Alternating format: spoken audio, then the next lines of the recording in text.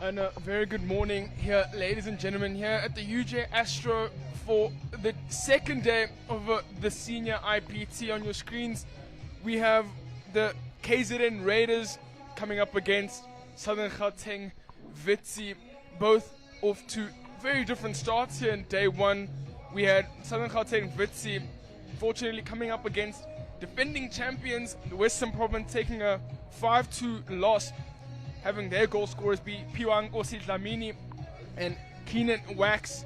So they're going to start off the day at 4th place in their group, and we have the KZN Raiders having a very different start, winning their game 3-1, and having Tyler Tomset, they PC man, scoring 2 flicks yesterday, and Vishan Govender having a chance. Of course, ladies and gentlemen, I'm not alone here in the combox. I'm joined by the Southern Gauteng women's assistant coach, Kim Hubach. Kim, it's very lovely to have you here with me in the commentary box. Milbo, thank you so much. It's great to be here. At least it's a bit of a drier day here in Johannesburg. Excited for this game. It should be a good battle between the two teams. Southern Gauteng Witsi's team's got experience in goals with Owen Mvimbi starting. Sorry, not Owen Mvimbi. Sizwe Mtembo starting in goals. But they've also got the experience of Owen Mvimbi, who's sitting in the role of assistant coach and player at the moment in this IPT. And then obviously KZN Raiders, always a force to be reckoned with. We've got the real EXP there with Jethro Eutis captaining the side. And obviously we've got Tane in goals, he's also really, really experienced in this IPT. And then Zamkule as well. Great to see them taking to the field for the KZN Raiders. Yeah, I'm very excited to see what Tane has to offer in goal. Tane, but only conceding 1 yesterday. I'm sure he's going to want to keep that momentum going. I'm sure Sizwe and Tembo has different plans, as unfortunately conceding 5. But I mean, both teams now having a different jump into this day 2. I mean, I'm sure the legs and the mentality are a bit warm from both sides. We've got head coach of the Southern Gauteng side, Anthony Woodhouse. He coaches at St. John's College and the Southern Gauteng under 18A side. And on the KZN Raiders side, we have Jay Collins, who has come up to an impressive start, and I'm sure he's going to want to keep the momentum going. As we see now on our screens, the umpires and the players are to line up for one final handshake before the game kicks off. I'm very sure now it's going to be a very interesting contest, as it is the first game of day 2. After this game, we have a thriller of Western Province up against Northern Gauteng. So we just get the final calls ready. The umpires and the technical officials making sure everything's a go. Good to see the umpires having a good chat to the teams before the time. The experience of Darren Hubach there, who's just come back from the Pro League overseas. So good experience there, and all smiles from the umpires as we see the two teams run onto the field now. We've got Southern Gauteng Witsi's in the navy blue strip and KZN Raiders in their traditional black and white with the red socks. We see now, just to clarify, ladies and gentlemen, KZN Raiders will be wearing their white and black with their red socks. Southern Gauteng Wits in their traditional navy blue and the spot of yellow. So the players shake hands and get ready to set the stage. An exciting contest that we'll see now. A few players that I do want to mention from each side. I mean, mentioned earlier, Tyler Tomset, their main flicker. He will be their number 9, and he went to Northwood in his high schooling years. Another player you mentioned, Kim Jethro Euster, has had some time in Australia playing hockey. And their number 3, Mohamed Mir, also has experience in playing hockey abroad in the United Kingdom. Also very interested in the number 4, Daniel Dembaka, who's gone through Hilton College, represented South Africa in the under 21 levels, and has just recently been called into the Indo SA men's squad. Funny that he is, he's sharing the field with his opponent, his cousin, Byron Dembaka, who's on the other side wearing the number 5. I'm sure the cousins are going to have a very good conversation after this game with the rival they have at stand. Yeah, the Dembaka family, quite a hockey sporting family. Sister Kaylee Dembaka is also out on the field representing the Northerns Blues. So exciting to see what the family has to offer here this week. Yeah, I mean, sure, if you are at Dembaka and listening, be loud and proud about that. Now, seeing Southern Gauteng have their last hurrah before taking the stage.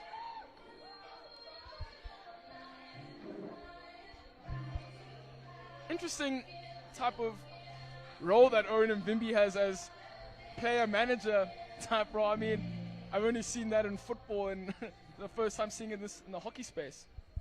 Yeah, Owen's renowned to do that. He's still got a lot to offer as a player, and nice to see him giving back to the Witsies side here so that the youngsters can learn from him, and definitely will help Anthony Woodhouse, or also known as Woody by most of the hockey community, on the coaching front, helping assess the different games with the experience that he brings.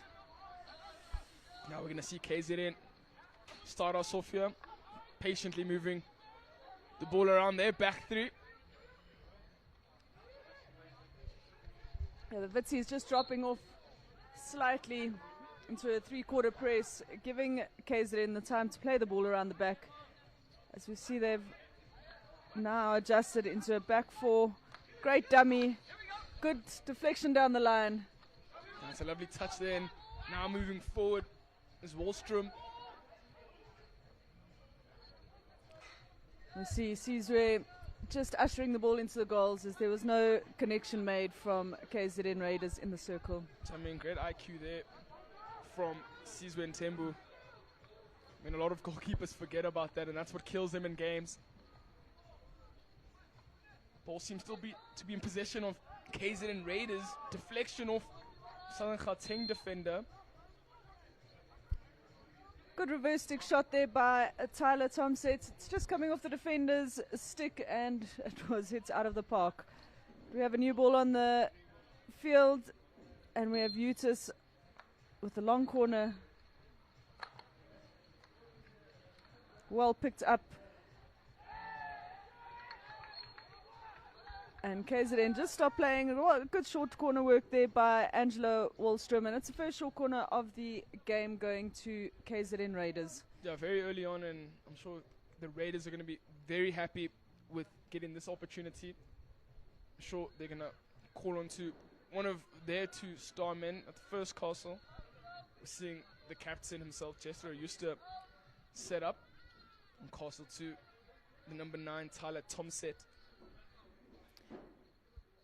Interesting to see their setup that they don't have anyone running into the far post for those deflections or rebound balls. Push is good, stop is good, it's a flick, and what a save by Owen, sorry, Sizwe, by Sizwe and Tumbu in the goals. Incredible save, good flick by Eutis. Jana just caught the action there, Sizwe, but not out of trouble just yet, as the Raiders have an opportunity now, and ball turned over in favor of the Witsies. It's going to allow Sizwe and Tembu to breathe a little bit after being called to action. KZN seems to be set up at a 3-quarter press here. We're seeing Dembaka. Van Veek. See the aerial across field, and it's good. It's well picked off. KZN immediately on there with the pressure though, and they do win the ball. Good turnover there, but now a bit under pressure is Mia. I like the way how KZN really move the ball. They look up first and really know where their players are going to be at the right time. To Jesus. He's one of the youngsters in this Witsi side. Ripe age of 21 this year. An old Jeppy boy. Cody from Vake dispossessed, confused about the call, and Vitsies get the ball back. Good release of pressure, but well picked up by the striker. And we see Keenan Wax just dispossessed there. He'll be frustrated because he was all open to hit to goals. Yeah, I'm sure Keenan Wax was really looking forward to getting his second of the tournament, as he had scored yesterday. Now, both teams seeming to get into their groove. So we have just 11 minutes, 30 seconds. The Southern's lucky there that the ball hit the foot of Tristan Boyle. Otherwise he would have had an open shot at goal, but Witzy is now in possession. And there we have Devin Wax on the ball. It's Keenan Wax's brother. It's always exciting when the family gets to play together. Yeah, no, it's always exciting and very interesting to see what combinations they can do together. Mia's going to look for the aerial option, but well picked up here. Luke Lawrence has worked well to pick that off and really pick up the pace on the Witzy's attack. They'll have another free hit on the sideline there. Good movement of the ball. De Jesus. Can he work something? It's a pop into space, into the corner. Witzy's looking to move the ball. They win the free hit. And it's a free hit just outside the circle on the T-point, worked by De Jesus. I'm sure they were really wanting to get that foot inside the circle to get themselves a penalty corner. Now, the Raiders are going to be in possession and they're defending third. Gives enough time for the Southern Gauteng Witzies to set up. Euster. Dembaka. Big line ball, but well picked up here from Van Onselen. Good post up by De Jesus. Opts to play it out to Mvimbi. Good body swerve. Enters the circle. Tomahawk, but well saved off there by Tainbird. Yeah, Tainbird. Routine save for the goalkeeper there. Not allowing any of the easy shots to get in from Mvimbi. KZN Raiders still in a bit of pressure, playing in their defensive third, trying to outlet here.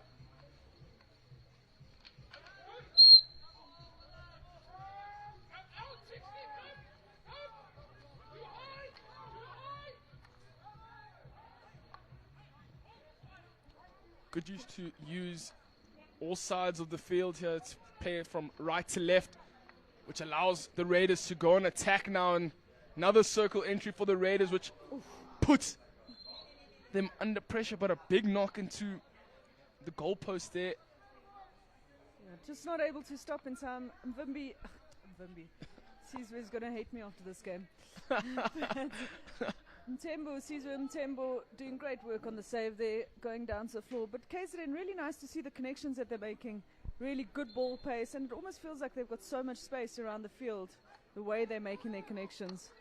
It really looks like they have all the time in the world. So now we're seeing Luke Campbell. Bit of a stick check there by Luke Lawrence. One KZN Raiders, the ball again. Opting to move the ball around the back. Patience in their attack, which will come with experience from this KZN side.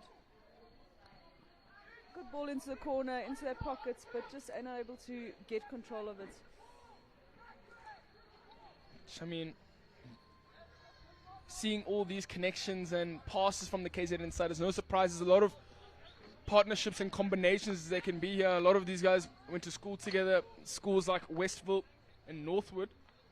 So I'm sure their style of play are quite similar, and it's going to gel very well for this KZN side.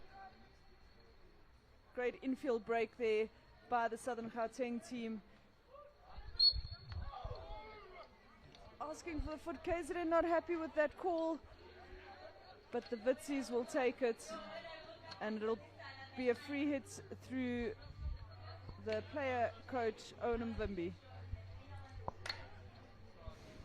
Yeah, now Vimby's gonna start us off, and lovely direct ball into the circle, unable to gather. Yeah, Mishak Adams there, unfortunately not able to pull off that pickup, but great defense by the KZN men. I'm sure now both sides really just waiting for that golden opportunity, maybe in a form of a one-on-one or a penalty corner, but we're seeing now the Vitsies go forward, and yeah, they've definitely picked up their momentum now, haven't they, from the start of the game, where the KZN Raiders were pretty much dominating that first 5 to 7 minutes of the chukka. the Raiders are going to have to outlet this one swiftly. Seeing a lot of blue shirts around the ball, and turnover was imminent as they move forward. Seems like a bit of a danger there. Umpire Darren Hubach blowing the ball out.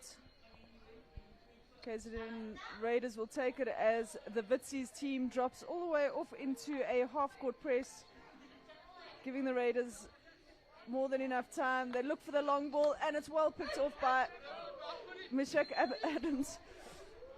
Into the crowd comes. Job, brilliant read there. Just checking if everyone's okay on this side. Mishak Adams with a lovely step, unable to gather the ball, but great breakdown play to stop that attack.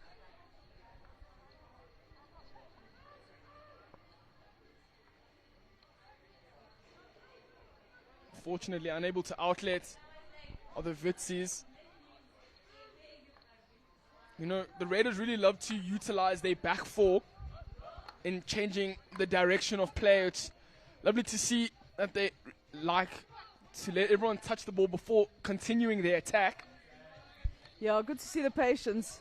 Adams on the ball now. Good tuck in, just looking for a foot. Oh, and there he gets it. Quick Aerial ball, but just too much power on that. Yeah, it was just a quick aerial there by Piwankosi. Dlamini looking to play fast and try catch the Raiders off guard in that attack.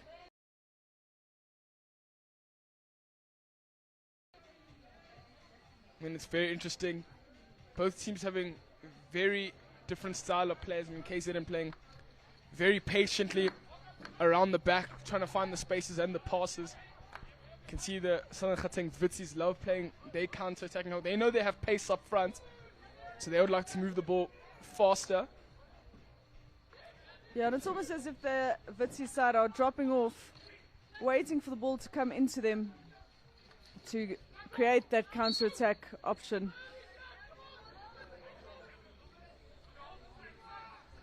Mbaka's going to give a little aerial here, and it is successful. Penalty corner is the call, and it's a dangerous tackle from the Vitsies defender. A little bit careless there, especially at this time of the game with just under 4 minutes remaining. You don't want to be giving a penalty corner away after they've been doing so well and actually built up nice momentum in these last 5 minutes or so. I mean, now the Raiders are going to want to bury this opportunity to try and close off this chukka with the 1-goal lead. You just had a really good flick, but we see he is off the field at the moment in their first penalty corner. Although unsuccessful, it was a great save by Sizwe Mtembu. Now we're seeing the push is good, the stop is good. It's going to be a flick from Tomset. Ball stuck in the pads of Sizwe. So it'll be a re-award, third PC of the game for the KZN Raiders. It's a re-award, so they don't have time to discuss it. It has to be taken immediately.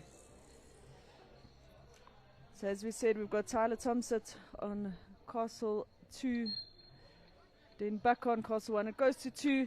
Flick and brilliant save by Sizwe once again. Yeah, Sizwe really putting his body on the line there and doing well.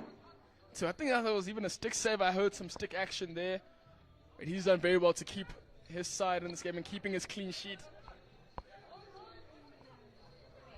See the Witsi's team on an attack again. We have Dlamini on the ball into the corner, entering a T-point, and that'll be a free hit to the Witsi's team. Umpire Darren Hubach wanting the ball slightly further back, slows down the momentum of their attack. Which I love the hard running there by Banele Dlamini. Unsuccessful gather, but ball still with the Witsi's. Bakker getting the foot outside the circle there once again for the Witsi's team. They're forced to play it all the way back to the halfway line. Good patience and a great diagonal ball to the other side of the field. T-point and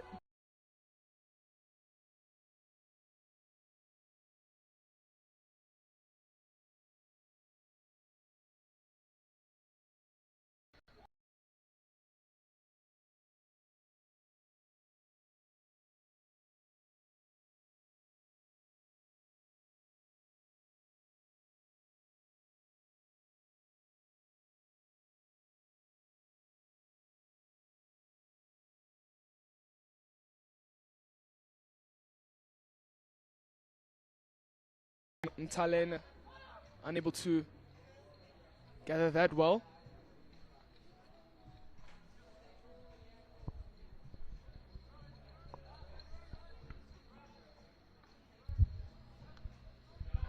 yeah, it's been It's quite an evenly contended when it comes to ball possession in this first quarter of this game.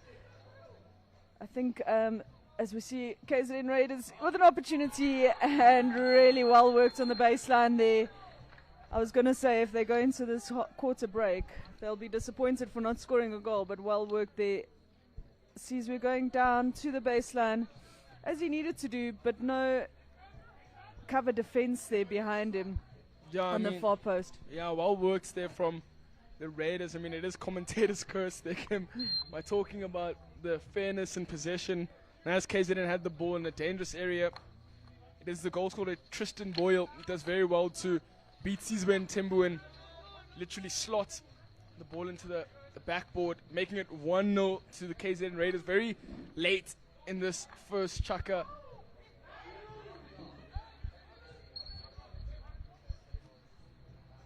They are going to be very happy with themselves going into the break with a goal.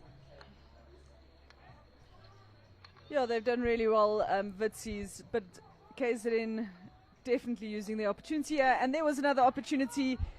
It was a difficult deflection, just going over, but he did very, very well to get there. Yeah, I mean, it would have been troublesome for Sizwe Tembu if that deflection was on target. Yeah, Tristan Boyle did a great lead. This can be used now. He's going to dictate the direction of play. They want to keep possession in this final minutes of this game.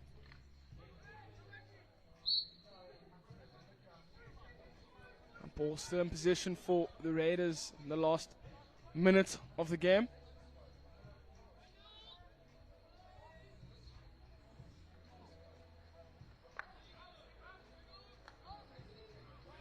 Dimbaka now looking for a direct ball in, and unfortunately without a touch of the KZN Raiders, won't be converted into a goal. But a good look, unfortunately not enough communication for the Raiders side. Hoffman. They'll want to go forward if they're looking to equalize this first quarter. It's a great long ball. Utis just getting the deflection and just too little too late as we go into the quarter break.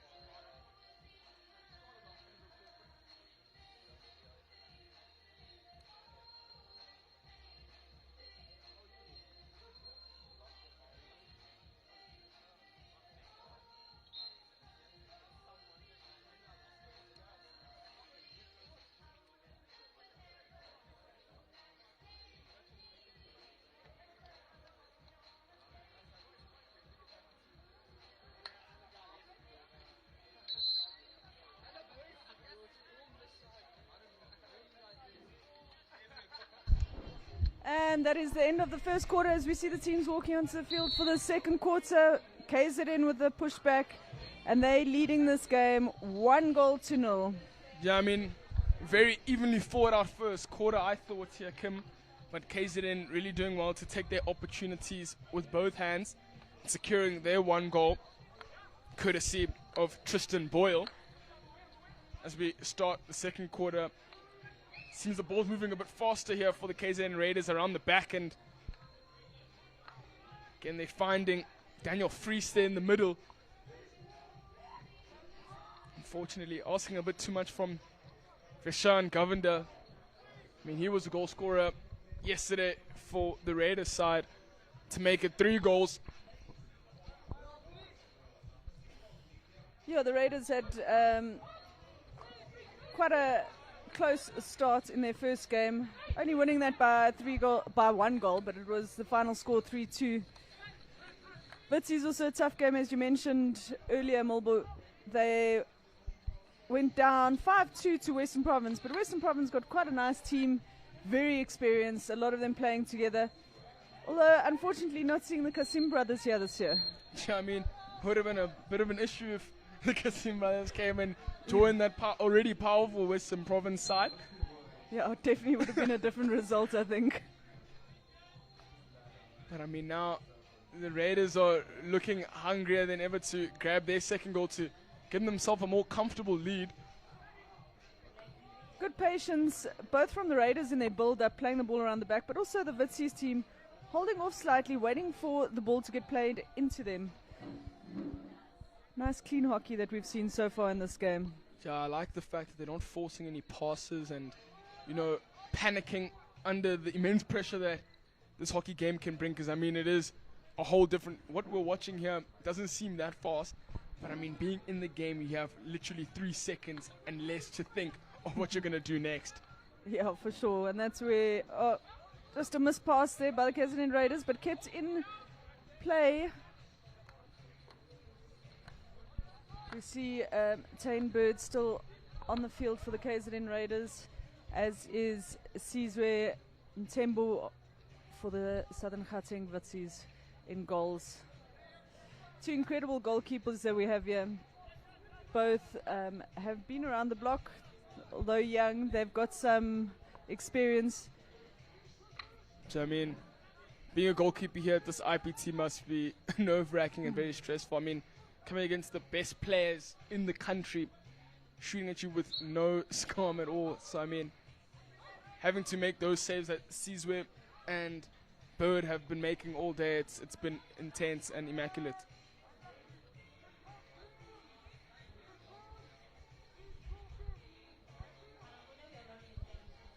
Southern Gauteng Witzy side, as we saw in the first quarter, have dropped off into a half-court press, giving the KZN Raiders a lot of time to almost pick their passes. And as we said in the first quarter, it feels like there's a lot of space for them to move the ball around, and they've done so with great speed. Well done by the Witzy side, picking that ball off. So now Raiders have an opportunity to press the Witzy side. Seeing a lovely turn here from Piwango Sitlamini.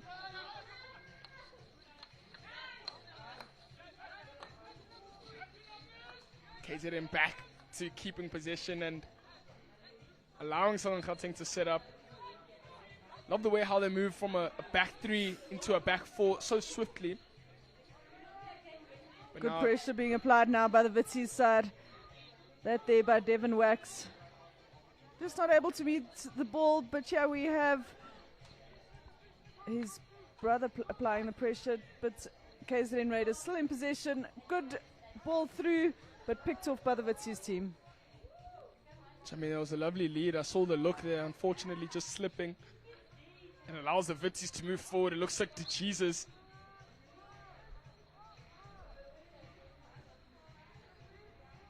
Jesus is going to keep the possession there. They opt to go back with their back 4. Long ball just picked off by the KZN Raiders through Daniel Fries. Good movement. Finds the stick of his striker, but unfortunately it finds his foot too. So it will be a free hit to the Witsies team. Sure, good look there. Unfortunately, Tyler Thompson unable to gather there, but again, it's going to be Fries with the ball. Ngubo back to their captain, Juster.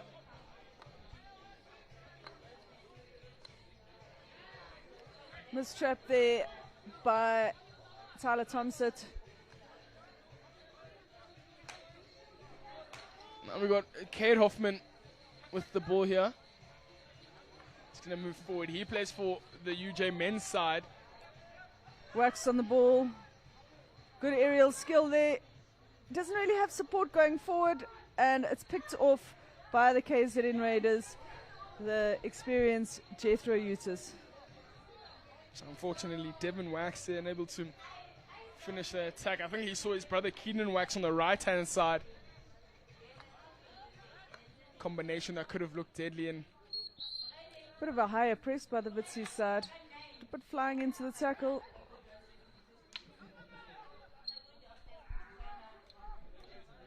Coming off the body there of Neil van Onselen. Witsies are forced to get back, weather the pressure from the KZN Raiders once again. Used to find Ngubo. Lovely touch down the line and great inside pull. And it's a shot, but from outside the circle. Good movement there by the KZN team. Yeah, I mean, they moved the ball so well around the circle and unfortunately unable to find another Raider stick to touch just before going into goal. But lovely eyes that the goalkeeper Sizwe Ntembu has. He could have saved it because it did really look like it was in the circle.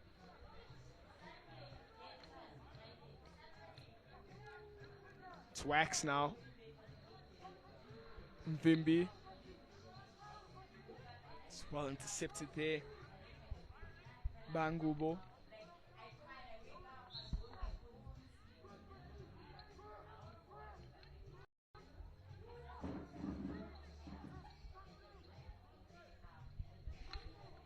Vimbi does the direct ball in, and now a penalty corner opportunity for the Witsi side. Yeah, that is the first penalty corner of the game for the Witsies team. Can they capitalize on this?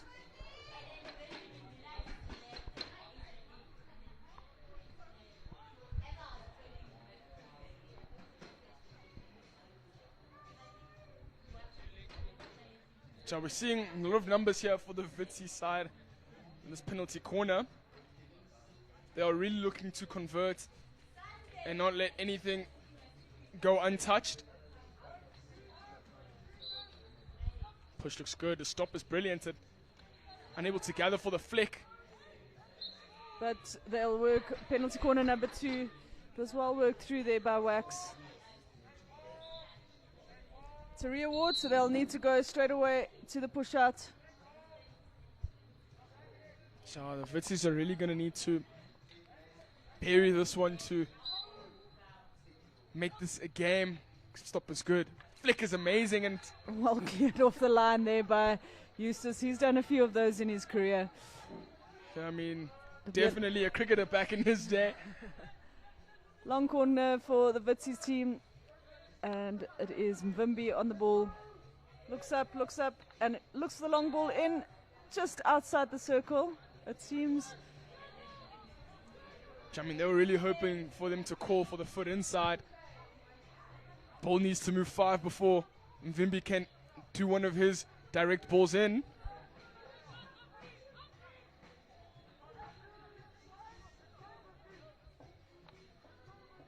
It's back there for Lawrence. KZN getting all their numbers behind the ball. A little bit of a weighted pass there from Hoffman.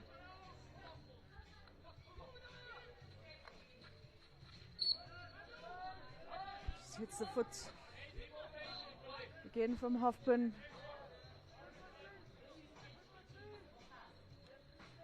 I'm loving the fight that the Vitties are giving. They know that the game is not over. I mean, it's just only the second chucker. The game can turn around very quickly here. Euster. Good post up. Oh, and unfortunately, Lumi Matwele unable to pick up the ball, and he would have been free to take a shot there. I mean, it was a brilliant look there from Euster, and a lovely run from Matele. And now the Vitties are going to need to understand and see where the strikers are running from the Raiders side. Seems like the Raiders have a bit of a increased press. The step up,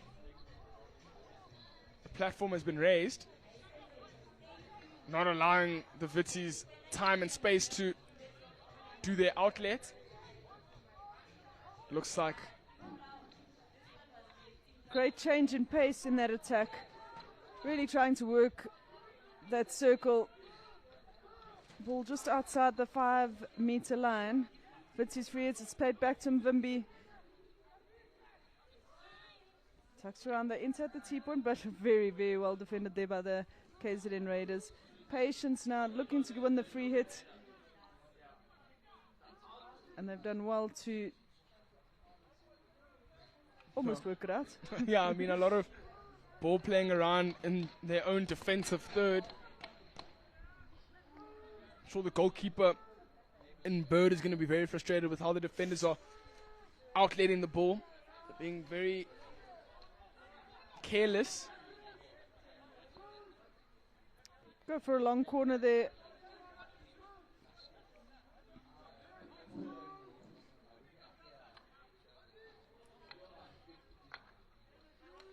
Forest here forced to play all the way back.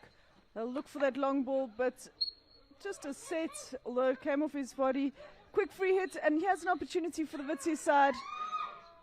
Shot, good advantage played there by the umpire, Darren Hubach. He's done well to give them the opportunity, but unfortunately, Keenan Wax not able to take advantage of that. Jano, it was a brilliant defending there. Not brilliant, brave defending from the defender to step in front of that Keenan Wax backstick.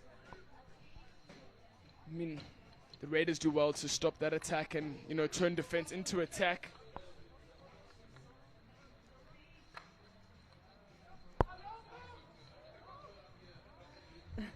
Thought it would be a foot outside the circle. Definitely sounded like a foot rather than a stick, eh? It's gone, call gone in the way of the Vitzi side. KZN Raiders just dropping off on a 3/4, but a running 3/4 press. Find Dembaka. Dembaka wants to put it back.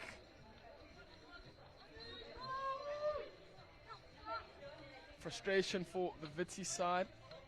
Forwards not necessarily finding the passes that they wanted.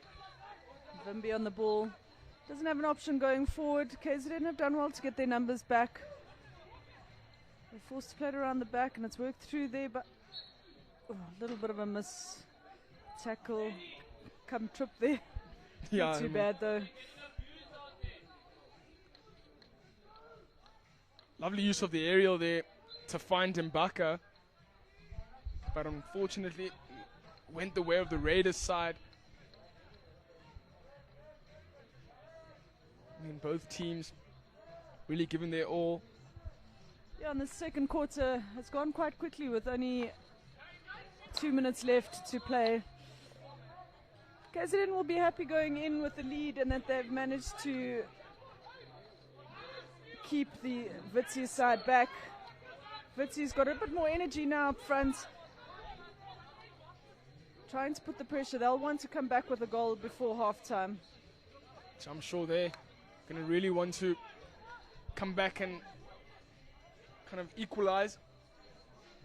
Good space and movement there by the Vitzi side. It's an opportunity here on the baseline, and it'll be a penalty corner as Jethro just knocks the ball directly out on the baseline. You can see the frustration afterwards from him. At that experience, you don't want to be making those mistakes. Yeah, I mean, it talks to the IQ that we were talking about earlier. As a player, you need to know types of rules and what the ref will and will not blow. Fortunately, in Mr. Hubach's eyes, directly over the baseline, which causes now a penalty corner in favor of the Southern Gauteng Vitsies.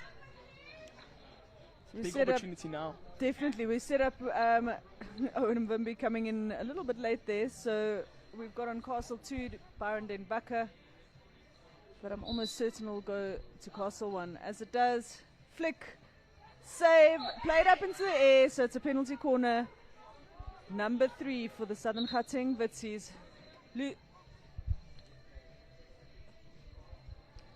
So we saw there Luke Lawrence taking that. Will they change it up? Push looks good, stop is good, the flick is brilliant, and that's proper gun running there, it seems, from Daniel Dimbaka.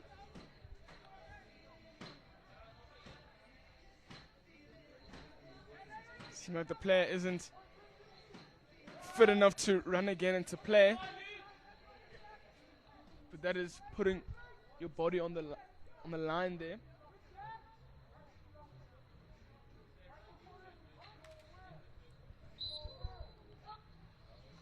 Six the same.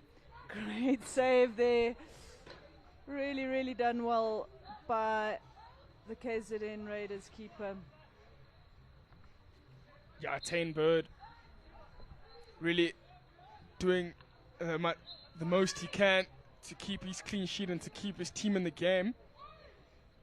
It'll be a long corner, hoping for the penalty corner once again, but I think it was pretty clean tackle.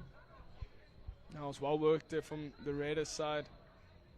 And like they were doing earlier, seems that all white shirts are going to be behind the ball. Free hit one once again. They'll want to take this quickly. Moving the ball is Mvimbi. They'll want to get it into the circle. Win the penalty corner possibly. Win the free hit instead. Just a hit outside there. Just shy of 30 seconds left to go. They're going to need another golden opportunity and maybe a form of a penalty corner. But defended well there was KZN Raiders. Yeah, interesting in this quarter, or this half of hockey. The first half, KZN working 3 penalty corners, winning that field goal through Boyle. But unfortunately, the Vissies unable to convert their 4 penalty corners, and we go into half-time. KZN Raiders leading 1-0.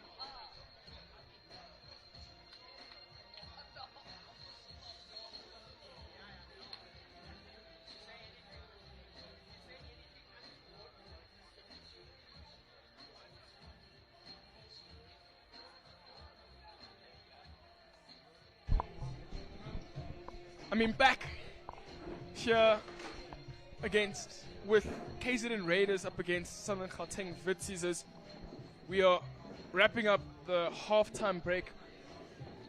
We see KZN Raiders lead 1-0 in the second chukka. We saw Southern Gauteng with a few more opportunities in the form of a penalty corner, four penalty corners to be exact. Unfortunately, the Raiders hadn't had anything to go. And now to start the third chukka, it is moving day for both teams, and really sometimes a lot of people do say that the third quarter wins the game. Of course, ladies and gentlemen, I'm not alone here. The commentary box have been helped very nicely by Kim Huber, who has shared her knowledge of the game and the knowledge of the players quite nicely with me here. Kim, thank you so much for being here, and it's going to be a thrilling second half. Yeah, Milbo, thank you for having me here alongside you. It's been great so far. A good game of hockey so far in the first half of this game. We've got Southern Gauteng Vitsies on the left of your screen there. They'll have the pushback to start off with. And the KZN Raiders still huddled together, waiting for them to get going. It's been quite an evenly matched game of hockey so far. The Raiders, although putting a lot of pressure, only managed to get 3 PCs in the first chukka and scored their field goal in that first chukka through Boyle. Second quarter of the game, Southern Gauteng Vitsies winning 4 penalty corners but not able to convert 1. So it'll be exciting to see. As you said, third chukka is most of the time where the games are won. So now as we see both teams setting up, we're going to see the Vitsies now kick us off in the second half. The third chukka, it's going to be Miguel de Jesus. A lot of players here. As we go off, it's the Vitsies now. See Dembaka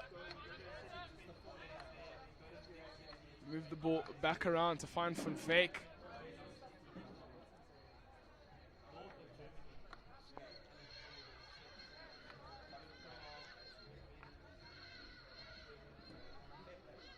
Byron Comley getting dispossessed. And now a forward movement here done by the Raiders. It is going to be their goal scorer, Tristan Boyle.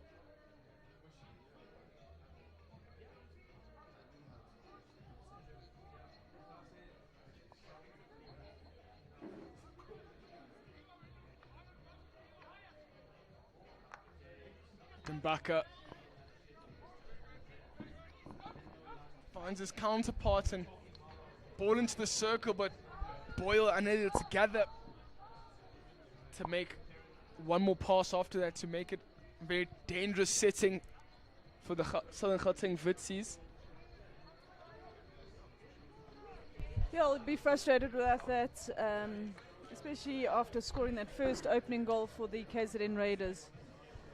KZN dropping off a little bit further back, almost into a half-quarter press with just 2 strikers above the halfway line. Change from the first quarter where we saw them full press and Byron Dembaka unable to keep control of that ball as it goes over the sideline. Trying to case it in with Talena. Start us here. Dembaka, we've got Mia. Mohamed Mia. Really been a solid player for this Raiders side, showing his maturity in the game. Has represented the Raiders side quite a few times.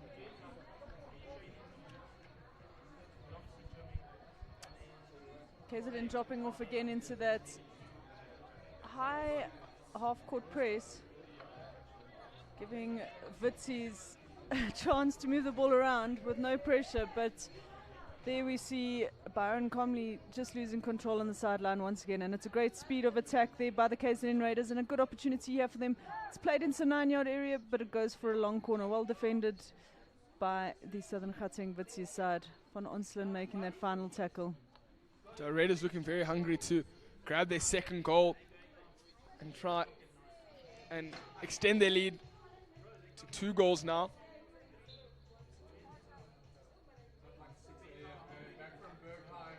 Paul Stillen favor of the Raiders.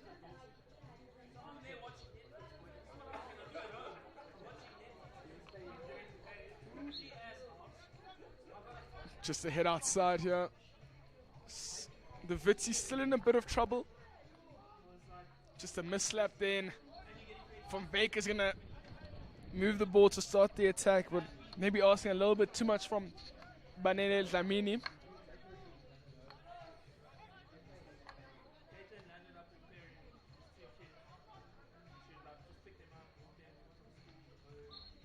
Raiders really from the jump having a very attacking third quarter. Play on is the call from the umpire. Boyle. Free hit out, as they called it. They did Luke Lawrence. Ja, Boyle trying to utilize his aerial skills there to try to beat the defenders in Luke Lawrence and Neil van Onselen. Lovely aerial to find Mbaka on the right-hand side. Mbaka moving strong. Frustrated with that call is the Witsis, but KZN Raiders taking it quickly, and they want to try and utilize that counter-attack with speed.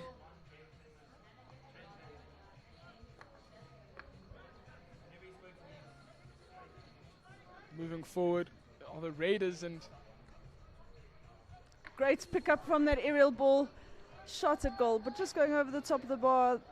Really good work there by Tyler Thompson. Shamin connected beautifully. I mean, if it was on target, maybe it would have been a bit of trouble for Sizo and Temple, but I'm sure he was up to the task. Opportunity here for the Witsis team.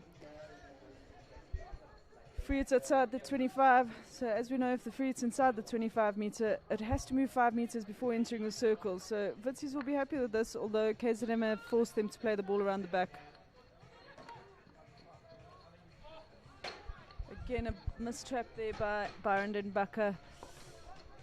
They'll want to work on these outside traps, will the Witsi side, from Byron Comley and Mbaka, because they've had opportunities to attack, but just losing the ball on the sidelines. Yeah, no, unfortunately, just the basic of trapping a bouncing ball and being calm under the pressure. And as we say that, miscommunication there for the Raiders, which makes an unforced error from Jethro Euster.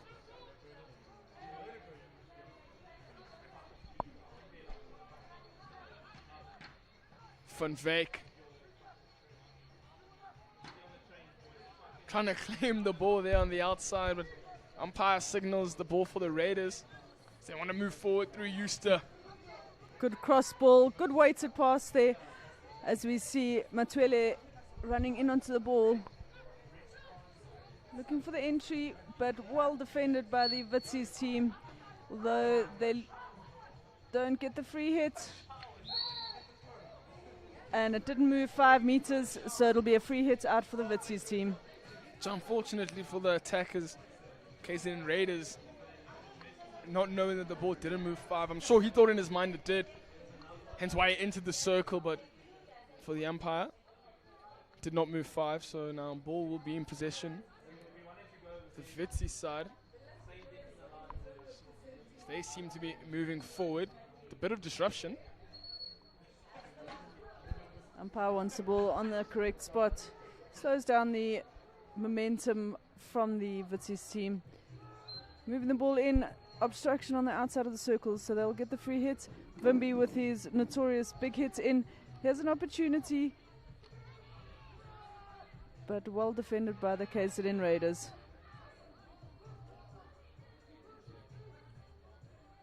It's very lively to see the Witsis having a chance at attacking at the KZN Raiders this quarter. Good trap. Tries to tuck inside, and it's a great disguise ball. Mvimbi on the opportunity to score one touch and a hit inside the circle, but unfortunately not enough power, and also just going wide of the post. I mean, that was great thinking there from Byron Mbaka Find Vingi at the top of the circle. Maybe having a bit more time than he thought to finish that, but it was a great attempt there. I mean, more of that from the Southern Gauteng side really might see them getting a goal. Good aerial skills there, but goes out for a long corner. Eustace on the ball again. Looks the ball across, but De Jesus just getting in the way of that. Southern Gauteng Witsi is getting all their numbers behind that ball. Oh, it's an opportunity here, and just marking on the wrong side. What a goal for the KZN Raiders. I mean, link-up play there from Eustace to Mia, straight to find the goal scorer, Angelo Wallstrom. And he's going to bury that every single day of the week. One-on-one with the goalkeeper. Unfortunately, a harder task for Sizwe Tembu. And it makes it 2-0 now in favor of the KZN Raiders. Like you said, marking on the wrong side. I'm hearing some comments from the supporters of ball watching.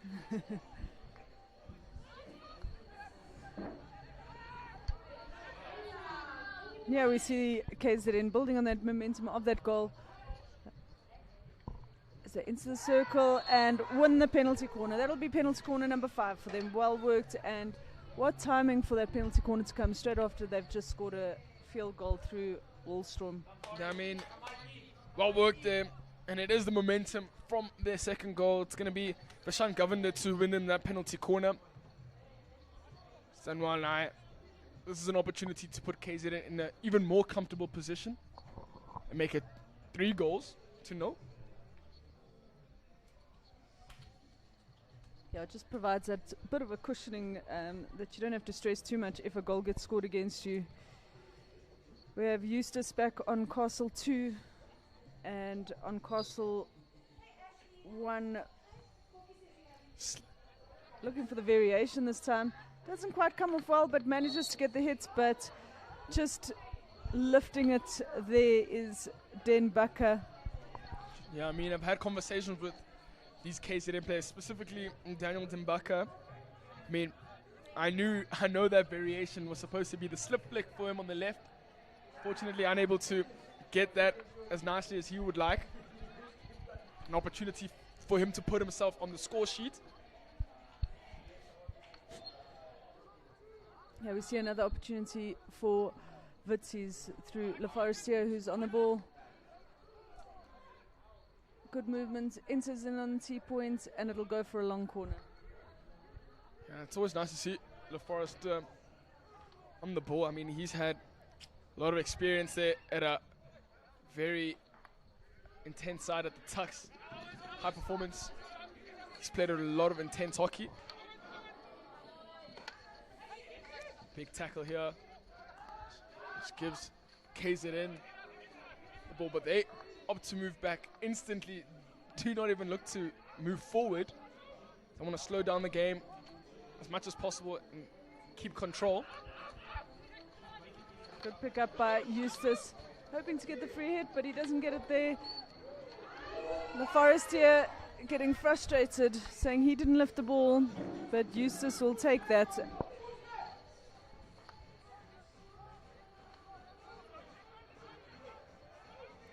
We hear the defense shouting, go, go, go for Mishak Adams to push through so that they're putting the maximum pressure on the KZN Raiders. Great tackle. Vimbi looks up, he's going to find Gebets Wasome. Good movement, good lead by Mishak Adams, and he's done good to get aerial skills there, but well defended by Ngombu. An opportunity now. Attacking opportunity for the Witsies. It's going to look like Den Bakker. He's going to show off his skills there. Vimbi.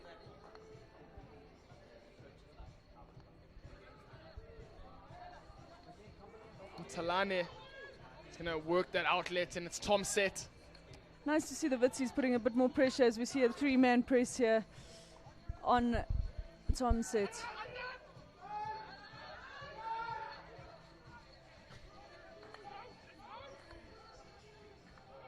Wits is really expecting that aerial from the Raiders, but it didn't come. Now it's going to be Mia.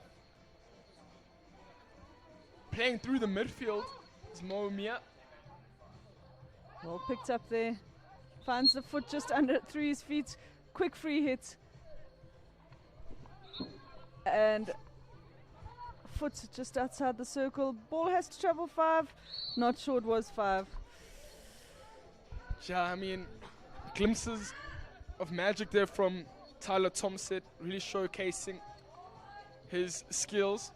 Unfortunately, not being able to move the ball 5, the top of the circle, to get his opportunity there. Adams using his speed. Wins a free hit and off he goes into a circle and wins a penalty corner. It's advantage being played. But Mishak Adams winning penalty corner number 5 for the Southern Gauteng Witsies. He's got some great speed in attack and change of pace in attack, which has proved to be good for the Southern Gauteng Witsies side. Are they able to convert this? It's their 5th penalty corner for the game. Haven't been able to commit the 4 that they did win in the second quarter. I mean, I'm very excited to see what they have in store. So we have Luke Lawrence on Castle 1, then Byron Dembaka on Castle 2.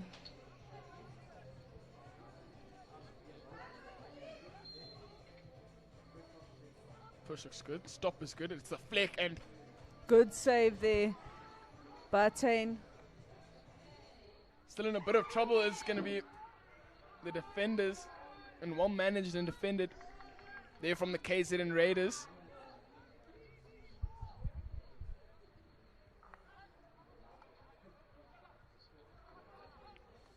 Lawrence looks for the direct ball in to trouble the defenders. Less than 2 minutes to go. I'm sure he's going to want to put all the pressure on them. Keenan Wax has done well to work there, asking for the PC, but not getting it. The frustration is building for the Witsi side, and rightfully so. They've had 5 penalty corners, not able to convert one, and here we see a breakaway, but Tristan Boyle unable to control the ball there. So a lot of frustration there, starting with the Gauteng Witsi side. It was Keenan Wax adamant that he put the ball onto foot. Unfortunately, umpire not calling it, maybe not seeing it at all from his view. Which nearly made for a runaway goal for the KZN Raiders.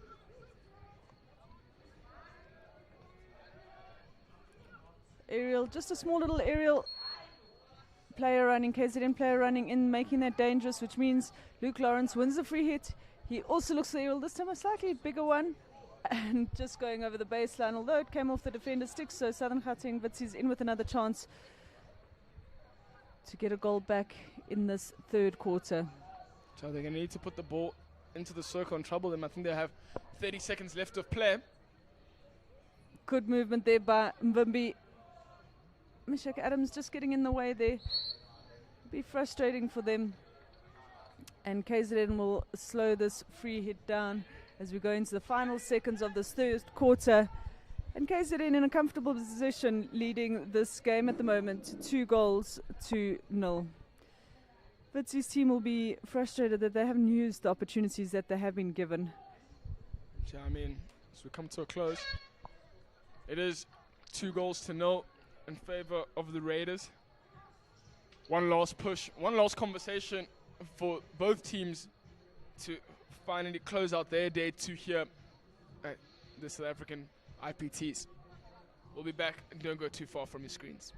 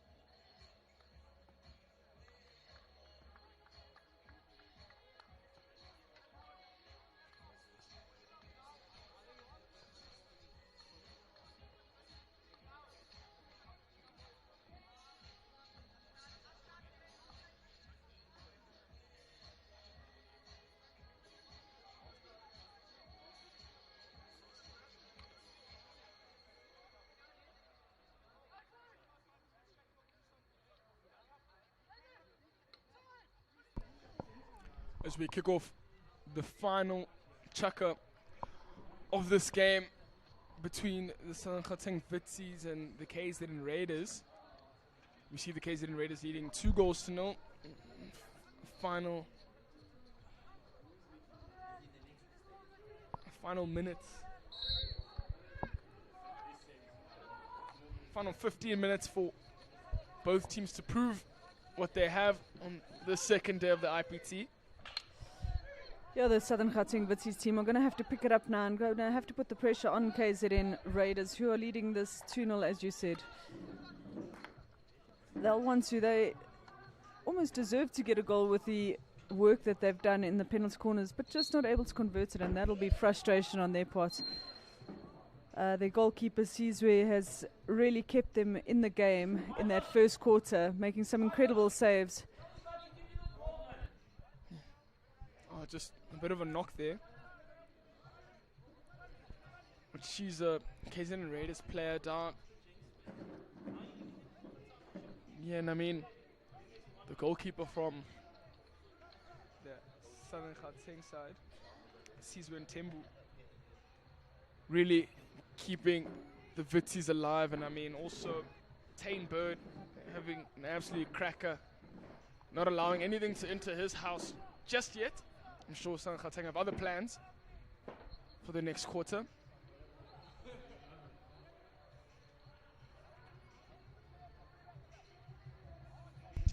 Well, the Southern Gauteng Vitsies side definitely bringing a little bit more energy now in this fourth and final quarter, which they're going to have to do. And there we see the KZN player who just got a bit of a knock. Not too sure what has been injured, but he'll go off, get some ice. Hopefully it's not too serious. And we see the Southern Gauteng Vitsies team with a free hit through Hoffman. Forced to play the ball all the way back, which is fine, as the space is normally on the other side. Just forcing it through is Luke Lawrence. They're going to have to look at that and maybe go back to the drawing board after this game to not force it when we see here on the opposite side Den Bakker has got loads of space to make an attacking run as the right half.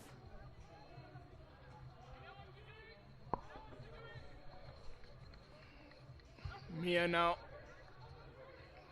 to kick things off, and a lot of pressure from Devin Wax.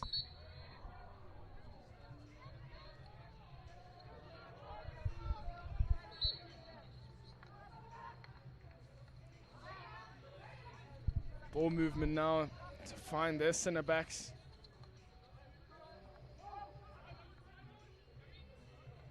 I love how KZN Raiders really use their outside back to push higher and to create a fourth midfielder to really add numbers and trouble the midfield of the Southern Gauteng Vitsies. Mia. Patience from the KZN team, playing it around the back. Vitsies waiting for the long ball in to pick it up. Oh, another opportunity there for KZN, but unable to come off their long ball in. I mean, it was anticipated by you and by the Vitsies. I mean, a touch to that. I'm sure Christian Lambert would have had maybe a sniff at goal. Great pick up there from Miguel de Jesus. Miguel just tripping over his own feet there on the turn. Which now makes a fierce attack for the attackers in KZN Good Raiders. defensive work, putting it all out there, and that'll be another goal. Pity to see the Vitsies side almost ball watching as they leave two players open on the far side of the D, and quite an easy tap in there. Yeah, I mean, that's a tap in that he's been looking for, Christian Lambert. He did that just in the previous phase, and for him to be in the right place at the right time once again is absolutely amazing for him, and he puts himself on the scoreboard, making it now 3-0.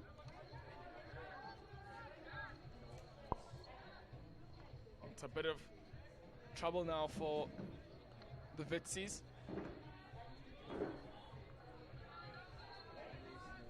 They haven't found themselves on the scoreboard just yet. Okay. Bird. KZN in a really comfortable position at the moment. And as you were about to say, sorry for interrupting you, Mulbo, but Bird having a really great game for the KZN Raiders, keeping them out. Ja, he's going to be very happy with his day too. And I mean, this is really going to help him higher their chances in exiting the group stages. 2 wins can almost guarantee an exit. Almost guarantee a semi-final. But yes, unless there's an upset, you're pretty certain for a semi-final, which is what KZN were looking for. And there they win their penalty corner number 5. They're yet to score a penalty corner in this game. I'm yet to see what they were doing yesterday with Tyler Tomset. And it is Vishan Govender, the one who drew the foul. Does well there to get the Raiders, I want to say, their 6th penalty corner of the game. Yeah, and at the moment a 0% conversion rate, which is a bit worrying to see and something they might want to work on. Although Sizwe in that first quarter of the game had some phenomenal saves off their short corners. See Castle 2, we have Eustace, a quick change around. It goes to Castle 2, a little bit of a variation, but ball just hits higher up. Yeah, I mean, looked like the attacker wanted to just beat all the defenders and go 1-on-1 with the goalkeeper. Fortunately, the skipper there lifting it a bit up for the shot at goal. It's going to be Van Veek to see Dembaka cross field.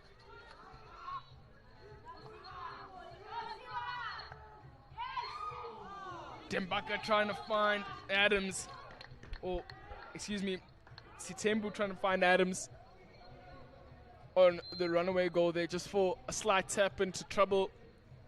Tane Bird.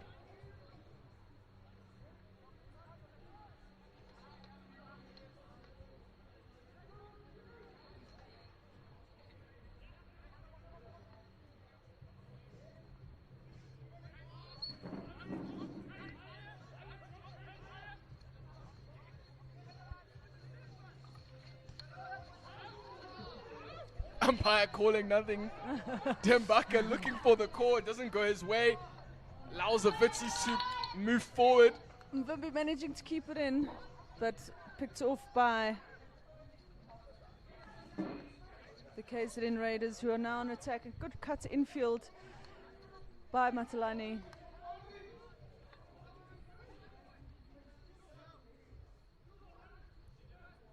Strong movement here. Boyle unable to gather, and it's picked up by Hoffman. Hoffman to Cody van Veek. A lovely grey high link up there. So they went to the same school, and it always makes it a little bit easier when you know how the player plays and you understand what they're thinking when they are on the ball or off the ball.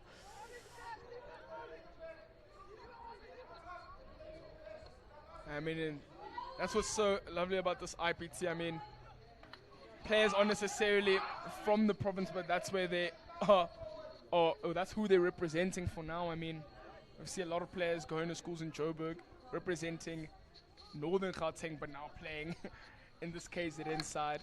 Yeah, for sure.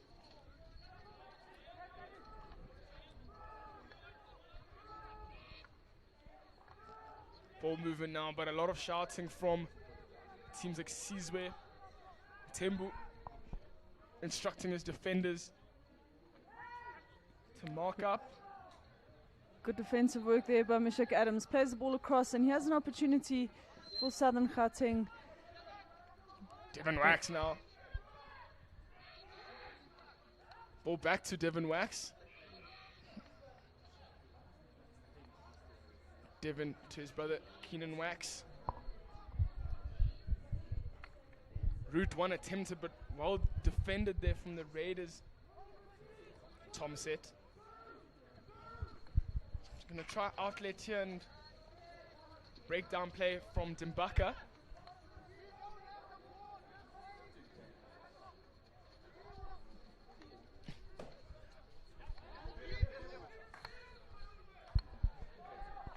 KZN comfortably playing the ball around the back. Some really good ball speed we see there from their defenders.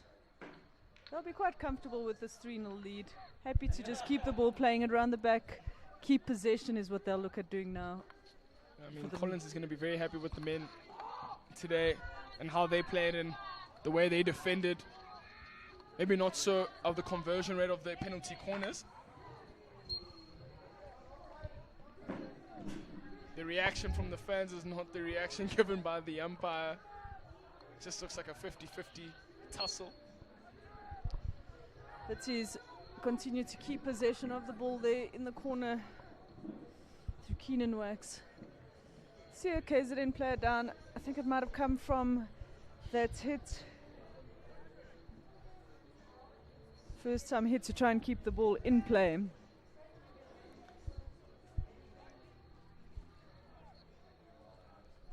player looks like he's going to be putting on his boots Quickly and up. carry on to play. Mvimbi to take the free hit. Good pressure from KZN, but free hit. Lamini will take it, plays the ball around the back. Lawrence across to Den Bakker.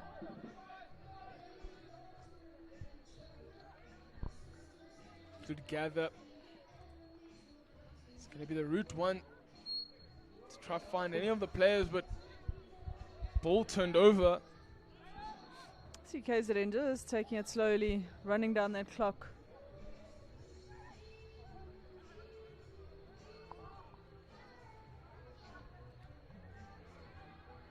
Let's go into the final minutes of this day 2 game between the Southern Gauteng Witties and KZN Raiders. KZN Raiders wanting to come into this game to get the win and hopefully secure a semi-final spot. The Southern Gauteng Witties are yet to get points on the board, although both games shown really some good opportunities for them, some great hustling, some great keeping by Sizwe, but just unable to get that W they are looking for. Yeah, I mean, it's going to be quite tough in the pool that they're in. I mean, they have defending champions Western Province. They have a very strong KZN Raiders side, and we can see a bit of a... That'll be a card to Keenan Wax. A little bit of ill discipline there. Yeah, I mean, frustration, just pushing, giving a handoff from behind. I mean, and both of these players have played together. It's not like them to tussle with each other, but I mean, now they're against each other, so it's going to be interesting as we see another runaway goal here. Baseline run, tucks it in. What a goal. Past the goalkeeper. As calm as you like. KZN Raiders now make it 4-0, and that is the number 9, their main flicker, Tyler Tomset, to now add his name to the score sheet. And that's the KZN. I'm sure they have sealed the deal here, and they lead this game 4-0. We've seen Den Bakker on another runaway. Good pickup. Looking well played, advantage, but unable to get the ball in the box. Unable to finish that. Lovely attack. Really good run there by Govender. I mean, KZN aren't going to want to lose the momentum they just got from their 4th goal.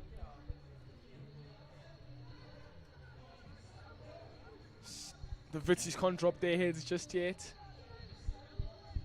And they still have a lot of time to fight for. Last 5 minutes to go.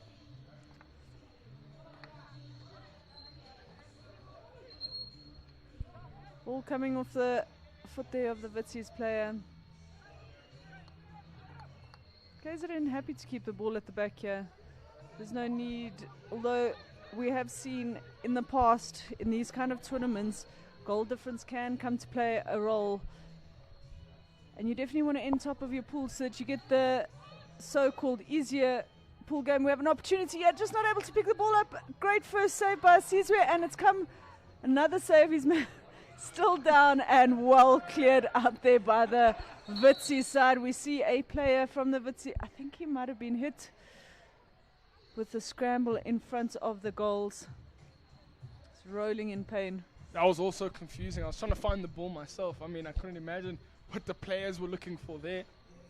Fortunately, one of the Witsi players seemed to be down through that scuffle. Sizwe was forced to make a good couple of saves there in a row. He's done very, very well for the Witsi's team so far in the game. Although conceding, what's it been now? 4 goals. He's done exceptionally well to hold them off so far. So, I mean, KZN Raiders can be very happy with themselves on the way they've played throughout this game.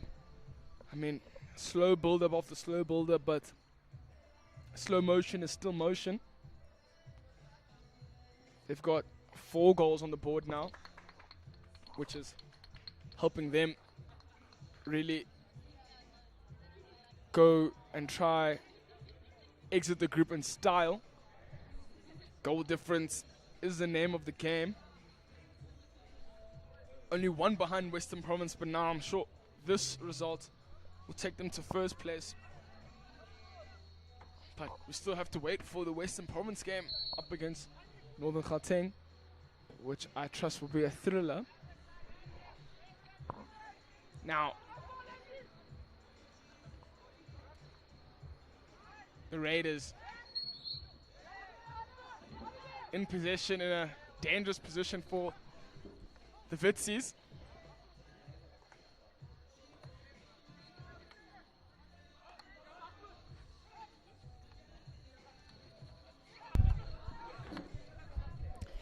A little bit more intense from the Witsi side to put pressure on the transfer from KZN. But one almost feels like it's too little too late. I mean, I wish the Witsi side had shown this grit and determination early on in this game. Seems to me Michael Forrester running around all the parks.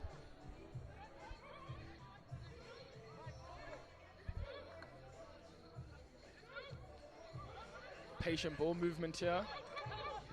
They find Mia. It's an aerial. And the aerial does find Talane. Talane holding possession, not letting the ball go easy. Ball into the circle to trouble the goalkeeper. To go for a 16-yard free hit. So the Witsi's team take it quickly. They start shouting wide. We see an opportunity here for them to attack down the line, but just not able to control it. Quite a bit of frustration for the Witsi side because they've done some good work, played some good hockey, but just not reaping the rewards of their efforts. I mean, it's just been unfortunate. It's been a long good fight. I mean, in the first quarter, only going 1 goal down. In the second quarter, no goals scored. You would have thought maybe things were going to turn around and for them to get the goal for themselves. But the Raiders really doing well in this fourth quarter and getting themselves 2 goals. Vimbi showcasing his own skills. And as you said, Morbu, the game's won in the third quarter, but KZN definitely turned up the heat in this final chaka. And now, dying embers of the game, just a minute and a bit to go.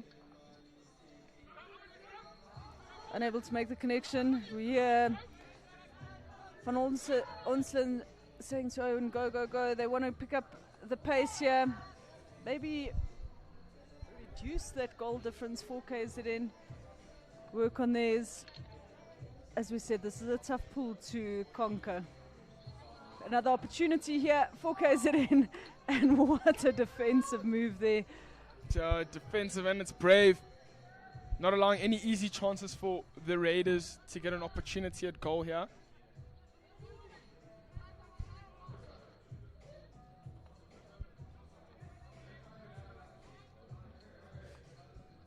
Raiders maybe with one more opportunity at an attack. Good move. And again, we see 1, 2, 3 players not marked on the opposite side of the field. The Witsies team are definitely going to have to look at their ball watching and defensive marking. And that we see as the end of the game. In the dying minutes was that goal scored. I mean, that's a brilliant goal. He scored yesterday, now he's going to put himself on the score sheet again. Vashan Govender. The players, it wasn't quite the end. Wasn't quite the end, but they're happy to call it a day. I'm sure there were a couple of seconds left over. There we hear the final hooter.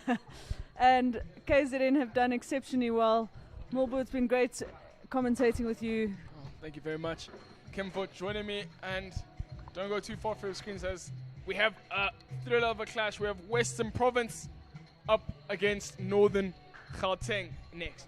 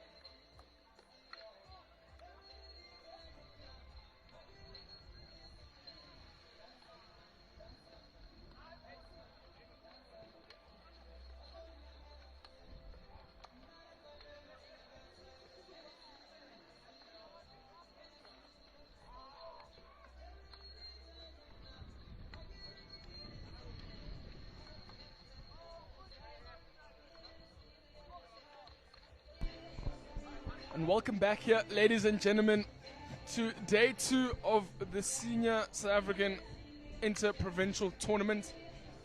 On your screens now, you have Western Province up against Northern Gauteng. Western Province sitting first in Pool A, whereas Northern Gauteng sitting third. Day 1 for Western Province, going out to a very good start, beating the Southern Gauteng Vitsies 5-2.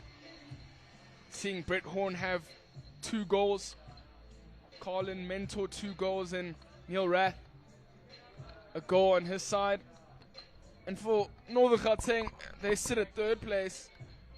Unfortunately, starting off the IPT a bit slow with a loss against KZN Raiders 3-1. Their goal scorer yesterday was Richard Potter. Sure, now both teams are going to be very eager to have different ideas in mind. I mean, Western Province are going to want to carry on their run of form. Northern Gauteng are going to want to change how they've been playing. Of course, ladies and gentlemen, I'm not alone here in the commentary box. I'm joined by the Southern Gauteng women's assistant coach, Kim Hubach. Kim, thank you so much for joining me once again. Good to be with you again. Yeah, excited to see what this game brings. We saw them last year, these two teams face each other. Sorry, not last year, in the game between these two. And it's always just a close gap between the Western Province side and the Northern Blues side. The Western Province side not quite as strong as they would have hoped with the players that they do have in that province. We noted earlier today that the Cassini brothers are still showing their talents in Europe and doing exceptionally well there. We don't see all the usual faces, although still an exceptionally talented and experienced Western Province side. Northern Blues side, not quite as experienced, although they have taken up Chad Futcher, who normally plays for Southern Gauteng, but is now opted to play for the Northern Blues this year.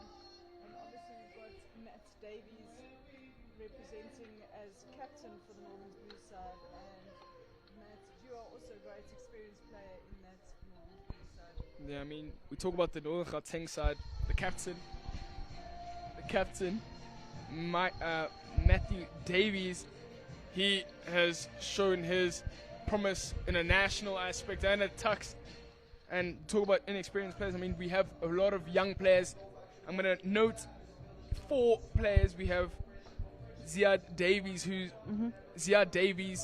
Malusi Mudau, Owen McManaman, and Lucan Brunette, who all featured in the SA Under 18A team last year. And I'm sure now going into the senior setup is an even bigger jump, and I'm sure they're going to be very comfortable with showing off their talents here on this big stage. Yeah, for sure. It's great to see these youngsters coming through into the senior setup.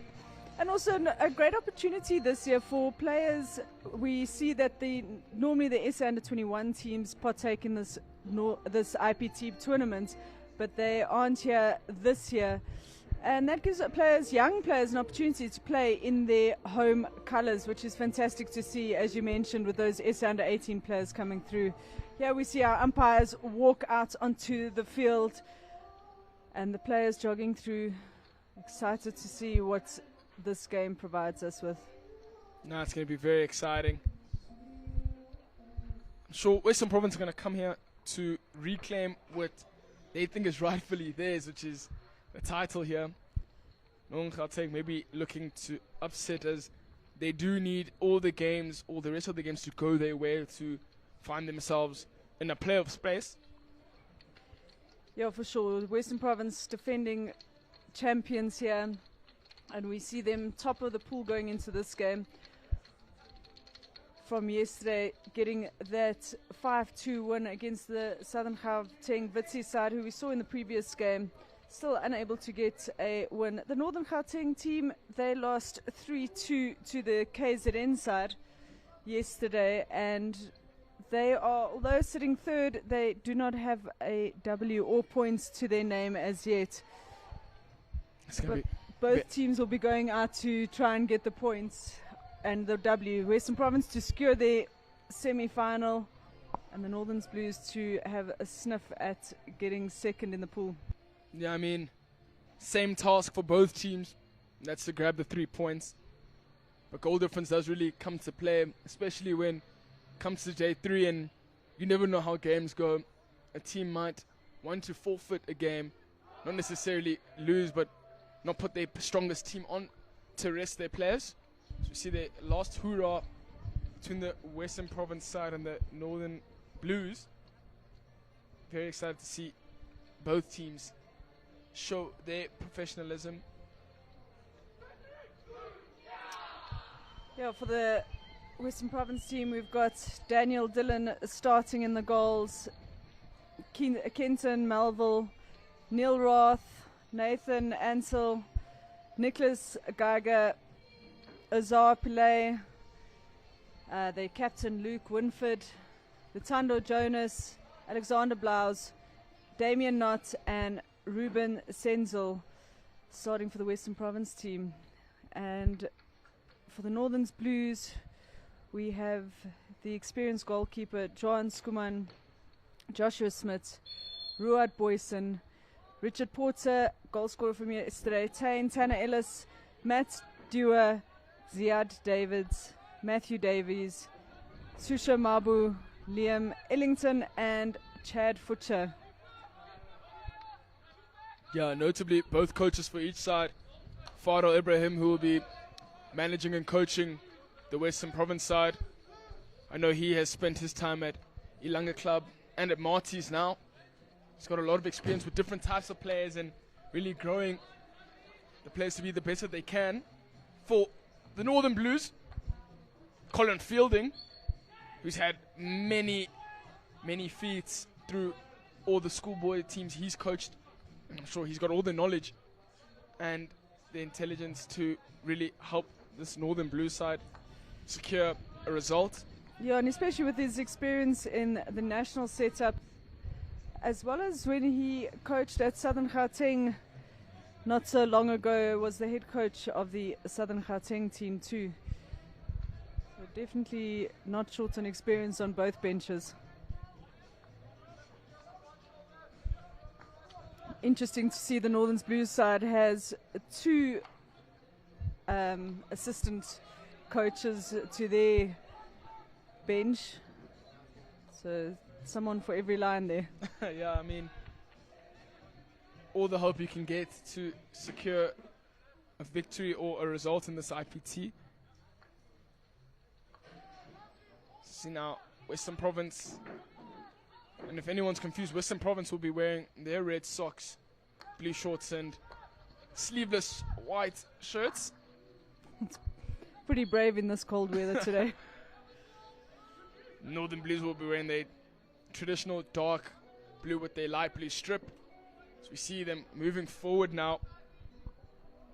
Looks like Davies.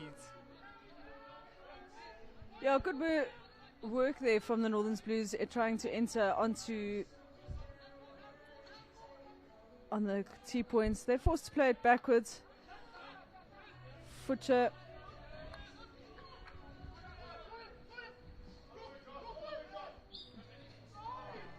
Big pick off by Western Province. They'll be frustrated that they didn't get the advantage played there, but they win the free hit nonetheless. Free hit taken by Roth.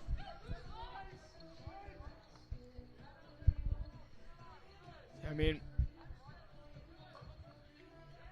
exercising their back 4 formed into a back 3 now. Line ball there, but well read there from Joshua Smith.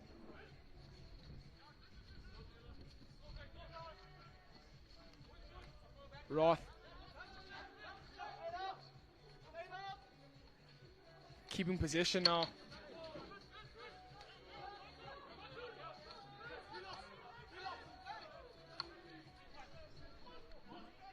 Great line ball to see Sun.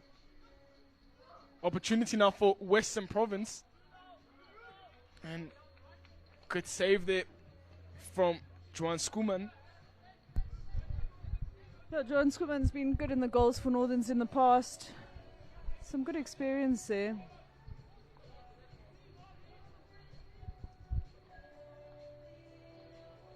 Seeing their captain now, Manfred. Nice movement of the ball here by Western Province. Good patience. The Northern Blues just holding off slightly on their press as we see Porter spearheading the strikers in their half-court press. Great ball in, but picked off there by Davies.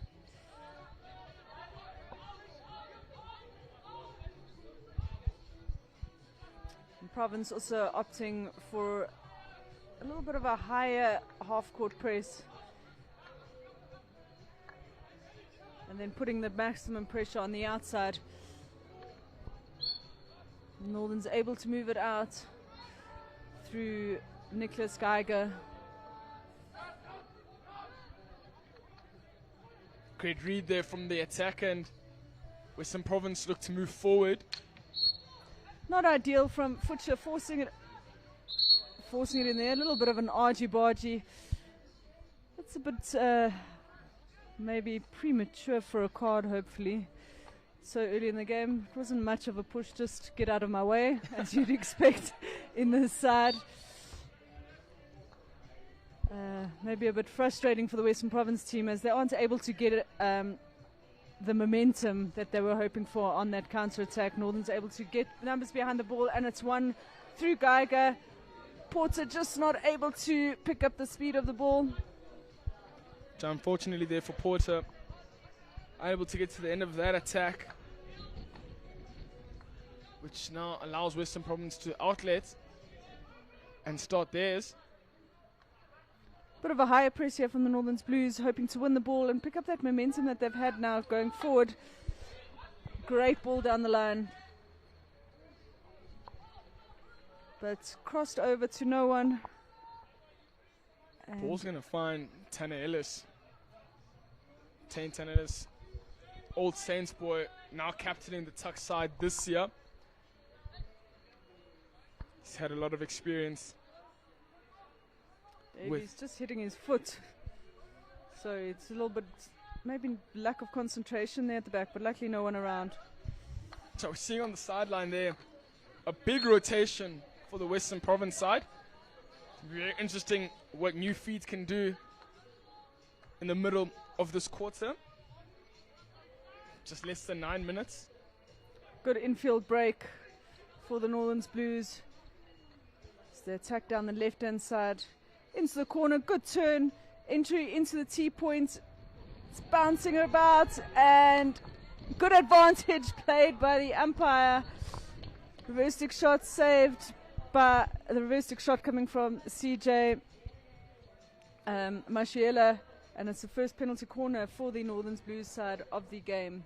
Yeah, CJ Mashiela doing very well to get his team a penalty corner in this first quarter. I mean, a lot of opportunities, just ball kept hitting the defender's foot. I'm sure Daniel Dillon wanting to get a piece of that action. And umpire signaling for penalty corner. Seeing two Castle members now. Push looks good. Stop is brilliant. It's the flick, and Dillon caught to action, and it's a save. Yeah, great flick by Futcher. He's really good at doing those from the top of the circle, but what an incredible save.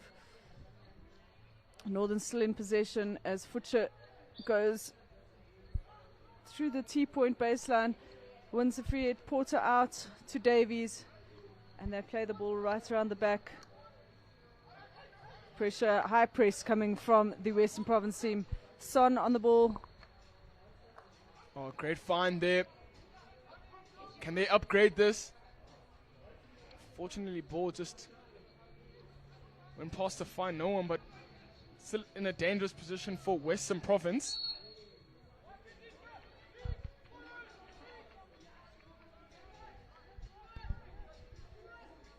Western Province making a bunch of subs now. Can see one of their high strikers in Brett Horn coming on.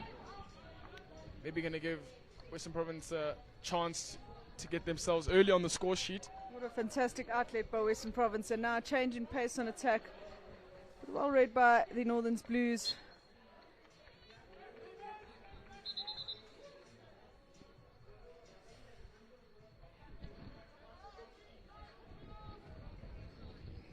Northern's Blues really coming into this game very confident against a powerful Western Province side.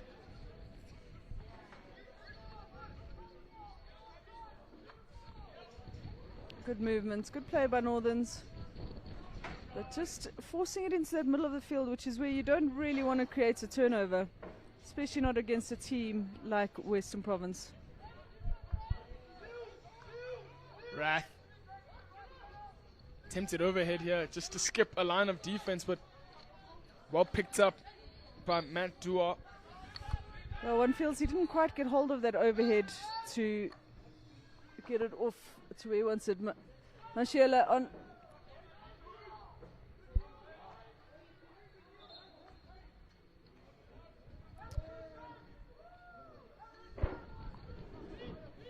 Northern's really having a lot of opportunities in this first quarter.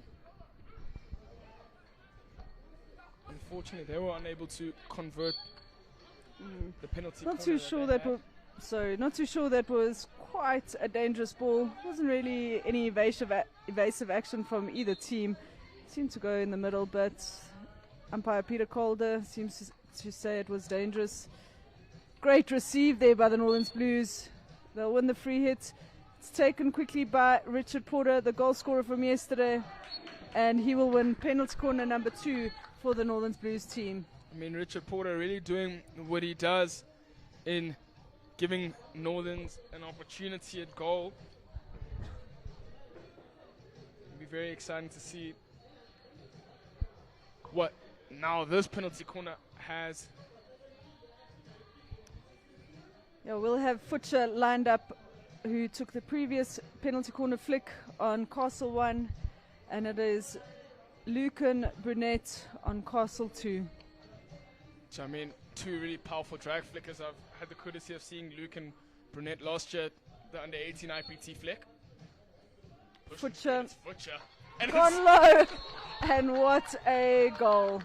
He found it in the little corner of where the post player was. I mean, the players looked really confused. It was fast, it was low. Goalkeeper in Daniel Dillon maybe expecting the ball to lift a little bit. Futcher does well to bury that to make it now 1-0.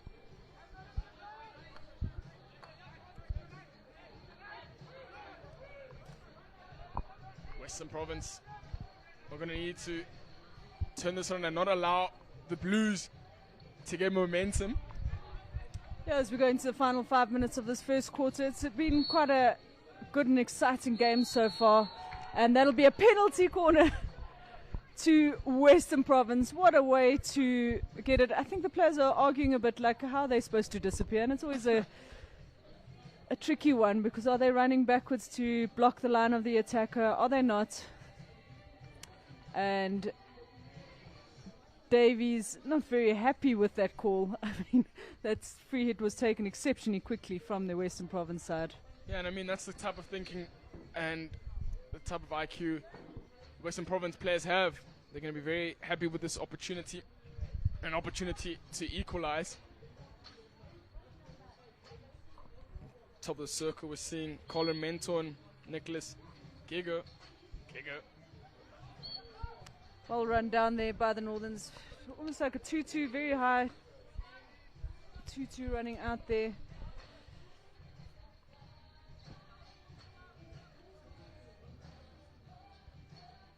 It's a re-award.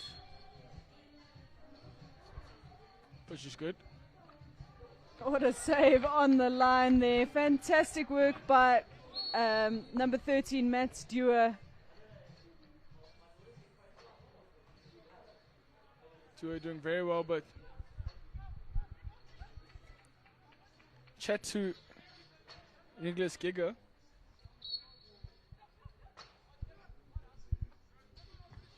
Western Province unable to convert from their second penalty corner.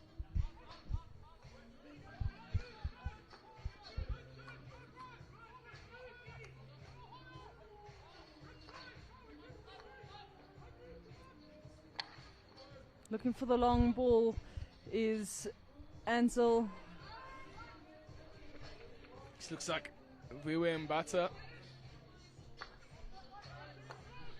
Better patience. Good ball in, played out. It's fantastic in-out play by Western Province. T-point, good pickup. Are they able to work something from here? It's good defensive work. So brilliant defensive work from the Northern Blues, not to allow that attack from Western Province. Chad Futcher just slowing it down a bit as we see the substitutions coming. The big aerial looking for Porter, who's still busy putting his glove on. Mistrap there, and Western Province will take the free hit. Northern's on a 3/4 running press. So you see Ziad Davies running through there, but just giving the ball away and running through the player. He'll get a green card for that, so 2 minutes he will sit on the sideline.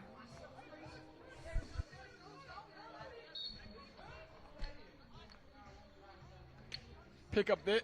Western Provinces, they reach the top of the circle. Alex blows. He finds Melville. Geiger on the ball. He's looking for options going forward. Being forced to play all the way back. Free hits on the sideline.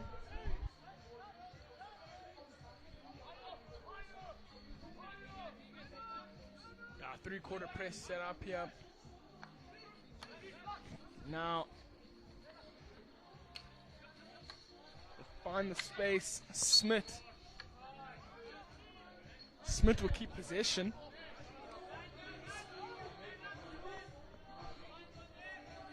Futcher slowing it down slightly as they count down the minutes. Last few in this first quarter, and what a fantastic opener it's been for the Northerns Blues. They'll be happy with the first quarter performance.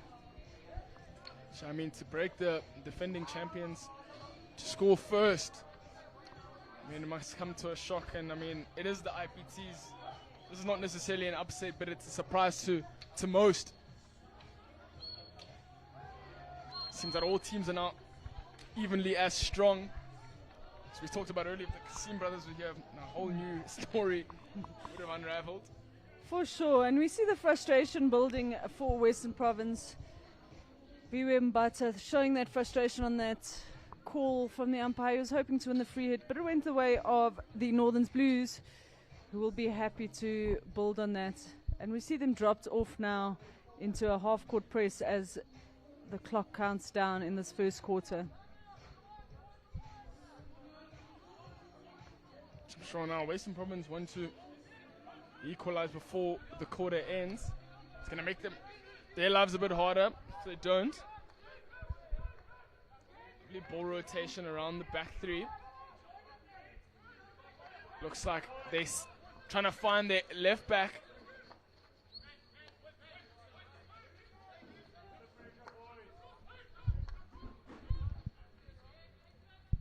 Patience is the call there from the center half. Nicely worked into the midfield, out. Just not able to connect that 1-2. Bit of a back drop, but not able to make the connection. Ziad Davies, fortunate for him there. Foul there on Alex Blows, and Nicholas to start off again. Route 1 into the circle. Porter looking for the tag, no options, no help going forward. He holds it up. Oh, that was an incredible overhead to the opposite side to find his attacking outside half, and that is the quarter break.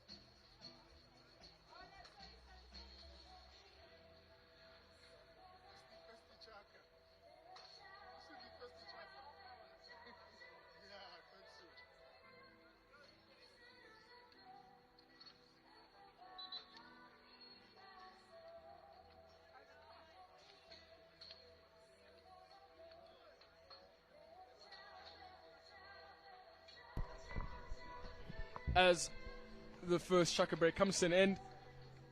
Seeing both teams now go back into formation and retreat the ball to the halfway line. The scoreline, ladies and gentlemen, is 1-0 in favor of the Northern Blues. Could imagine the Western Province side having lengthy conversation and remembering who they are and what their reputation is. Melville finds Jonas very opportunity here, and that is without a doubt a penalty stroke. Play broken down from behind, which will mean that, and we've seen a change of goalkeepers now for Northerns. We see the young Owen McMenamin on the field. He's a great up-and-coming goalkeeper. I mean, he's had some fantastic tournaments, S under 18A. And we see Neil Roth stepping up to the plate to take the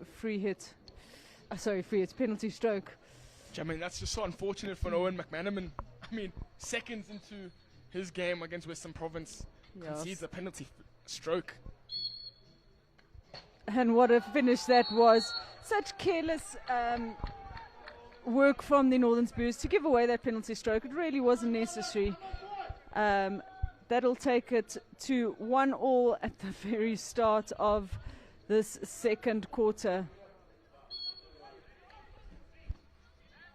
Yeah, I mean, it's going to be unfortunate as now it's all level, all the hard work that the Blues have done, unfortunately, now equalized. Seeing lovely pop play there from seems to be Futcher and Son. Futcher now.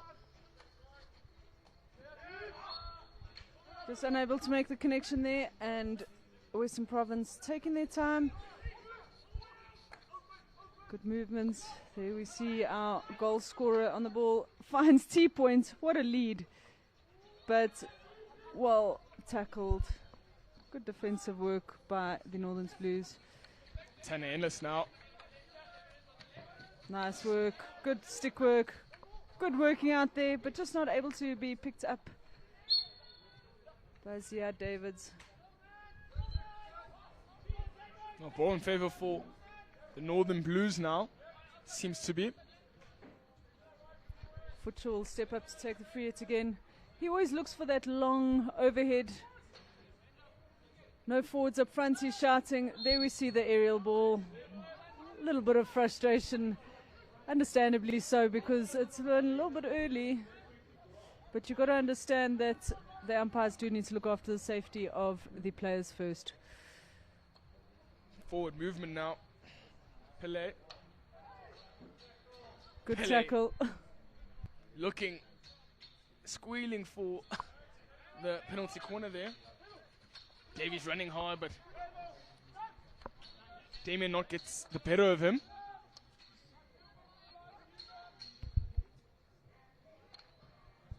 Good defensive work once again there by the Northern Blues. Lovely to see, lovely to watch. Michael Son.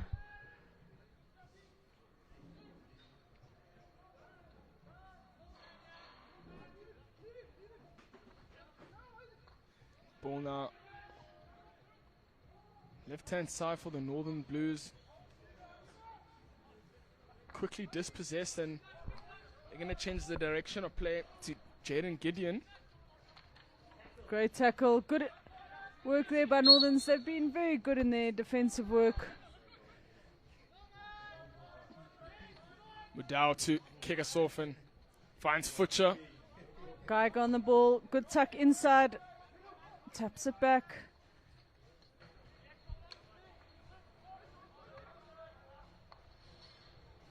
And unfortunately, CJ not able to trap the ball there on the sideline. Western Province now in possession once again. I mean, both sides are really going to need to find the final 2 or 3 passes to really upgrade their chances in scoring a goal. Very evenly matched game so far. There we see Mashele on the ball. Good run. Looking for the cross, but he hasn't really looked up because there's no one up in the circle for the Northern Blues. He was really only on his own there. So maybe he should have held the ball a bit longer, waited for support. Mental. Yeah, the Northerns are only playing with 2 forwards at the moment because they are still sitting with a player down due to the card that was received earlier.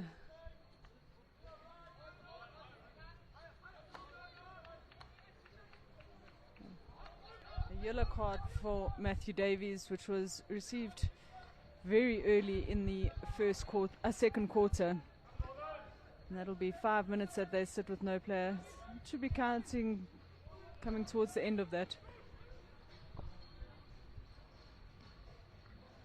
Seems that now the Northern Blues are forcing the line ball, and Western Province really waiting for it to come to them. Yeah, They opt to slow it down and really utilize the outside back. We're seeing the goal scorer, Reich. Well picked off by Geiger again. He's done well in defense for the Northern Blues. Very calm, collected.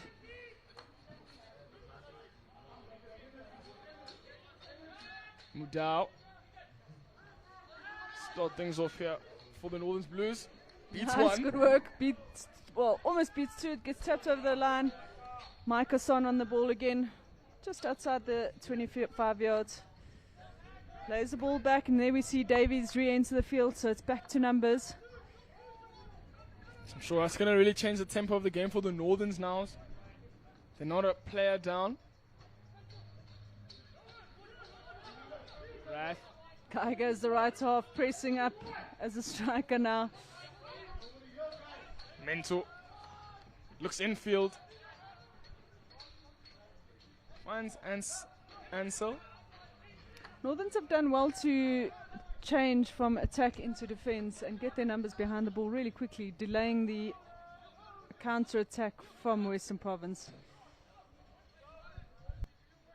I mean, they have done really well in another big set of substitutions for both sides now. Pair of fresh legs. In the last 9 minutes of this quarter.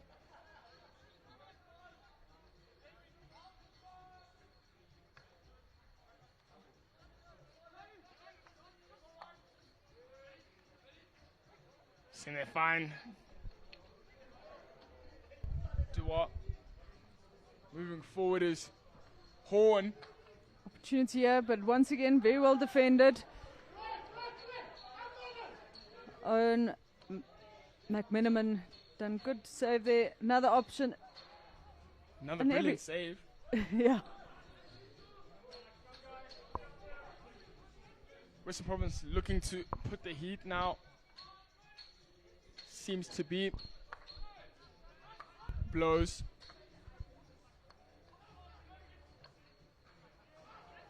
Opportunity now, slap across goal, and just off target, so deemed dangerous. Northern Blues will have a chance to gather themselves once again. His foot just steps up. He looks long, but keeps it safe. Will they look for the line ball again, which Western Province have done so well to cut out. Davies. a lot of pressure here from Western Province, and they've done so well. Looks like Mbata. Good defensive work. One would have thought that may have been a card, because earlier on Matthew Davies got a card for a similar incident, but Peter Calder doesn't agree with it. Futcher. Davies again.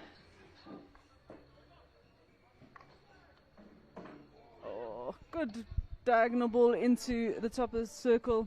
Porter just unable to control it, but good positioning. Yeah, I mean, Northern Gauteng Blues going to really need to change the momentum around very quickly. They're absorbing a lot from Western Province. I'm sure Yeah, for sure. The first quarter was definitely dominated by the Northern Blues, and they went 1 goal up, but Western Province feeding off that goal in their first minute. And here they have another opportunity, outnumbering Northerns. Futcher will get a card for that. Green card. Oh, is it Futcher? Yes, Futcher will go for 2 minutes. And Western Province will now want to capitalize on being a man up for 2 minutes as we count down the clock in this second quarter. First half of the game. Western Province now with an opportunity. Ball played across, and what a finish on the back post. Yeah, I mean, that's as easy as you like. Lovely ball in there from Alex Blows to find the goal scorer, who I think it will be Biwe Mbata. Yeah, great positioning by him there on the far post, and just quite an easy tap in. They definitely have been putting a lot of pressure on the northern side, and that goal was bound to come. I mean, just looking at the names here, Alex Blows having his sister also playing for the Western Province ladies side. Very talented family in the hockey space.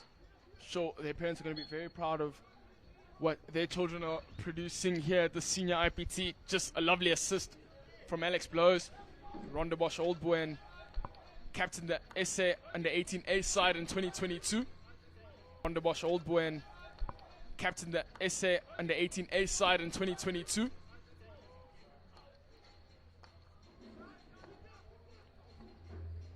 Western Province now take the lead for the first time in this game.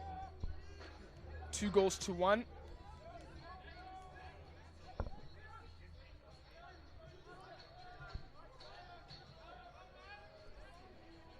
And I mean, talk about the link-up play between Blows and Mbata, both of them playing Marty's hockey together.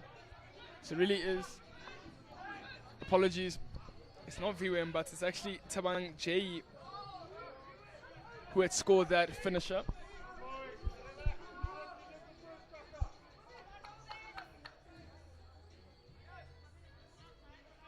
Yeah, Western Province definitely finding their momentum here in the second quarter and putting a lot of pressure on the Northern Blues. They are going to be very frustrated if this goes down to a 1-goal deficit to them again.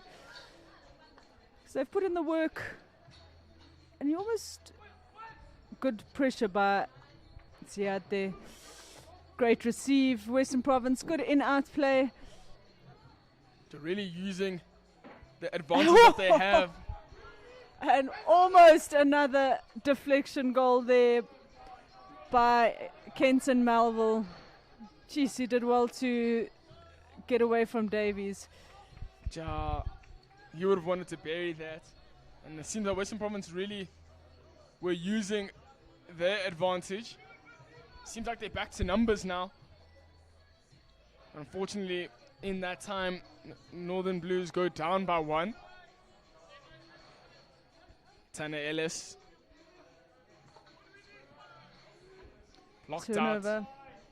Opportunity here, reverse stick, but it'll go for a long corner, just coming off the pads of McMenon.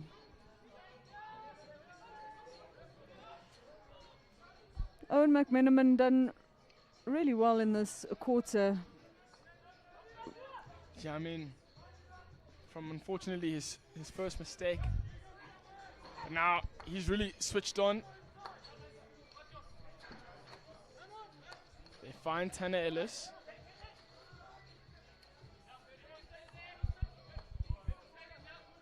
We'll play the ball around as we see Futcher back on the field.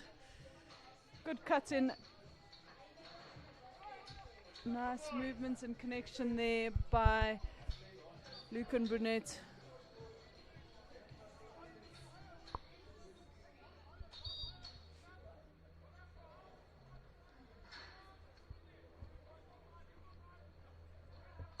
In attacking space now are the Northerns. Mudau looks like he tried to facilitate a route 1 ball there. Yeah, they'll want to bring it back now with the before half time. With just 2 minutes to go, they'll want to come and even the score now. Good movement it almost feels like the Northerns team are being very direct in their attack, whereas Western Province more making the connections on the outside and actually working the short ball a little bit more. I mean, it could mean that they talk about their desperation of really wanting to get into the circle, as they have now, with an opportunity. And unfortunately, it's the first whistle, or the first infringement that was blown against Northern Gauteng that couldn't allow them to carry on further to see that goal get converted to equalize. Yeah, for sure. It was some great work done there by CJ Mashele, really giving it his all on the side of the field there, in the circle, diving to keep the ball in the Northern's possession, but unfortunately low going against them. Holding the ball now.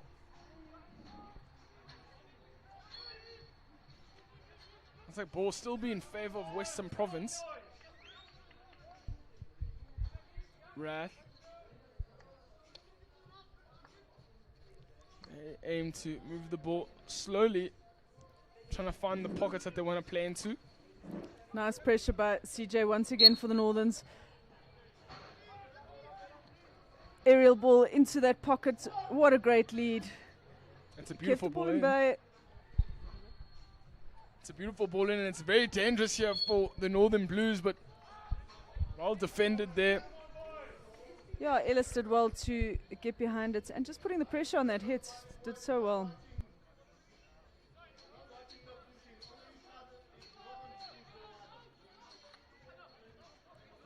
I mean, now you can see the full throttle from the Western Province side. I think they know what time it is. Futcher working it out and done very well. Seems to me that 2-1 is the scoreline between these two sides. Western Province lead 2 goals. Northern Blues 1. Don't go too far from your screens, as we'll be back for the third chaka.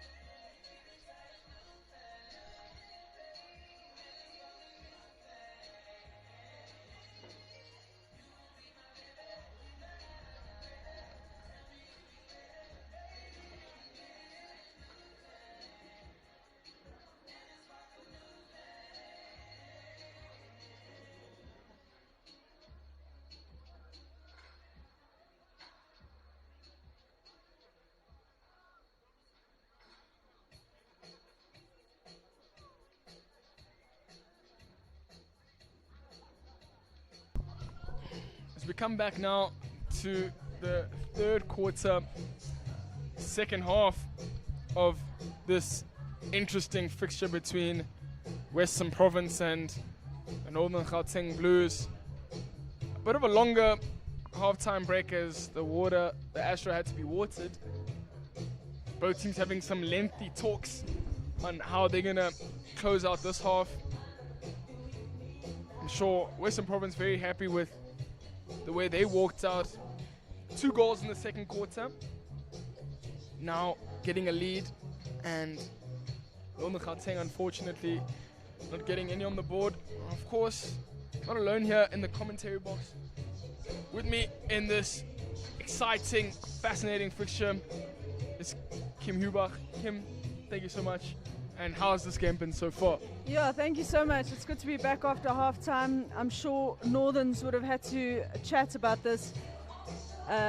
Chat about their second quarter. A little bit of ill discipline there, getting 3 cards and giving away that penalty stroke, which got Western Province back into the game. Hopefully chatted about that discipline, but it's been a very evenly matched match game, sorry.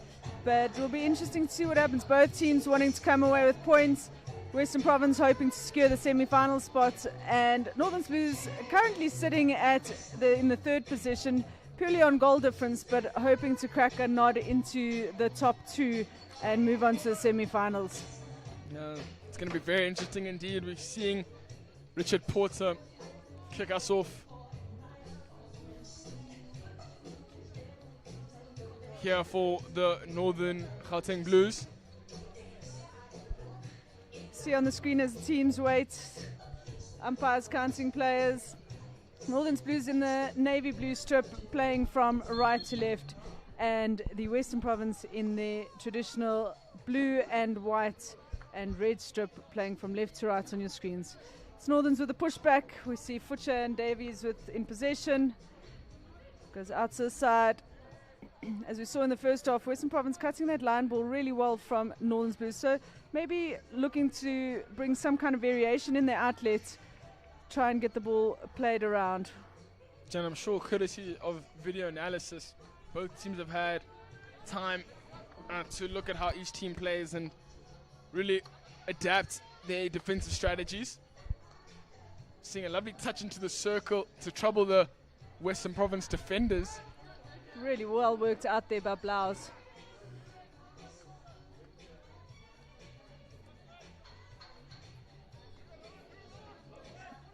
Porter on the ball. Wins a free hit for Northerns.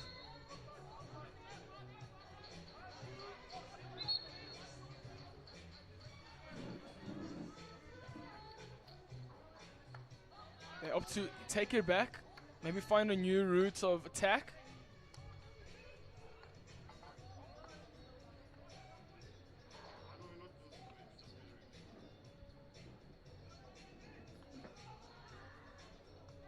Western Province trying to outlet here in the defensive quarter. Northern's providing a lot of pressure, but Western Province done so well. Good patience shown to work it out. Lovely skill being showcased here. Just unable to get that aerial pass off that he was looking for, as they had 2 strikers high up in the D. Northern's on attack again.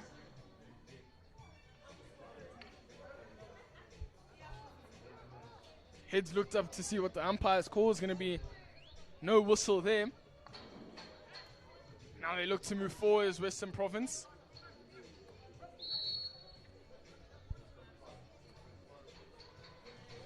Province with a free hit through Luke Winford. Great speed, change of speed, tuck inside.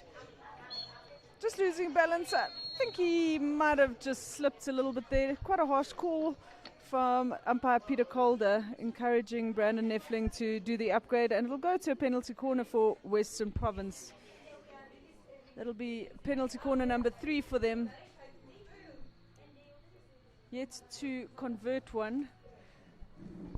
Maybe it's third time lucky for Western Province, and they'll extend their lead to 3-1 if they convert this.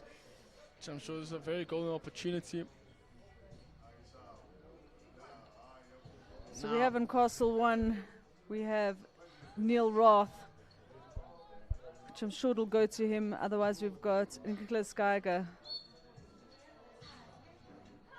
Fortunately, the stop not being as well worked as they had wanted to. First touch shot was lifted, hence the immediate turnover in play.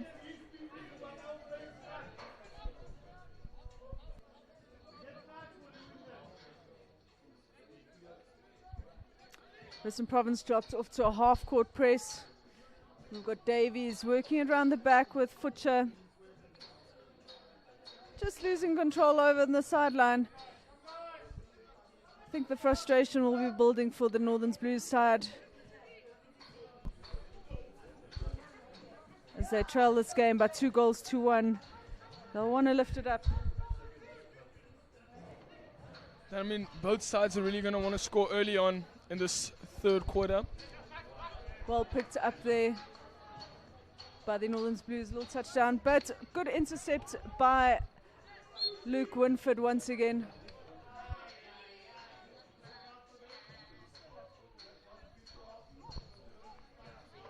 Seen the captain now.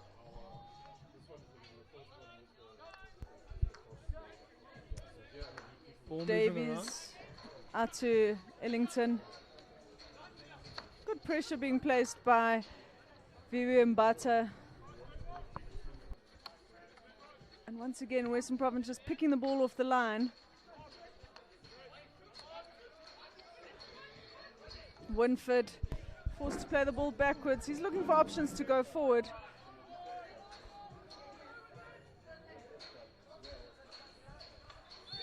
Overt option and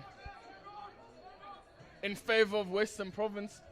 They move forward and Great aerial ball there, well picked up, and it's an opportunity again for Western Province, but well defended is Northerns. It'll be a penalty corner. Again, just a bit of an argy-bargy. You've got to step back. You can't really go into the player. So Liam Ellington giving away the penalty corner there. Apology. Yeah, it does look like it was Ellington. So, I mean, that was a great gather from Viwe Mbata from the aerial. I mean, great composure to keep the ball. Not allow Ellington to force him to make a mistake. Tried to find the right time to take the shot, but upgraded the situation in form of a penalty corner. We have Neil Roth, who scored a penalty stroke earlier in the second quarter. It'll be him on this flick, and he buries it. Bottom right-hand corner, and unfortunately, John Skuman is unable to save it. Good pace, good placement, and he will be happy with that. Yeah, that gives... Goal number 2, is Neil Roth. Yeah, I mean, that'll be the second goal for Neil Roth of this game and the third goal for him in this tournament. That'll take him up to top goal scorer, and he holds that position with a few other players, and that only on day 2.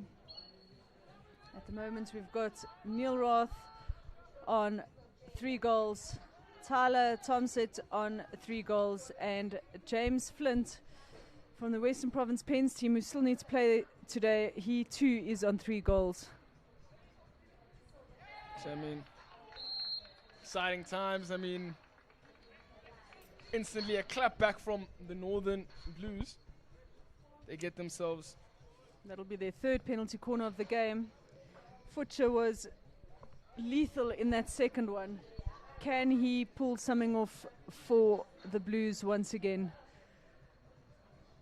Very excited to see what Futcher's going to pull out the bag here. He's standing at Castle 1. Seeing Tanner Ellis going to be doing the injecting.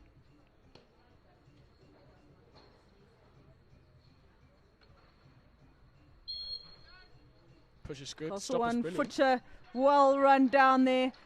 It's another opportunity for Davies. He opts to get the penalty corner. Smart move by him.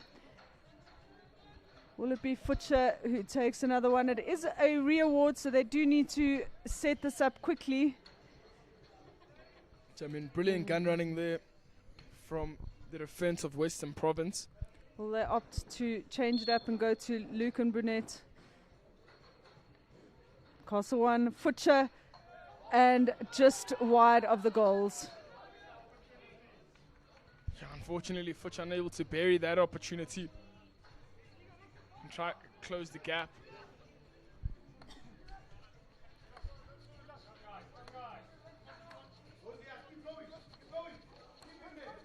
Good pressure by the Northern Blues team through Ziad and Matt Dewar.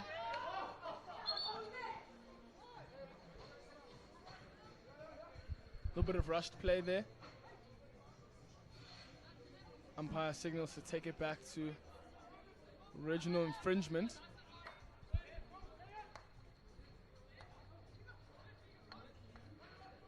Good discipline being shown by Western Province in this game so far. It's a great intercept, good commitment, but just unable to make the connection, unfortunately.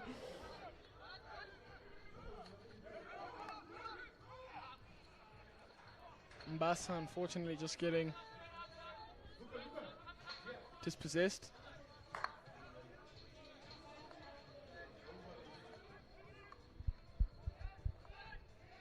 On the left side. Futcher and Davies just keeping possession. Son on the ball. He's done well to get past that defender. Looks up. Connects on the sideline with Ruard Boyson.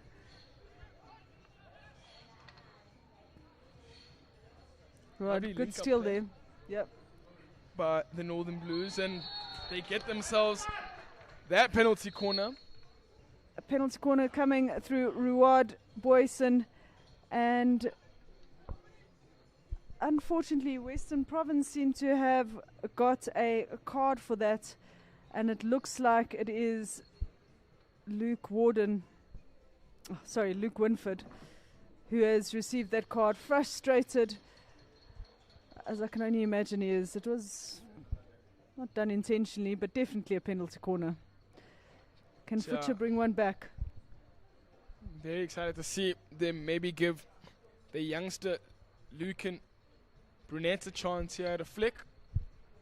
But otherwise they can go to their trusty man Chad Futcher to close the gap.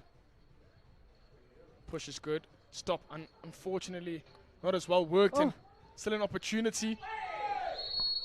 Penalty corner, and they want to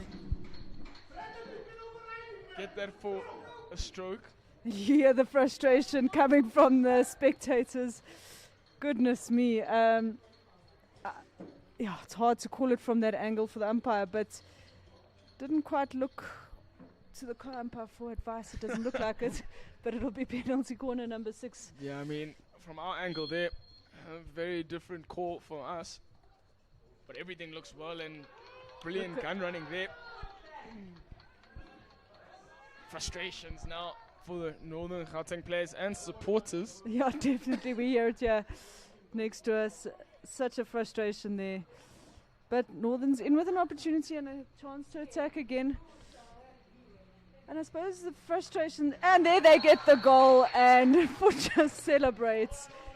At last, they have broken that, and it goes back to a 1-goal deficit to Northern's Blues. Yeah, I mean, that's 2 goals for Chad Futcher now.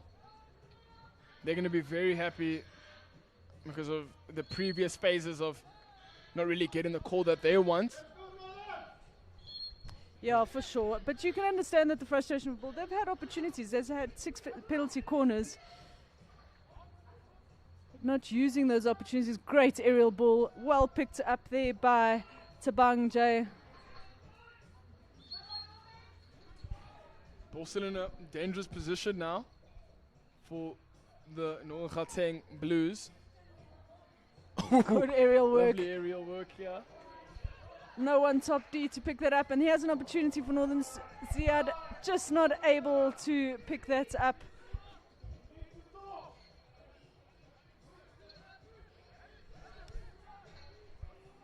There definitely is something special about a Northern's Blues supporter. They are passionate beyond, as we can hear here to our right-hand side watching this game. Yeah, I mean, they are up against what many people would call the favorites to maybe win this tournament, and they're doing exceptional. Well left there by Johan Skuman. 16-yard free hit out for Northern's Blues. See, the Western Province team has dropped into a half-court press, hoping to win the ball, as they have done numerous times on the sideline. Waiting, Son managed to make the connection.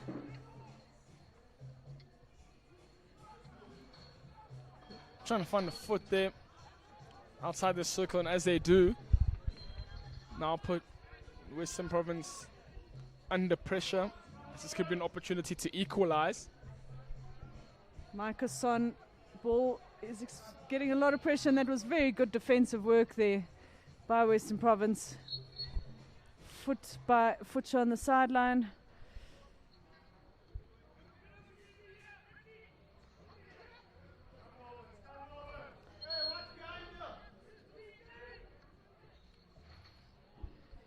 Western Province moving forward through the middle of the park. You're seeing Horn now with the ball, well kept up by Skuman. Done very well, lost his helmet in the process, but Northerns have managed to keep it out, and it'll be its time has stopped there, not for a card, but just for the keeper to fix his helmet. We saw Skuman's helmet come off in that previous save. Maybe just a strap that's come loose. And we'll start it again. Free hit there from Futcher.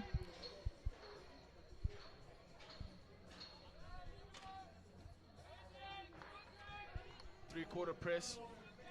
It's been an exciting third quarter this from both teams. We've said it so many times, the third quarter is where games are won often, or it determines what the game's going to be, but it's been very 50-50 with just under 5 minutes to go in this third quarter. Northerns have managed to bring one back, and it's now 3-2 to Western Province. Can Northerns equalize this before they go into the final quarter of this game? Important game for both teams. Good ball by Ruan, good post up by Porter. He does that very, very well. He'll win the free hit. Porter on the ball. CJ wins a free hit. Umpires definitely wanting the ball on the exact spot where the infringement took place. It's important at this stage of the game, and especially with the stakes that are up. Of course, we'll see it get a bit physical here from both teams, as they're both desperate for this win. Yeah, I mean, it's gonna get a bit physical now. Yeah, only just just under 3 minutes to go in this third quarter. Davies unable to make that connection. He's had a bit of a frustrating game for his standard of hockey. I mean, it has been frustrating with his standard of play. He knows he can do better than this. We're seeing now Western Province move forward. We see blows. Try to find Melville as they do. It's Wrath.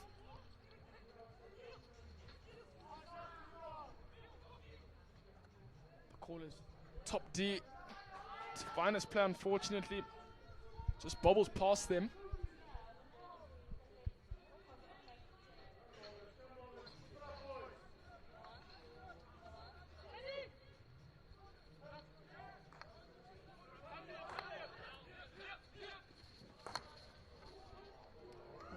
Northern's choosing to play the ball to the opposite side. It has worked for them. Win the free hit just outside the 25-yard area. Ziad Davids takes it, and he takes it quick. Wins another free hit, runs straight at them with a quick free hit, hoping to win the penalty corner, but good discipline from the Western Province team. Head outside. And maybe feels it's a little bit frantic. I don't know what you think, Mulbu. Yeah, I mean, yeah, frantic is actually the best word to describe. It's a bit quick, it's hasty. I mean, maybe a bit of nerves there at the back. Western Province do not want to concede a goal because that means Northern Blues do equalize. It'll make the fourth quarter harder than it should be for them. Yeah, for sure. And Northern's just rushing it a little bit. Great aerial. We saw this work for them earlier. Good pickup. Opportunity here. And what a save there by Joan. And so well to close that down. Now, big save and big step up there by Joan Skuman. So we go into the final minutes of this third quarter. Good patience on defense there, which is what we like to see from Davies. Seems to be a penalty corner has been awarded. Northern Blues asking the question why. Hard to see from this angle. They'll defend it, and a great opportunity once again for Western Province. They scored their previous penalty corner through Neil Rath, who had an incredible flick, bottom right-hand side of the keeper. You see Rath on Castle 1 once again. Castle 2 we have Nicholas Geiger. Both two impressive players and a threat at the top.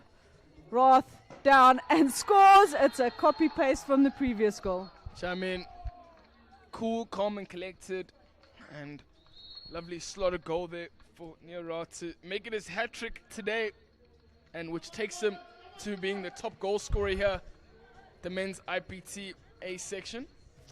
That is correct, and you couldn't have said it better there, Mulbu. He is so cool, so calm, so collected, and the placement just perfect. It's definitely his banker corner there. I mean, it allows Western Province to breathe a little bit going into the break, as it is now 4-2. 3 of those goals courtesy of Neil Rath.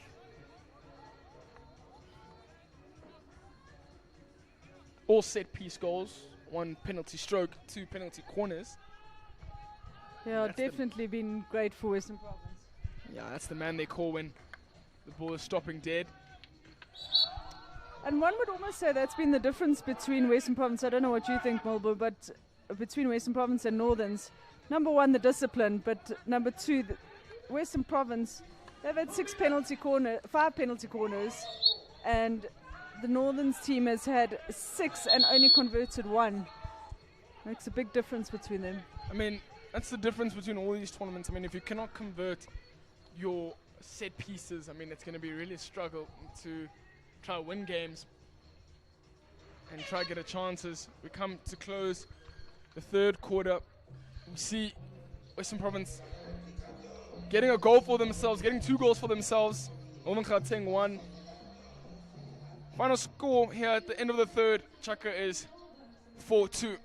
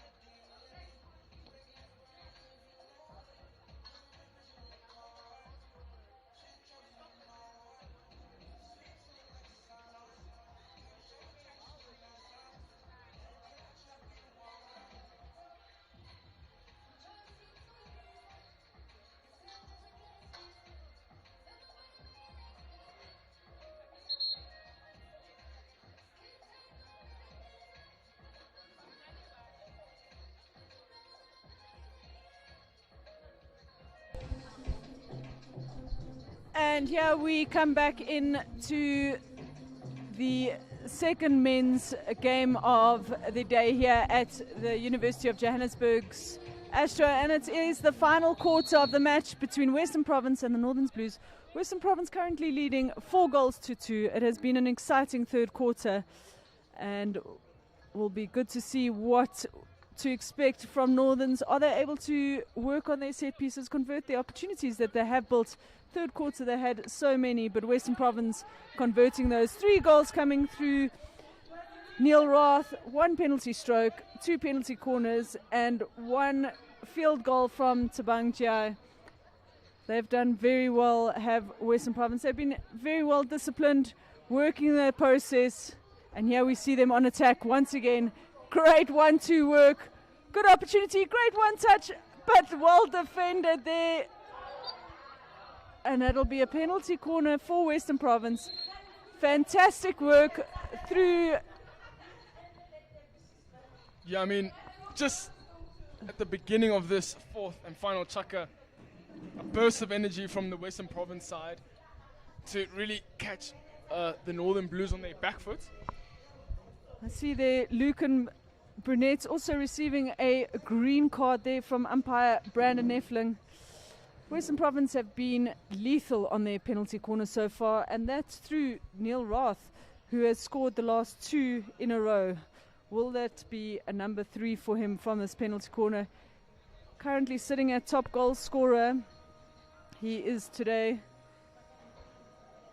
and secured his spot there with his 3 goals in this match.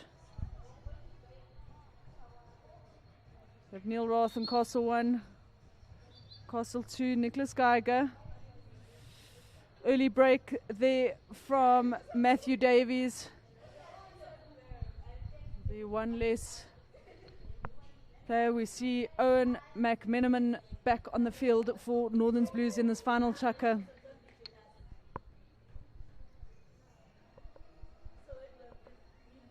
Let's push Castle 1. Roth, and what a banker. That is the 3rd time, exactly the same spot. The speed and the placement of that that flick is just incredible. I mean, it's his 3rd drag flick in the same spot today. It's his 4th placement of that place today. His 4th goal today, and his 5th goal this tournament.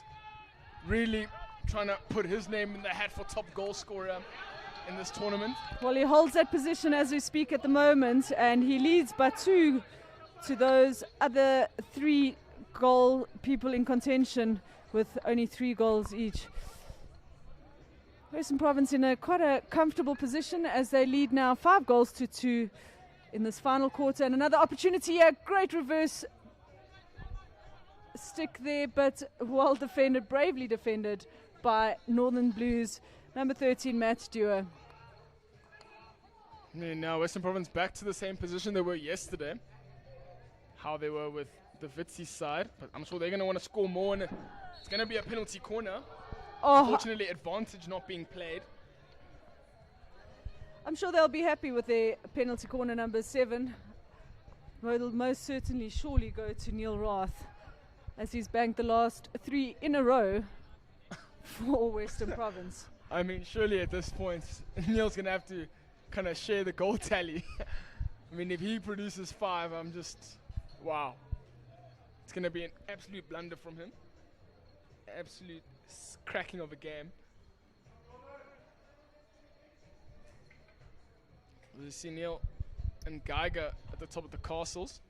Yeah, Geiger's yet to get a chance. It goes back to Roth. Flick, this time opting for the opposite corner, and well defended off the line there by the Northern's postman. Yeah, Matt Dewar doing very well. Different selection there from Neil. It allows the Northerns to defend that well, but Western Province still moving forward in their attack.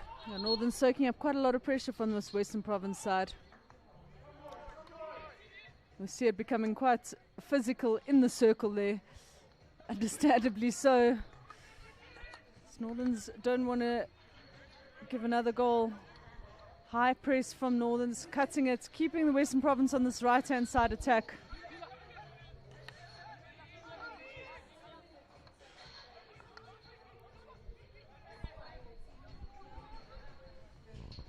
Moving forward, looks like blows.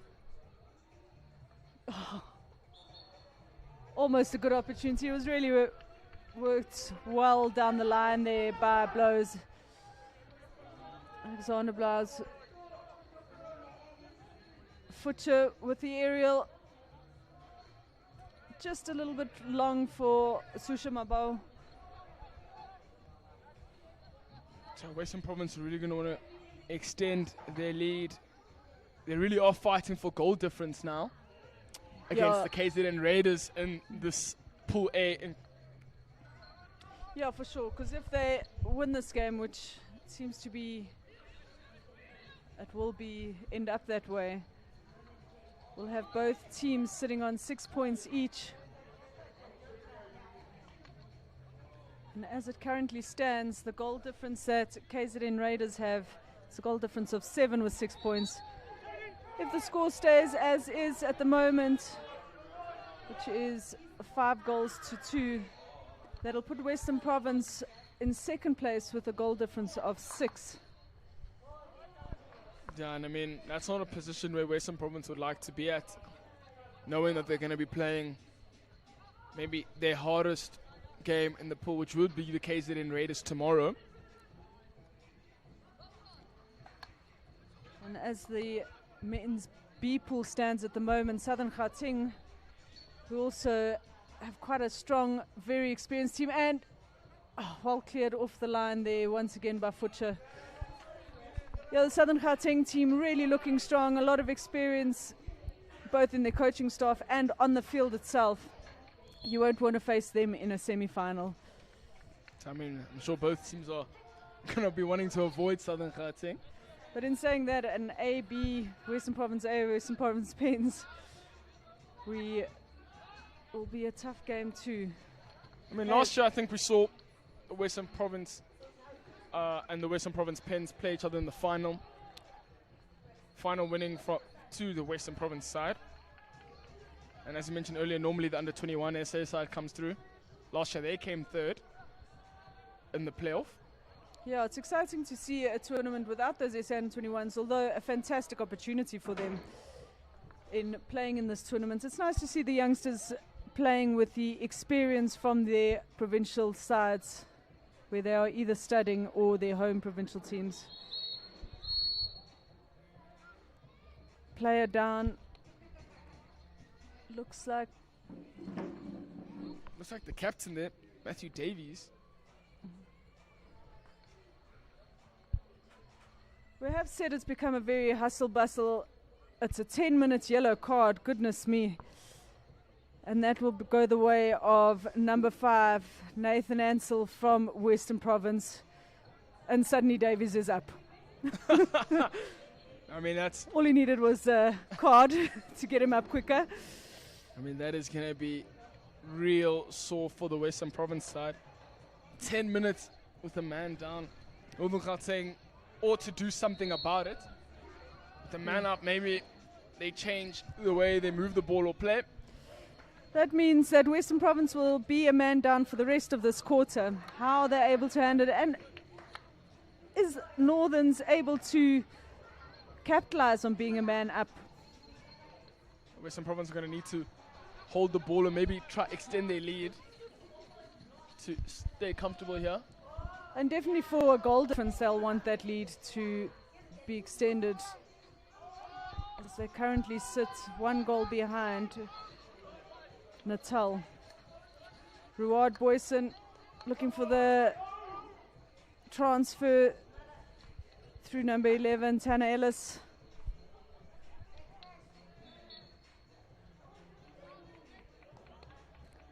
Siad winning the free hits just outside the circle. It's played out and around. Tanner Ellis out to Davies, Futcher.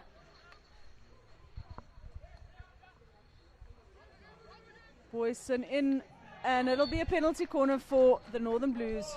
Yeah, they're going to be very happy with this opportunity. Like we mentioned earlier, they're going to need to capitalize on them being a player up. Yeah, penalty corner number 7, Futcher at the top. Obviously, we've seen him flick that second penalty corner. The only penalty corner that they have converted out of 7. And the last 2, we had the youngster Brunette on the field. But now we see a change of personnel. Futcher to Castle 2. And we have number 18, Liam Ellington, on Castle 1.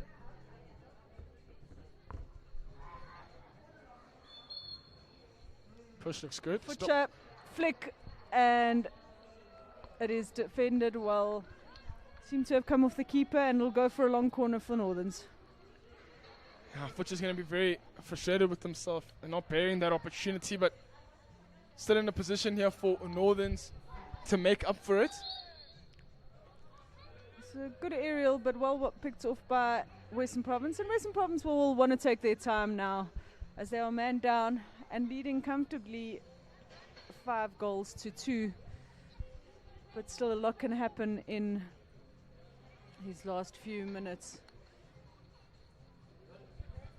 7 minutes left of this final quarter.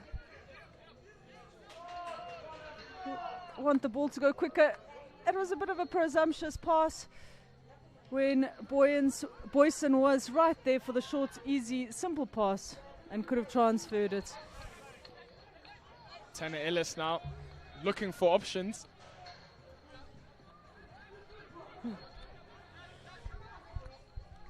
Northerns are going to want to look for that extra player. Look to create the 2 versus 1s. It doesn't have to be fancy. It doesn't have to be long, as they are man up. Davids wins the free hit. Taken early. The frustration of taking it on the exact spot. Player not 5, he can't engage.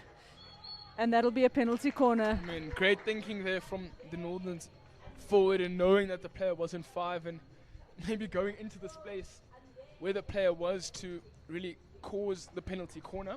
Yeah, Futcher, that's the experience he brings there. Hey, not forcing it, but knowing where to run and at what angle to run to force that penalty corner. Northerns will definitely want to convert this. It's Futcher on Castle 1, and we have Ellington on Castle. Sorry, Futcher on Castle 2, Ellington on Castle 1 again. It looks like they're gonna maybe change it up. Maybe Ellington will have a crack here at goal.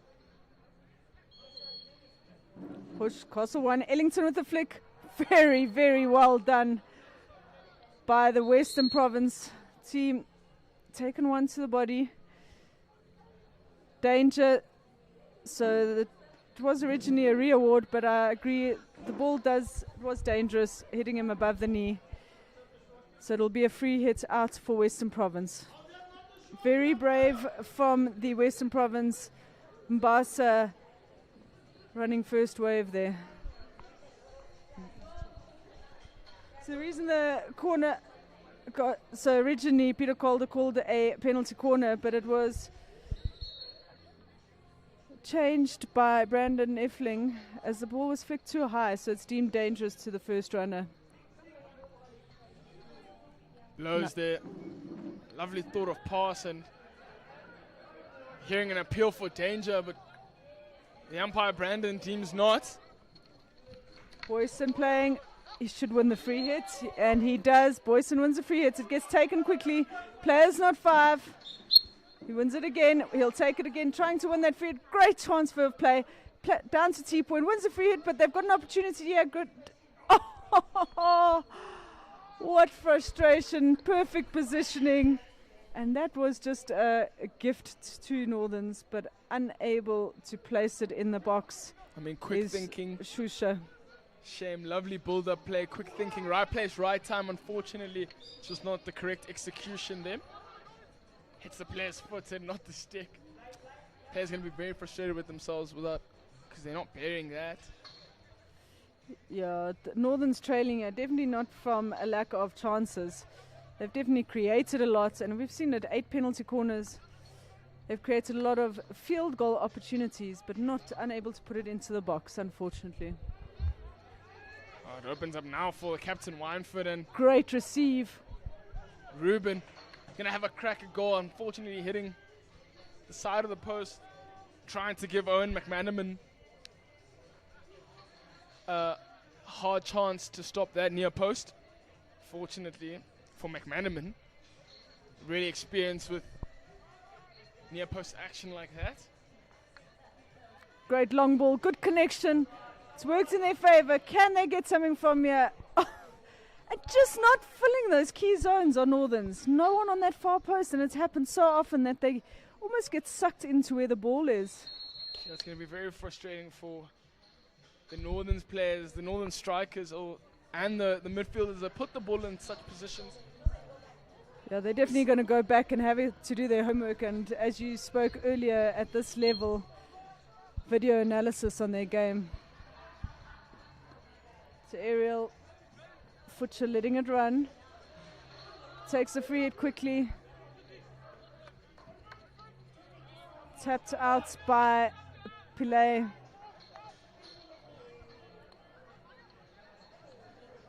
Lucan Brunette. Futcher. Skip pass to the right hand side. Gets to the T-points. Are they able to get something from it? Ziad Davies just not able to work something for Northerns. Feels a bit frantic there from the forwards of Gauteng Blues. The defenders being very calm and collected there from Western Province. Yeah, definitely the difference in this game is Western Province, besides using their opportunities, have shown a lot more discipline in their way of playing and also just in cards. Northerns receiving 4 cards in this game already, 2 coming from their captain Matthew Davies, and funny enough, Luke Winford also receiving a card, only a green card and 1 yellow card to the Western Province team earlier that we saw. I mean, that yellow card really is putting the pressure for Western Province, but a big opportunity now for Horn, and it's not Horn, it's going to be Kenton Melville to finish that. What an incredible goal there from Western Province. Great initial save by McMenamin. So Owen McMenamin, renowned for coming out quite high and normally makes the save, which he did the initial one. But unfortunately, the bounce just not going his way, and well finished off there by Kenton Melville. I mean, yeah, this goal difference is going to be favorable for Western Province, as for now they do tie on goal difference with the group leaders currently, KZN Raiders. Yeah, 3 minutes left. Are they able to get one? Can Northerns get a goal? But great defensive work from Western Province.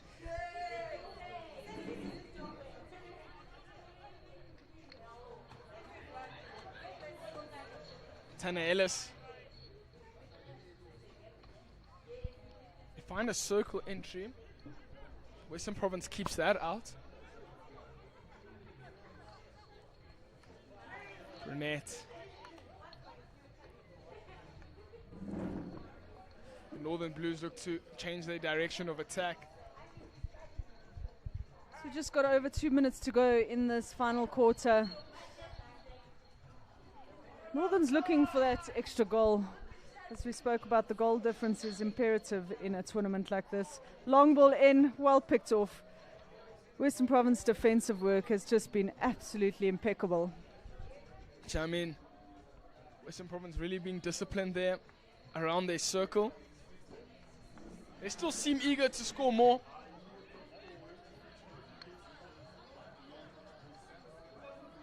Now, lovely circle entry, a big opportunity. As the ball bobbles in the back of the net.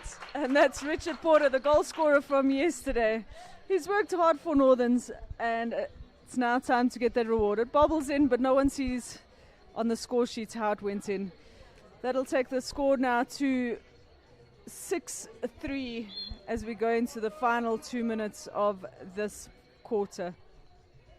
Richard Porter doing very well on the baseline run there, beating a few defenders and beats Gianluca. We see Porter now with another opportunity as he's at the baseline. He'll want to look for an upgrade, look for a penalty corner, and he wins it by getting the foot. Really good work from Porter. That shows the experience that he has at playing at this level. Yeah, I mean, Porter knows really what it means in the dying embers of the game to get opportunities like this. PC number 9 for Northern Blues. They haven't been very good in their conversion rates, only converting 1 out of the 9 penalty corners so far. Again, we see Futcher on Castle 1 and the young Luke and Brunette on Castle 2, Castle 1, sorry, and Futcher on Castle 2. We're hoping here to see Luke and Brunette have a crack at goal and have an opportunity there. Castle 2 mistrap. It's worked around. Oh, just unable to make the connection there is Davies. Unfortunately, I think he was looking there for Tanner Ellis on the baseline. Unable to string those passes, but we're seeing a high press now from Porter running really well. Opportunity here, danger, they'll win the free hit. It's okay, it's outside the circles, so Luke Winford will be happy to give the ball away there as the clock ticks down.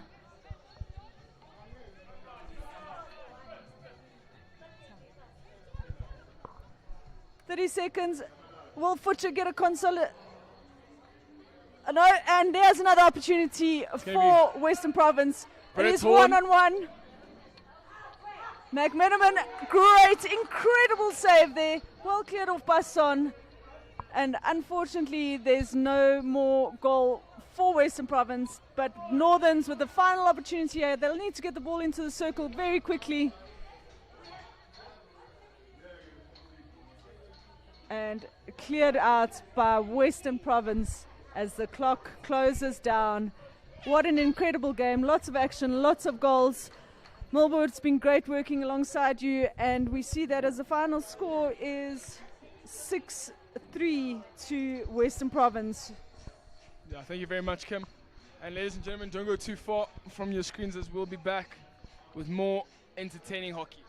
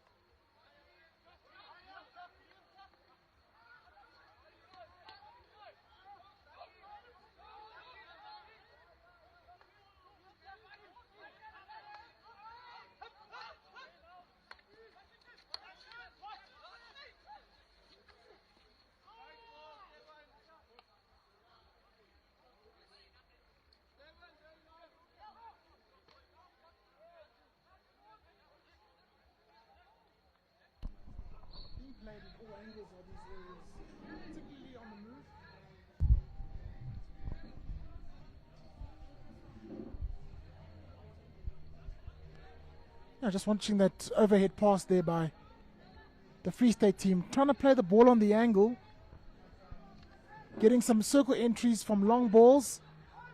Definitely a tactical ploy for them. Very comfortable in those areas. Nice pick up again by Fawaz on this left hand side, and looking a bit comfortable now. Free State now. Got a couple of circle entries. Looks like they've got another one here. They'll be looking for an outcome. Some good defending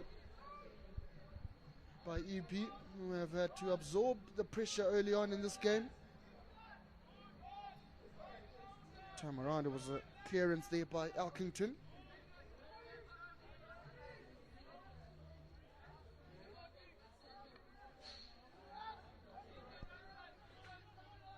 Session, the skipper. Oh, just dispossessed. It's a bit scrappy there from the man wearing the armband, but here's Breitenbach now, looking for something and wins a short corner. Well, certainly that good start from Free State has paid off here. Quick free hit there. Really took advantage of the defender who was not in the position to make the tackle.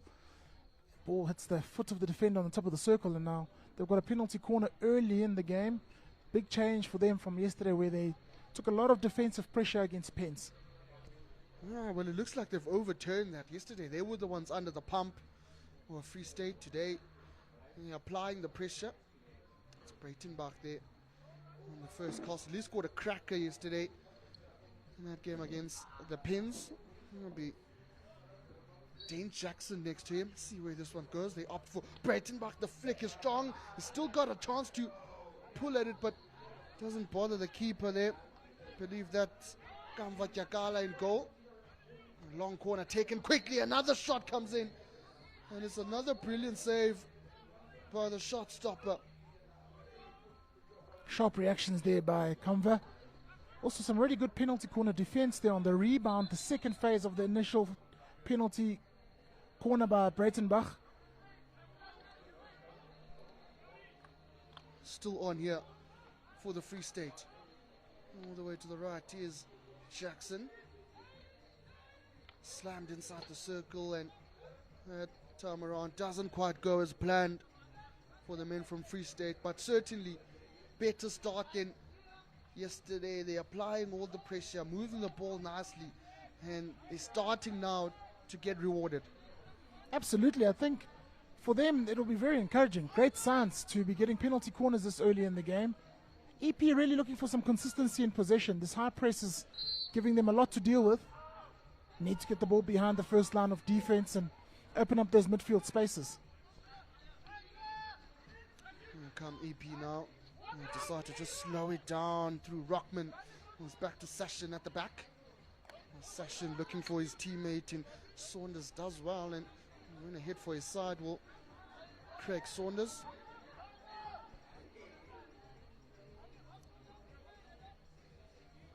First chance of attack really this for Eastern Province. They're looking to use it as Molo restarts play back to the skipper. There's a look. Decides to go to Elkington. Overhead, probably not the best of decisions picked up there by Jackson, and it's turnover now.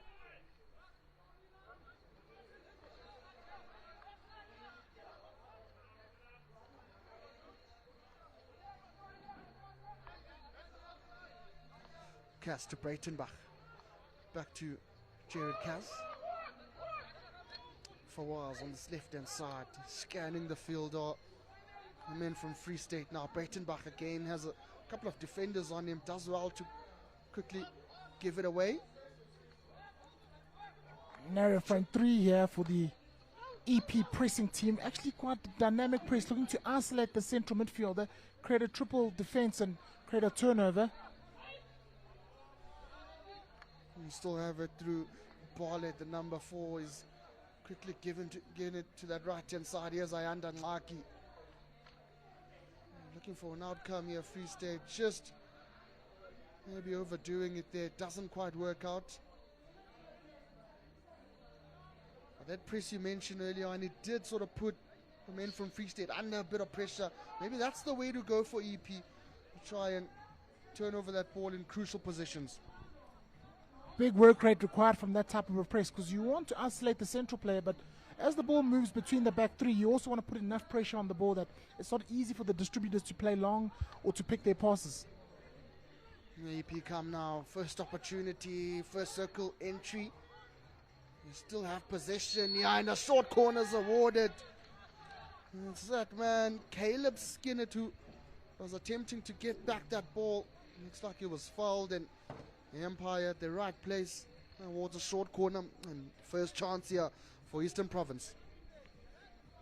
They'll be very happy with that phase of play. Will EP doing a lot of good work off the ball in terms of their pressing structure, able to play quickly, get into that T-point zone, and ask some serious questions of the Free State defense after the first sort of 5 minutes of the game, being on the back foot defending their own circle. It looks like it's the skipper Session on one, Castle Elkington on the other. Let's see how they go about this one. The push is good. Straight poke, and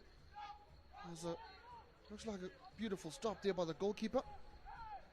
Excellent trap at the top of the circle there. Ball caught a nasty bounce coming off the baseline.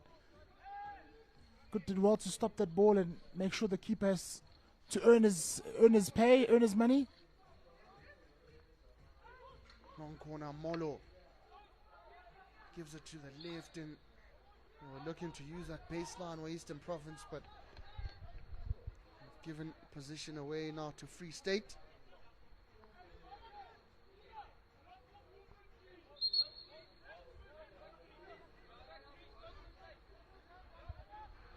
Some positive signs in the last couple of minutes for Eastern Province, who now won it back again. Here they come through. That man, Caleb Skinner, is just dispossessed.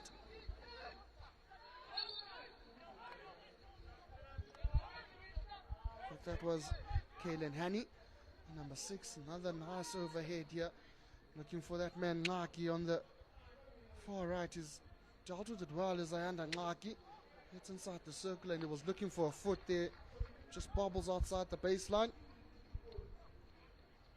Another angled aerial ball there by the Free State team. Happy to work the opposite channel. So not just a vertical one, but just off the shoulder of the central zone.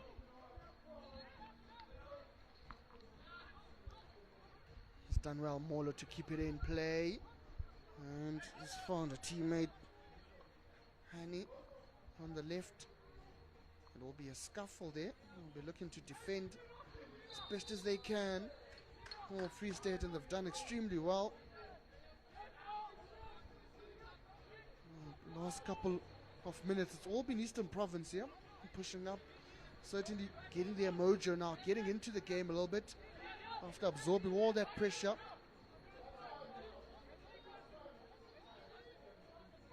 Cass has a look, decides to give it to his teammate Cock, and Cock goes all the way to the back. Oh, what a nice slap there to find Ngaki. And EP now will need to put on a defensive masterclass here. Leaves it for Breitenbach, who makes sure it goes far and shows off some amazing skills to win another short corner. And how good was that from the man donning the number 20 jumper. Great piece of play by them. Started with that long ball from the right-hand channel. Played that quick free hit, and smart play to make sure the ball moves far, but also, even though there's a fractured bit of space between the defense and the midfield, they really know how to play the ball in tight spaces to this team, and they hold the ball up well there to create this penalty corner. Well, it's their second of the game, second in this chaka. It looks like it's that man who won at Breitenbach. And Lebohang Liklola on the second castle. Bit of variation, and Breitenbach, if he had just kept that one low, probably in the back of the net, the goalkeeper dived early there to his right hand side, opening up the goal. Just needed to be kept a bit low, maybe. Yeah, just struggled there. It seemed like the injection in the first instance wasn't exactly where they needed it, so the adjustment is quite important. They really want to make sure you get something at the goal, maybe earn another penalty corner.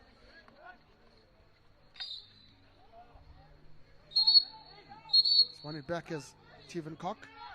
Just needs to take play at the correct spot. Gives it to his counterpart, Breitenbach. Breitenbach calmly back to Fawaz. Here's Jared Cass.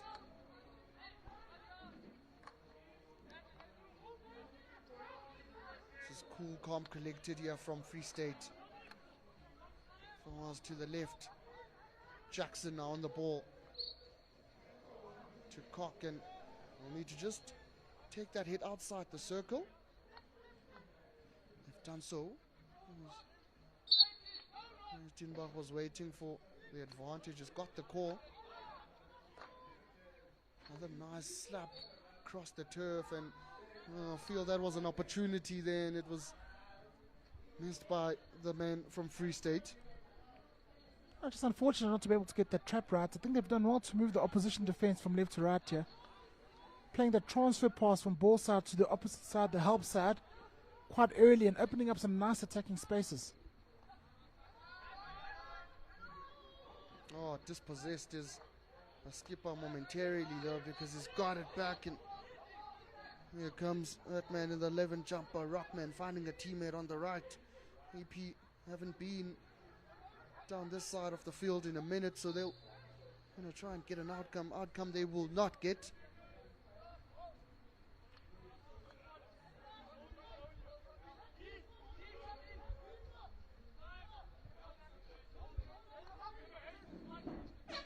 And the buzzer goes. That's the first chaka, ladies and gentlemen. Very, very tightly contested between these two sides. A couple of opportunities here and there. Certainly Free State had the upper hand, but it's still 0-0 after the first chaka. Don't go anywhere. We'll be back shortly.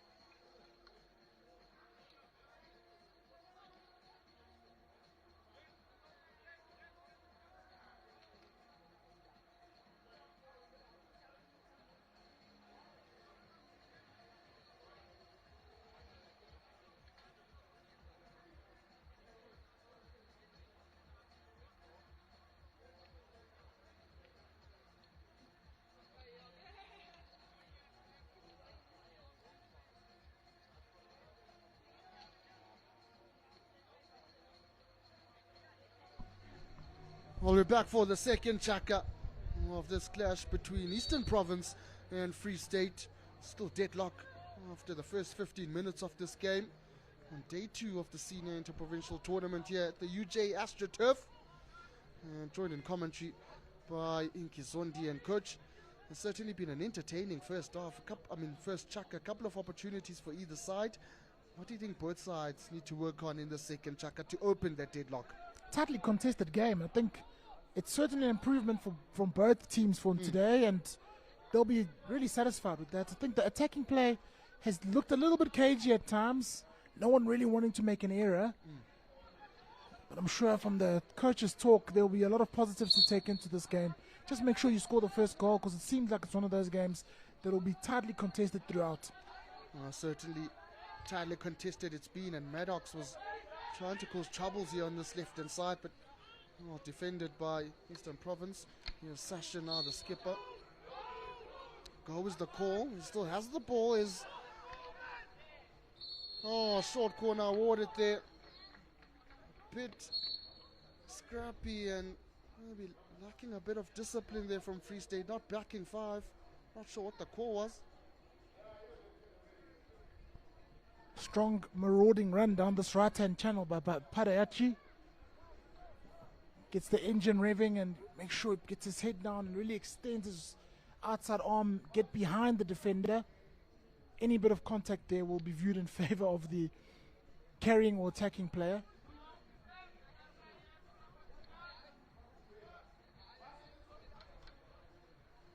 Another chance now for Eastern Province. Session Pariaki is one of the castles. Alkington is also there. The stop is not the greatest, and the clearance on the line by Breitenbach is out of this world because that was on target. And oh well, a strong flick, but an even better defensive play there.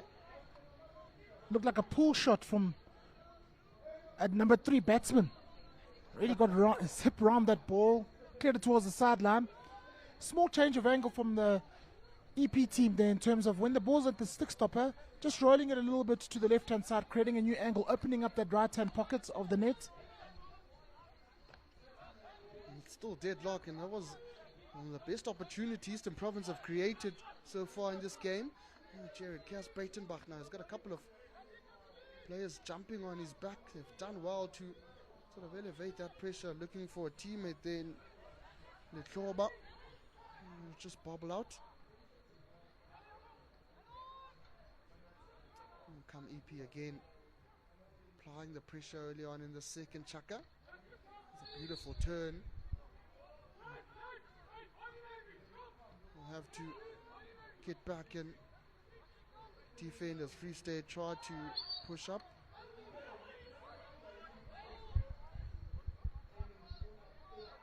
EP on the ball again. This man, Sashin Pariaki, who is dispossessed though, is the skipper. Change of play required here. Here's Breitenbach. Here's a 2 Aiden turn. First time slap from him. Here's a 2. Looks like it was Maki on this left. Wonderful piece of two-touch hockey there by the Free State, playing through that midfield transfer. Lots of awareness by the two midfielders there, Ton and Breitenbach, trying to release their attackers early, get them in those 1v1 situations on the fringes of the circle and create the magic that they'd love to see from their attacking front three. It's intercepted again in midfield, becoming a trend for Eastern Province in this game. This time around looking for Maddox, but he's missing the trap there.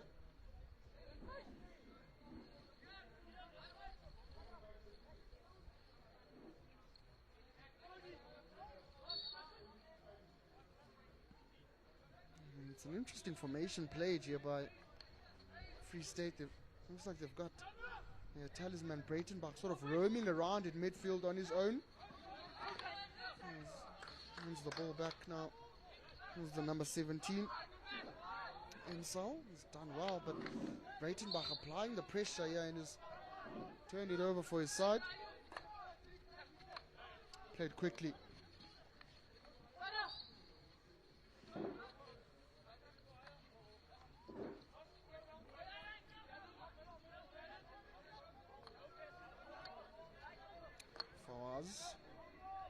Jared Cass has a look up, has to sort of slow things down.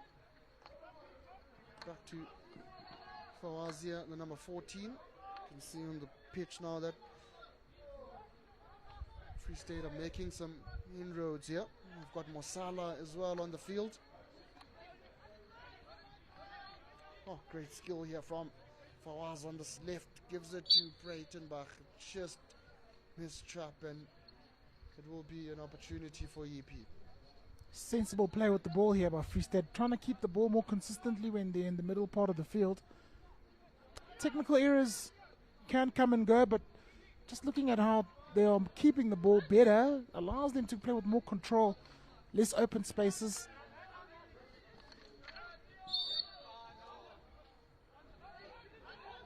And EP thought they had turned it over there, but I'm sure Cass has won the hit. There's a bit of urgency now from Free State here to get numbers inside that circle, try and cause some danger for Eastern Province.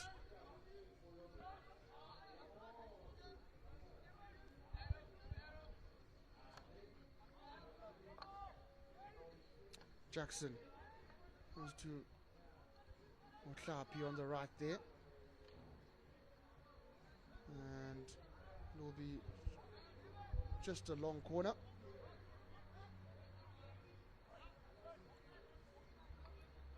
All the red t-shirts behind the ball. Another aerial there thrown, and it's well intercepted. Still pressure though on the Eastern Province lads.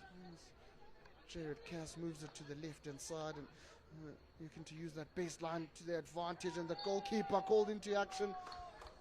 But it looks like his save just hits Elkington, and a short corner's awarded.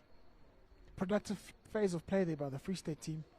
Again, moving the ball really well, but really aggressive when they get to the T-point area, getting the ball into the space early, playing with good control, drawing that defensive attention.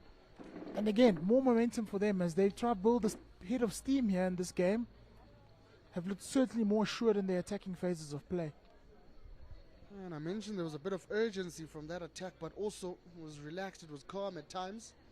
Just linking up well with each other. There's a chance now from a short corner spot, and the stop is not the greatest. They still have possession. Here's Tevin Koch now.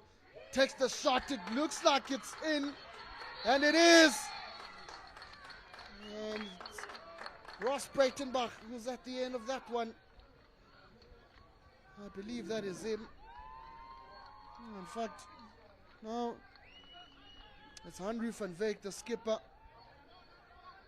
who's made it 1-0 here, and it was a scrappy affair inside that circle, but somehow Free State get that opening goal. Good for Free State to keep playing once the first part of the corner was not how they'd wanted it to be, following up off the goalkeeper's rebound zone. Lovely to score a goal in the far post, and well deserved for Free State. They've played much better today, and here comes another attack. Tevin Koch this time just going for the adventurous tomahawk. It just flies over the crossbar. And I must say, the skipper, Henry van Wyk, just making his way onto the pitch and opening the scoring for his side.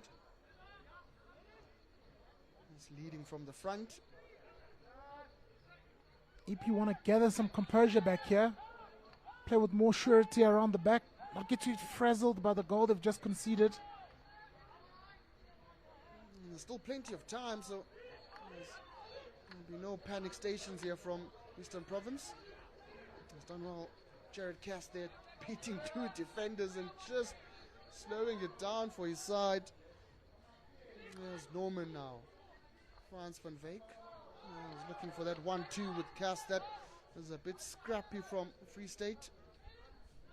Not great work from them, but good intercept in the first phase there as the ball was played long down the right-hand channel. Free player behind Cass. He had to do a really good job to gather that.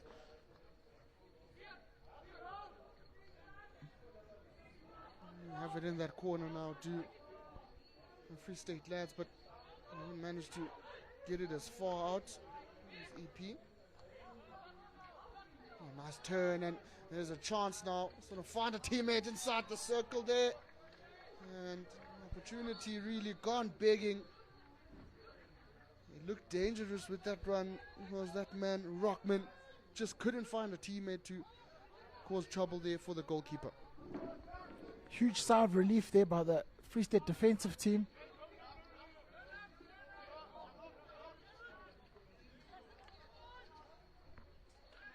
And you can see the urgency now from Eastern Province. They're pressing up as a unit. Starting to feel the pressure as we see Jackson on the ball, decides to leave it for his teammate.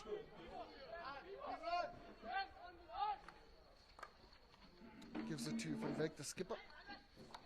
Oh, nice ball to the left-hand side. We're looking to link 1-2, but it's kept in play by that man Sashin.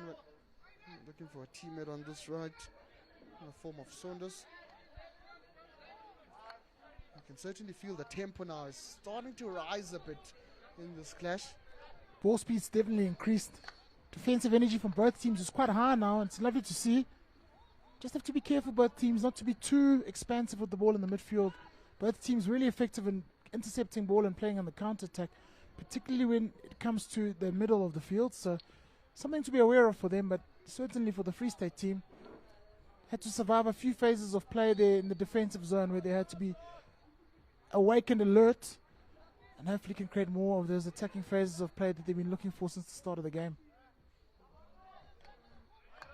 And you get a feeling EP will be pleased with how they've sort of responded to conceding that goal. It's just about getting those opportunities and using them better. There's Jackson to Breitenbach. Comes inside the circle for Tevin Koch, and Tevin Koch just can't manage it well, but they have it to EP, and there was a cheeky challenge there from Breitenbach, and it's earned him a green card. Robust defending in the midfield now. That's where the battle is going to be won and lost today, is the way you manage these two central quarters of the field. It looks like it was Mark who was given the green card there. Nevertheless, EP a man advantage for a couple of minutes.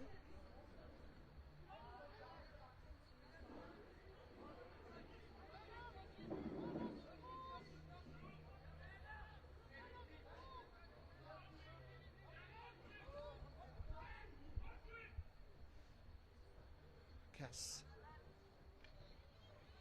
Beautiful skill shown there at one. I guess it's a luxury to have players like that as well that can just get you up the field a couple of meters. Here's Koch. Oh, beautiful skill. Calm, composed from the number 5.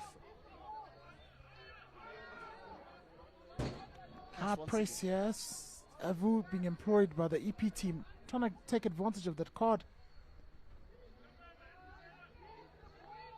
I can hear from the dugout, higher, higher is the call. The distinct voice of Coach Cheslin there, pushing the team up, wanting to create more numerical advantages in defense and attack. Here's Smith, slapped inside the circle by the number 12. They still have it to Eastern Province. Need an outcome here, and that one won't count.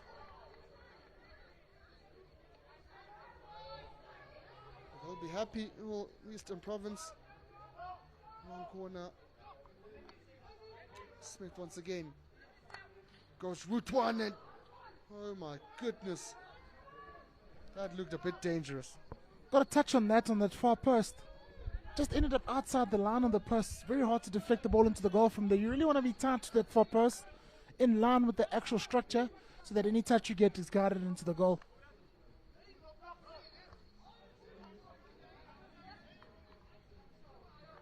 He's brought some energy.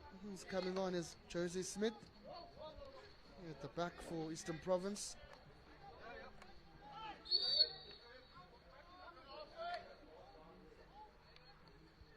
We're just looking to run the clock down now. Will Free State, a couple of minutes remaining in the second chapter, about less than 2 minutes as Breitenbach makes another striking run.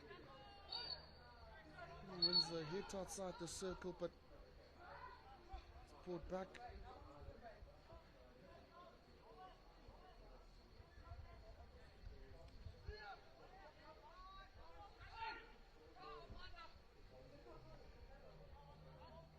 Overhead to get out of danger, picked up nicely by Oliver. Looking for Oliver again on that left hand side. Still Eastern Province ball.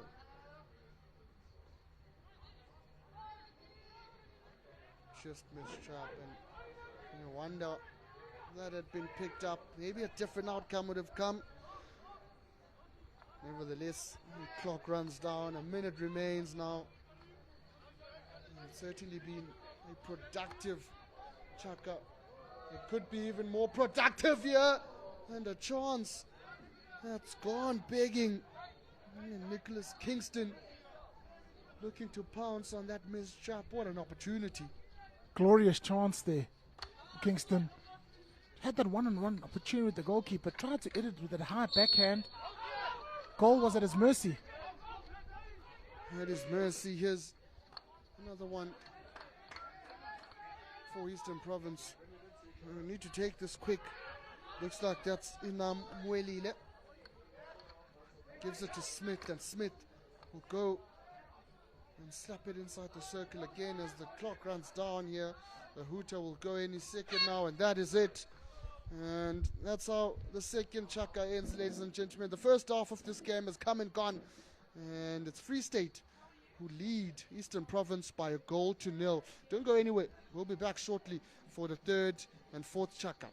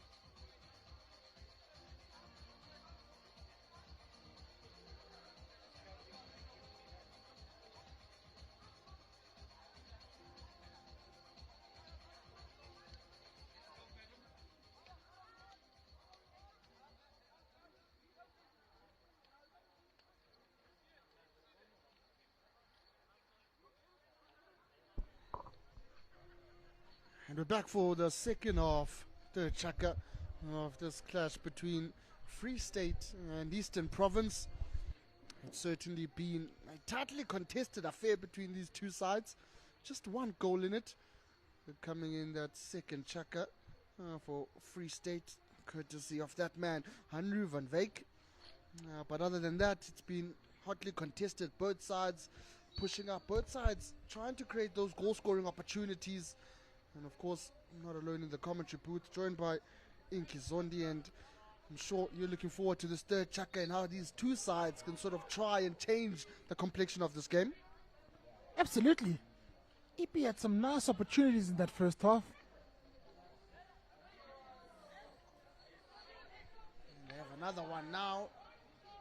Looking for a short corner, but they've dealt with it well. Have Free State has a look up, does the man in the number 9, Maddox. Decides to give it to Van Wyk. He's dispossessed as Van Wyk. Maddox fighting to get it back now. It's been a quick start here from Eastern Province. Looks like they've come out like a house on fire, putting Free State under all sorts of pressure.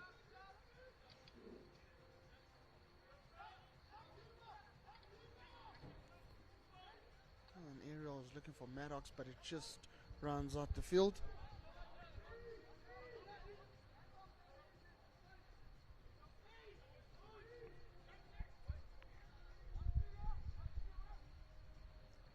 There's Session now.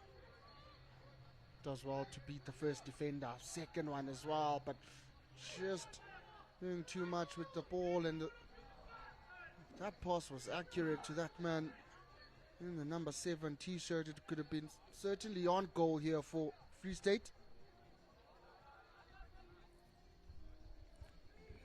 Not the start they would have wanted there, Free State.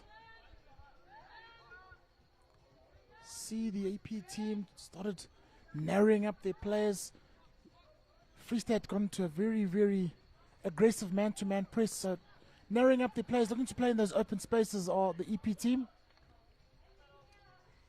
There's Alkington finding a teammate on that right, and certainly been a quick start here from Eastern Province. They've got a circle entry advantage being played and just go and use it. But the intent is there early on, and you can see certainly come out and looking to get the message across.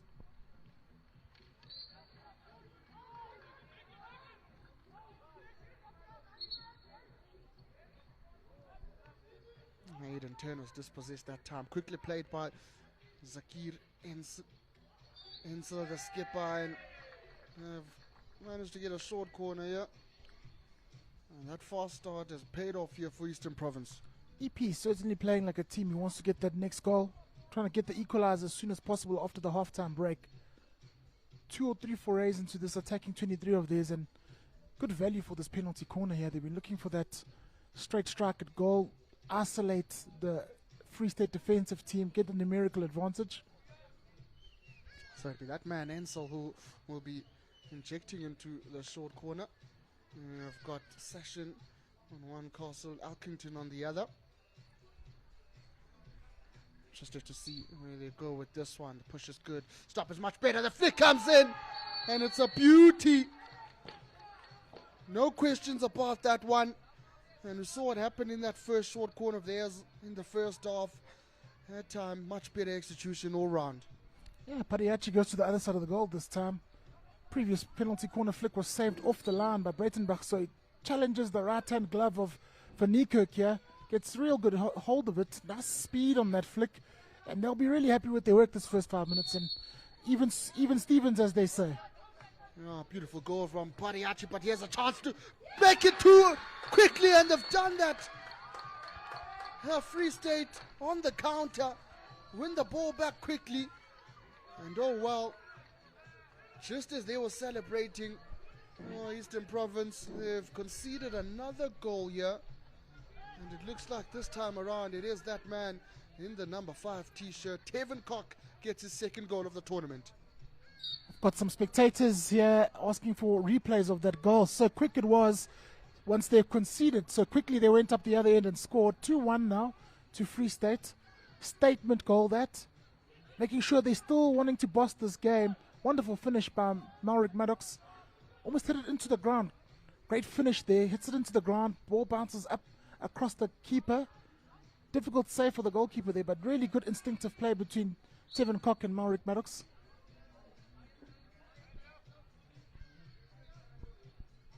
Just after conceding, Free State have done themselves a favor here, getting back the lead. Now it's all up to EP again to go on the attack.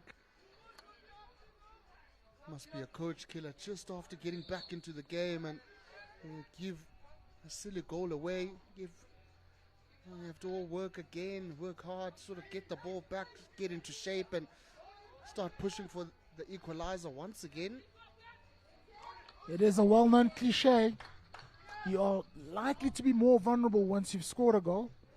And that was truly proven with that EP equalizer. And then just in a matter of seconds, they concede that Tsuku entry, which gets Free State the second goal and makes the score 2-1 to Free State. So in the old ethos of sporting cliches, that's about as classic as it gets.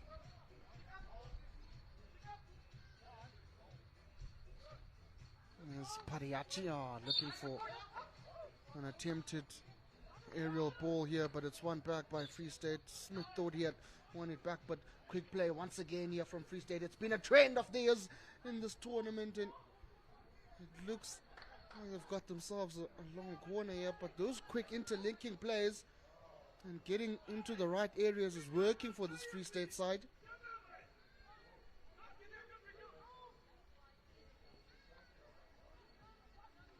Yeah, just looking at the EP team, having defensive lapses of concentration, yeah, not really getting onto the identified players early. Lots of free players for the Free State team inside the circle. Good technical play by the Free State team to get the ball into the circle and try to play another vertical layer behind the back of the defender. Really hard to track if you're not close and in contact with your opposite number. There's Van Wyk. And that pass to Jared Cass just off target. Looking like they were stringing along those passes nicely there. It would have been interesting to see what outcome they would have got Free State. Yeah, Free State trying to manipulate the opposition. Deep defensive press there. Dropping Van Wyk into the back three and creating a natural extra width player on the touchline. Just couldn't find each other there, but trying to manipulate them and try to create more.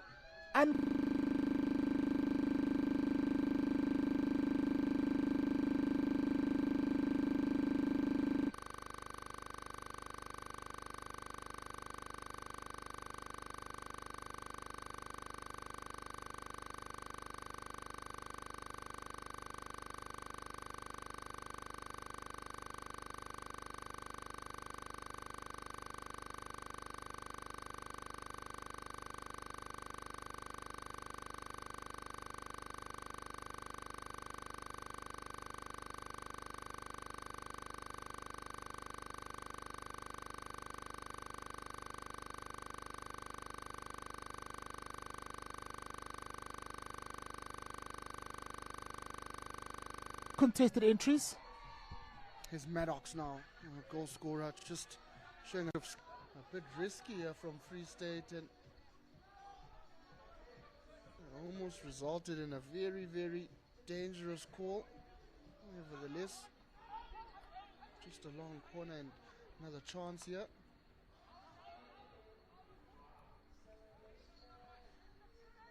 You can sense now some urgency from EP here, trying to get an outcome inside that circle, but Aiden Turn does so well. Elkington will need to build from the back. Here's Smith, back to that man Session Pariachi, but it just bobbles out of his stick, and Free State now can just take a breather here.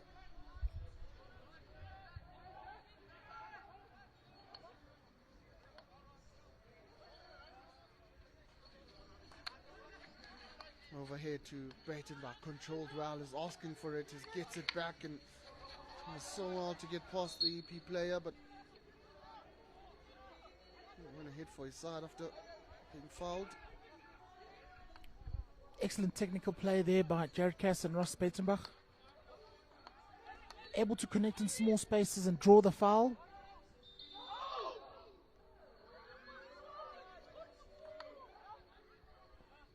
I was looking for Tevin Cock on the right-hand side with the aerial.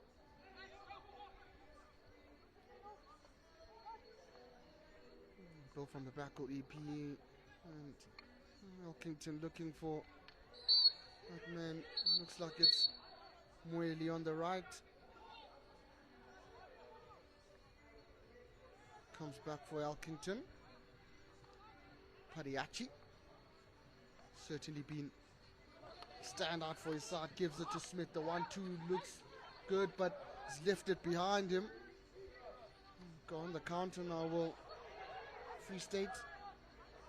Cock starts to slow it down and build a bit of structure. Here's Breitenbach in the middle. Over to the left hand side. It looks like that's that man Jackson. And that pass just not going to stick. Good phase of play there by Free State.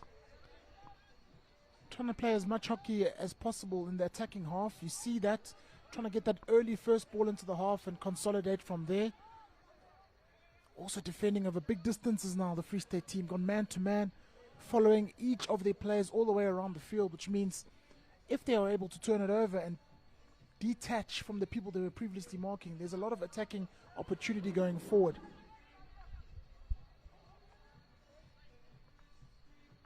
That man-on-man has worked brilliantly because managed to get the ball back with relative ease at the back there. Jackson is Cass now.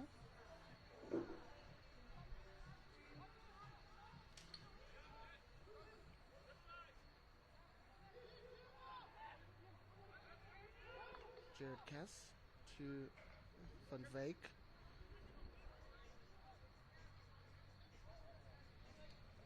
Struggling to outlet from Bloemfontein. Need to defend a bit better, and Van Wyk has done exactly that.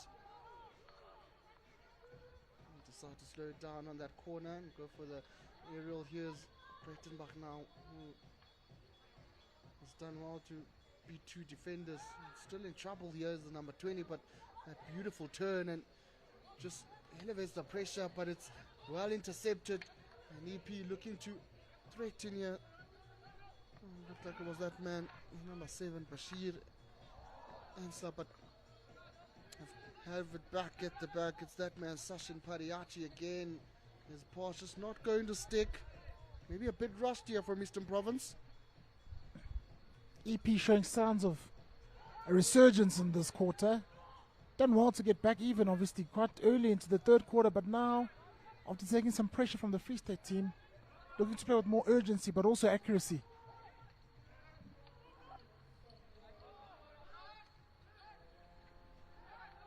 Pariachi again goes to his counterpart in Elkington. Elkington starts to go on that right hand side to his teammate. That's Molo there on that right. Stick battle here, but it's EP position. Needs to be fast back, make sure he is. And that's a beautiful run inside the circle, which results in a short corner. And those are the outcomes we were talking about. And they've got an outcome now, Western Province. Just looking at the way they take that quick free hit, really puts the Free State team under pressure. If you're not organized, you get lured into making the tackle, and you're not far from the initial hit, or you make a careless tackle, and it's exactly what the EP team wanted from that scenario. Draw a foul, create a penalty corner opportunity, see if they can replicate what they've done in the first part of this third quarter. So it happened. He scored a cracking goal to that man, Sachin Pariachi. Let's see. They go this time around. They go to him again. And he makes no mistake. Buries it into the back of the net and makes it 2-2.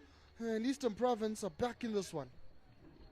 Yeah, clinical stuff there by Pariachi. Looks like he's taken a bit of a knock while he executed his drag flick there. What a drag flick it was. Gets it down nice and low to his left-hand side where the net meets the backboard. Looks to be okay. 2-2. A skipper's job there. Game on. Yeah, and he I have to ask the question of what's key now for Eastern Province here. They've got themselves back into the game twice. Maybe keeping Free State out, making sure they don't concede a goal here is the next step.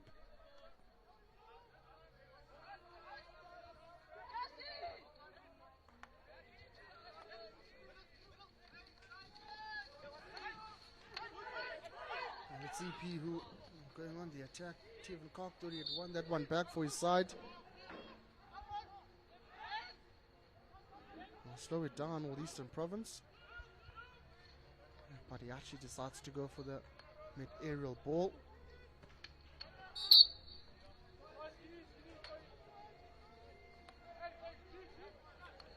Not able to use that aerial pass with the urgency would have lacked there. Just means the defensive team can line up and play intercept for that channel ball. Aerial has been a big feature of this game from both teams in the attacking sense. Free State now trying to move it up through Breitenbach. It just finds the foot of, it looks like it was Kian Kamber.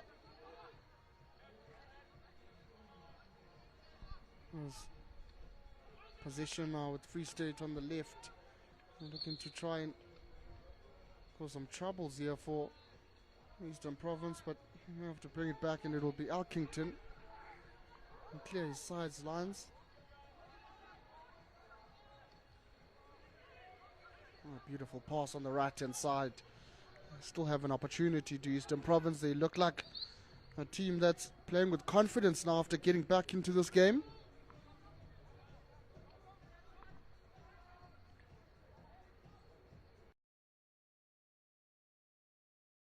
Play on now. Will be long corner taken quickly once again. And a good turnover from Free State, and here's Tevin Cock now as Mosala to his right, and Mosala just as a look up decides to find Cock again.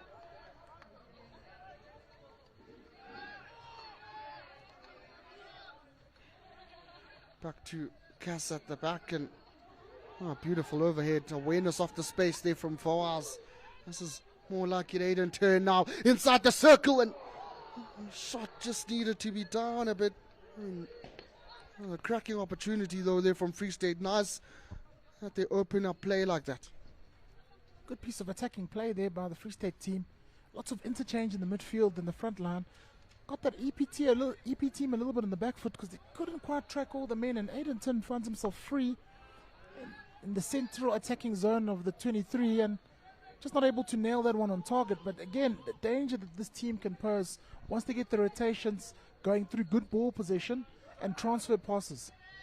Oh, they look very dangerous, and that time around we've been speaking about the aerial, and it worked quite well for them as they opened up EP in midfield. There was no players there, and the buzzer goes for the third chuck, and that's how it ends, ladies and gentlemen. It's been a pulsating one. It's one where the men from Eastern Cape, Eastern Province have got themselves back into this game. It's 2-2 heading into the final chuck. Don't go anywhere. We'll be back shortly.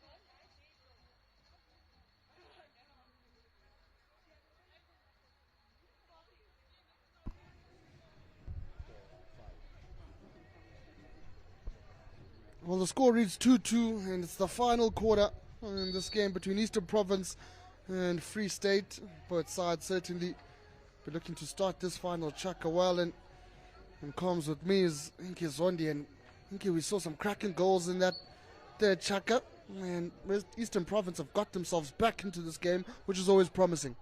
Two great penalty corner goals by the EP team, and Free State showing threat and counter-attack ability. Wonderful finish by Malrick Maddox that really lit up that third quarter. Even Stevens stalemate at the moment, but you just get the sense there's more goals in this one. Oh, I certainly do, and I think for Free State they'll be wary, in fact, of giving Eastern Province opportunities at set piece, because we saw what Sashin Padiashi can do. Two cracking goals in this game.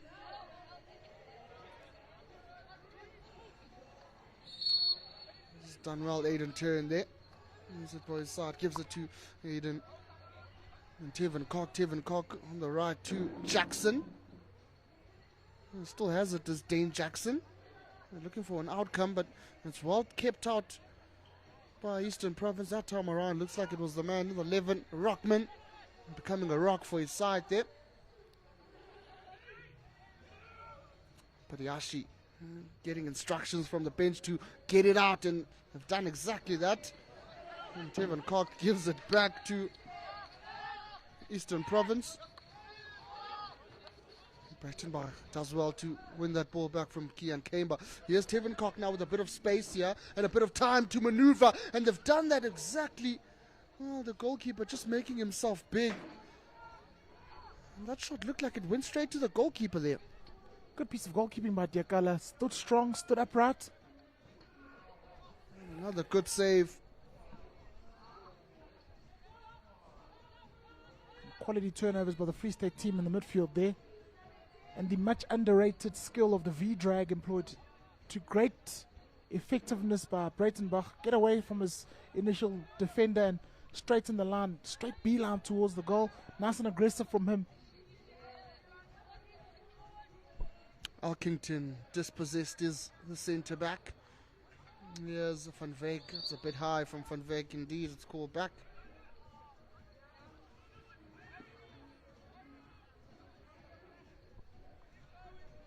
And how interesting would it be if this game would end in a draw? Implications in the group, with the action sort of ramping up now on day 2. Alkington picked up there by Fawaz on that left hand side for Free State. Here's Breitenbach, does well to turn between two defenders, finds a teammate, and we'll need to pass this one out now to Talisman Jackson. They've done exactly that. Jackson has one ahead for his side.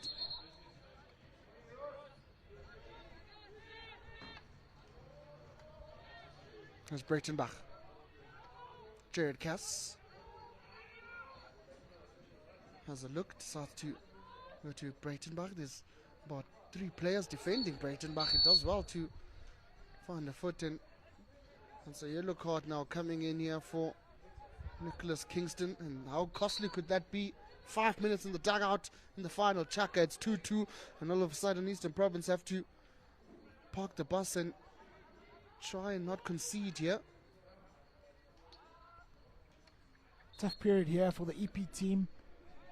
5 minutes without your full complement of players means they really have to be careful with what they do with the ball, but also work a lot harder in defense. Free State team immediately employing a high press, trying to isolate each of the EB players, turn the ball over quite close to the attacking circle. And they've opted for a mini aerial, but Tevin Cock has done well. It's going to get feisty now in this final chaka. Here's Cock again. It's open on that left hand side. There's plenty of space. Maddox was calling for it. And Van Veek gets it on the right, looking for the 1-2. And it's a short corner here for Free State, and that numerical advantage paying off early. Yeah, this is really some high intensity play here by the Free State team. Really looking to create as much advantage through this card that EP have. Penalty corner is one thing, but of course they'll want to put real pressure on the goalkeeper, particularly who's had a good game.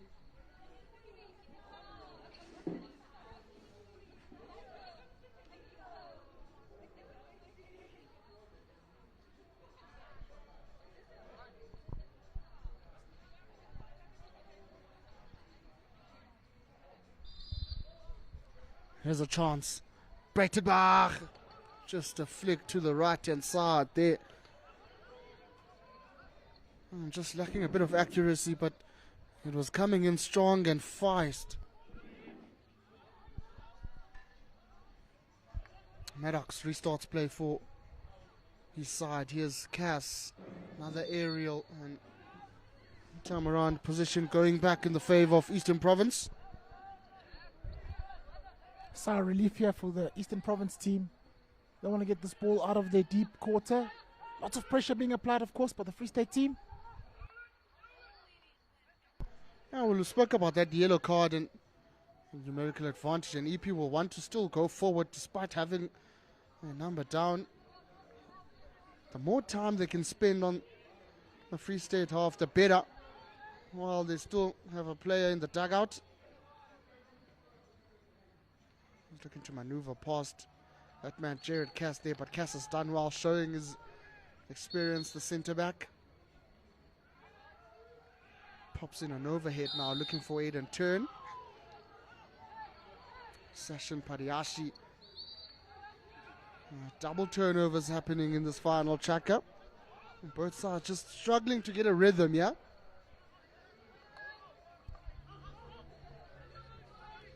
Certainly getting heated out there. Free State realizing the advantage they have, the opportunity that exists while EP has this yellow card. EP considered in their defense, dropping off deep, looking to intercept and put only pressure on the immediate carrier, nowhere else. Breitenbach deciding to go to Maddox. Here's Fawaz now, back to Jared Cass. They're moving it nicely and a bit of patience. Breitenbach. Tevin Koch. Inside the circle goes Koch. And a cracking goal. And oh my goody. I did not see that one coming. And I mentioned they were moving it nice and swiftly. And what a goal by Tevin Koch. Showed a lot of patience to the Free State team there. Used the advantage well, didn't rush the attack. Created a clear-cut opportunity. And of course, Tevin Koch, you just had the feeling that once he entered that left shoulder of the circle, he's going to make a good contact. Put the keeper under pressure. Hit it really, really well. Nice and clean. Backhand shot. Oh, a cracking goal. I'm sure he'll be going back on the SuperSport YouTube channel and keeping that one in his archives as another chance here arises for Free State, and it's that man Koch again on that left channel. Looks like he's enjoying his time there. All hands on deck here for EP. Taking a goal while they've had a card and facing a lot of pressure from Free State in terms of the press.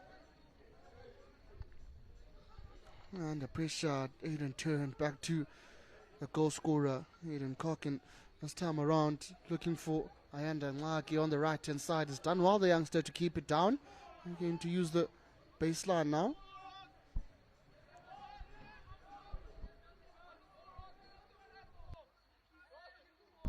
Long corner here. Breitenbach just starts to go back to Jared Cass at the back. There's Maddox. There's that man Tevin Koch. Just can't control it. But you can see that the man advantage is working in favor of the Free State here. Certainly applying all the pressure.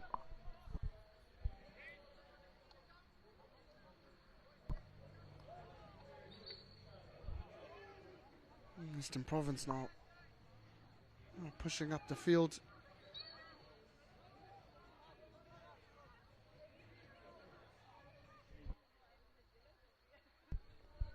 EP need to spend some time on the ball here.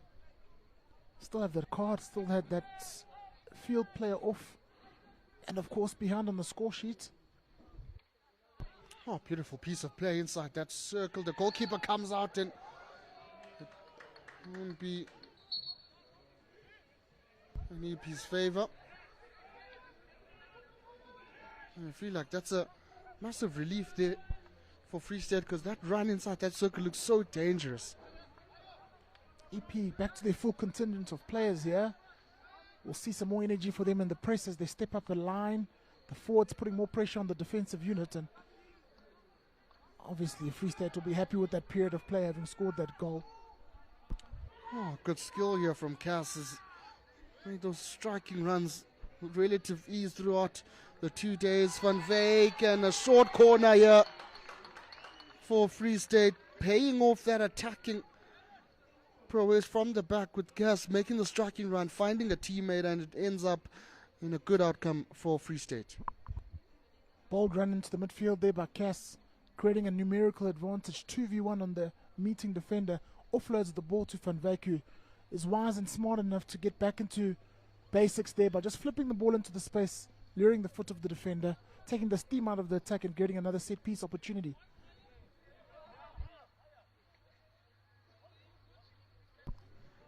Well, there's a chance now for Free State to go up by 2. Let's see how they go about this one. The push is good, the stop is good, the flick this time, and it's a beautiful save. Goalkeeper just reaching to his right hand side. We still have a long corner. Here's Breitenbach. He's got 4 defenders around him. He does well to shock it out past 3, but it's a good intercept play here. It looks like it's that man in the 13th jumper. In fact, the 15th jumper, it's Craig Saunders who sort of relieved the pressure for his side there, making a good run, about 50-meter run. Good save there by Kamba Diakala, getting that right hand glove onto the AstroTurf for that low stick save.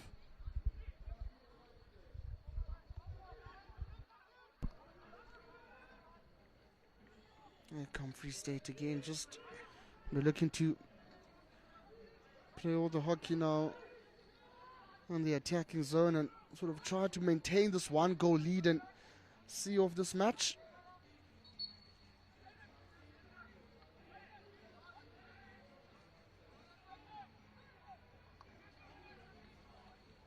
There's Cass.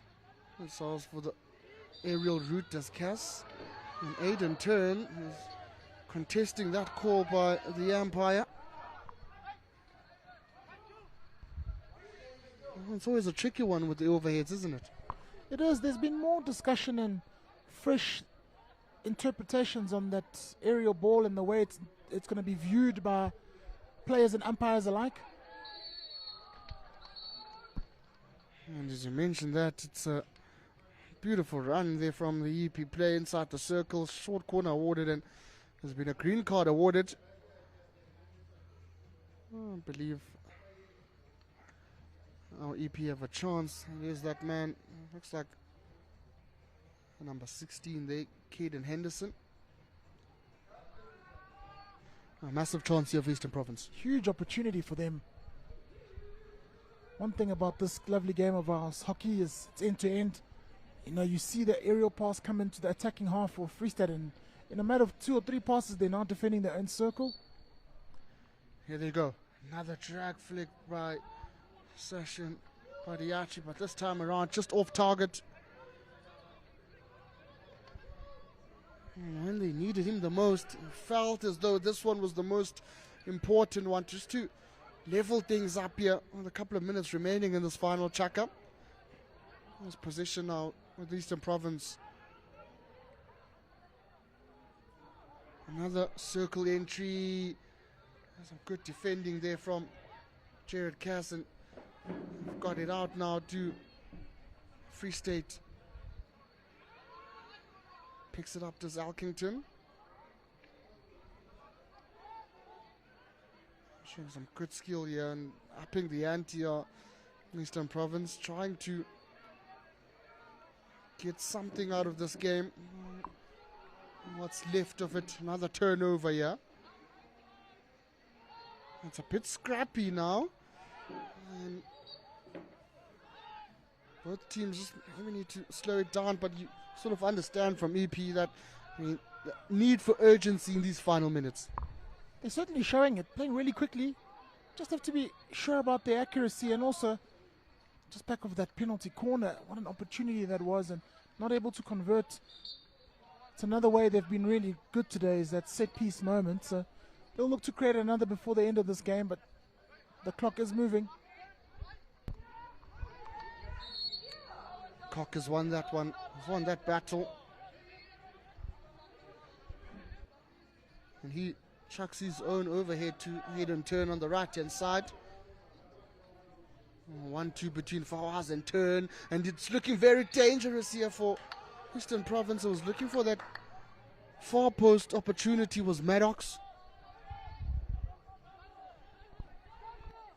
Yeah, seems to have touched the body of the attacker just before it's crossed the goal line there. Would have been a nice relief for them to score that goal and get away in terms of the scoreboard pressure.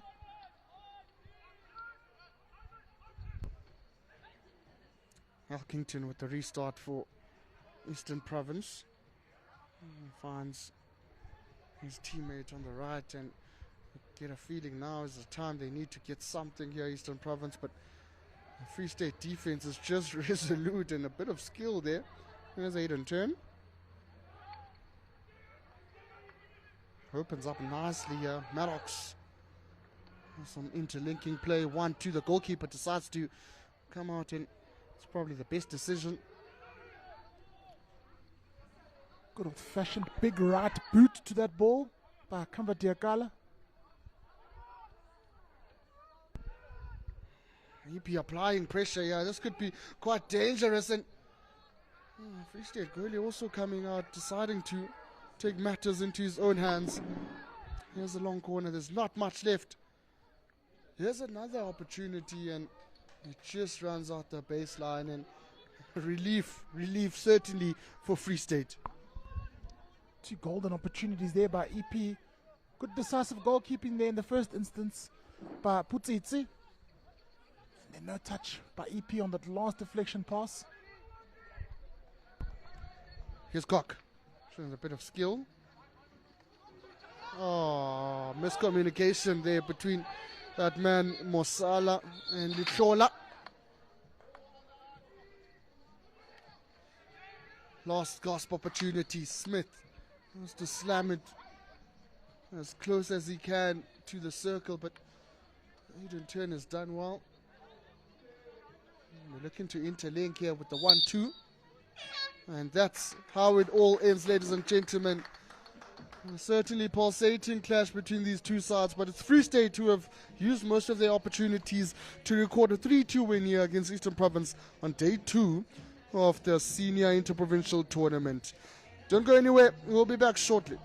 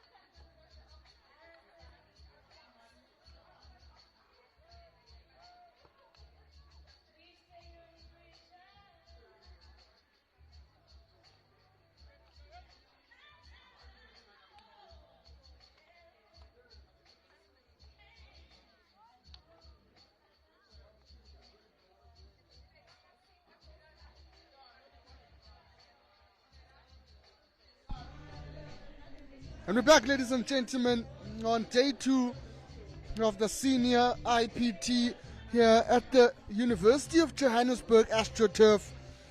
It promises to be a pulsating one. It's Western Province taking on Northwest. And I'm not alone in the commentary booth, joined by my co-commentator, the man himself, Tabang Madi.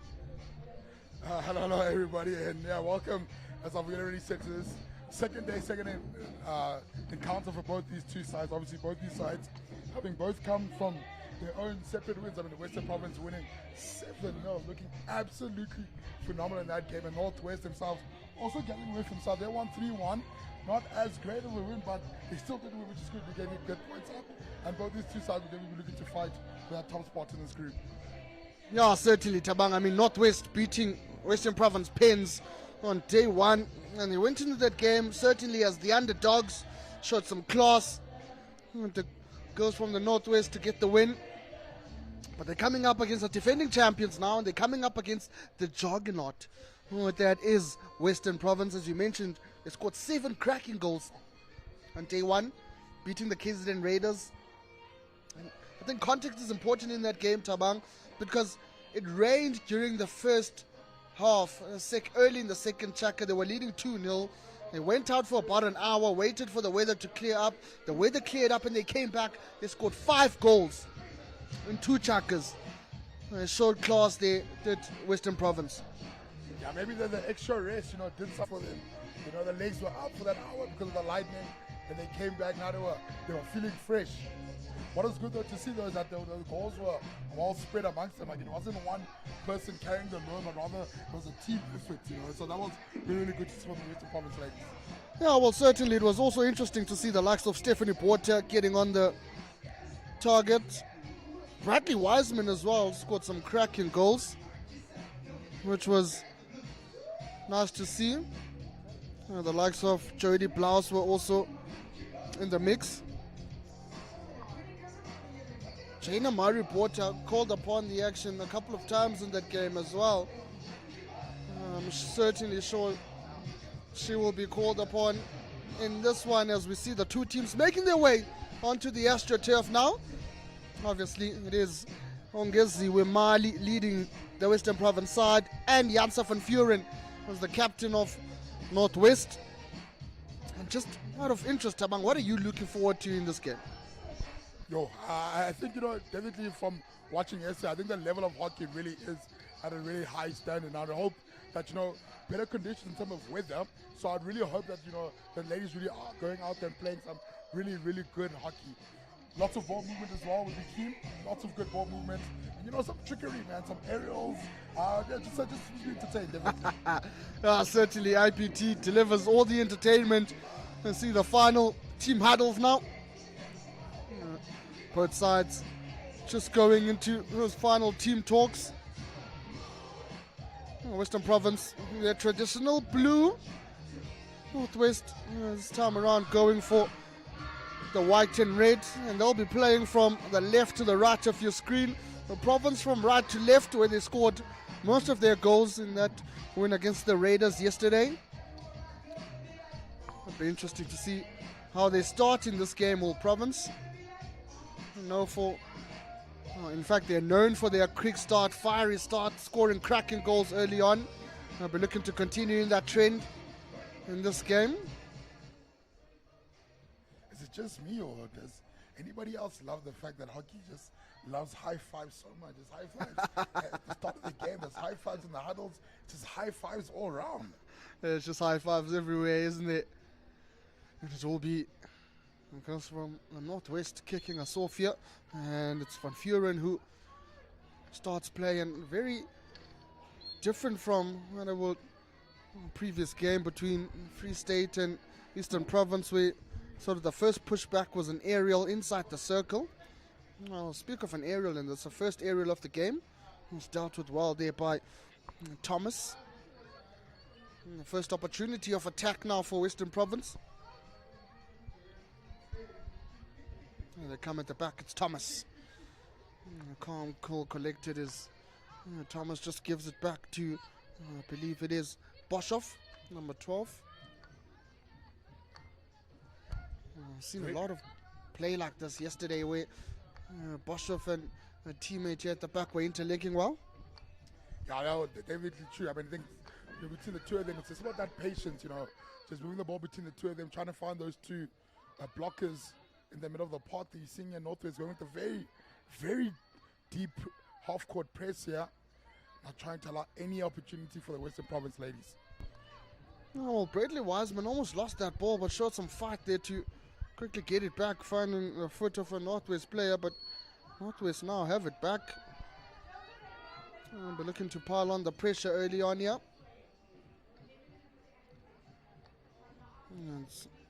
And so Van Vuren, the skipper, just decides to give it to a teammate. There's an overhead that's thrown, but it's quickly intercepted by Western Province. Still with the ladies from the Northwest now through spur shot.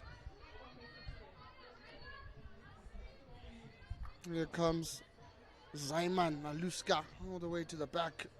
She goes, hits the heads of DeVet, and DeVet has played a striking ball there inside the 25. Some good interlinking play early on here from the Northwest ladies. Showing a bit of patience. Another ball inside the circle. That time it just ran out the baseline. But this is good from Northwest early on. Yeah, no, certainly. I think both these two sides, moving the ball, just being so calculated. But Northwest, they're getting the better of that. They actually managed to get a circle entry. Yes, nothing coming of it, but at least it's circle entry. So showing some positive signs so far, Northwest. Boshoff finding a teammate in Thomas. Back to Boshoff. They go all the way to Wiseman. It's a nice sleek pass there to Blouse on the right hand side, and she beats in two defenders. Does Blouse, gets it inside the circle, looking for an outcome, and a short corner is the outcome early on in this game. And it's fast, it's high octane hockey here from Western Province, and they have an outcome early on.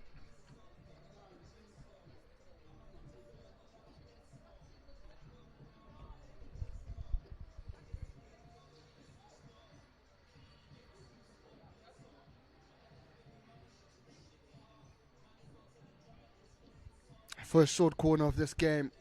They've been going to Brady Wiseman on game one. Will they go to her once again or opt for a different route? It's Marley, the skipper, who will inject. They've decided to go to a bit of variation. It's still with Wiseman. A pull shot up, but it's a re-award. Oh, but I love that variation, though. Fake that hit there from Duval. Instead, slip it back there to Wiseman. Oh, and Wiseman gets the flick off, but fortunately, it doesn't find the back of the net, but they do get a real award, though. There's Marley again. This time around, stop isn't the greatest. They still have it.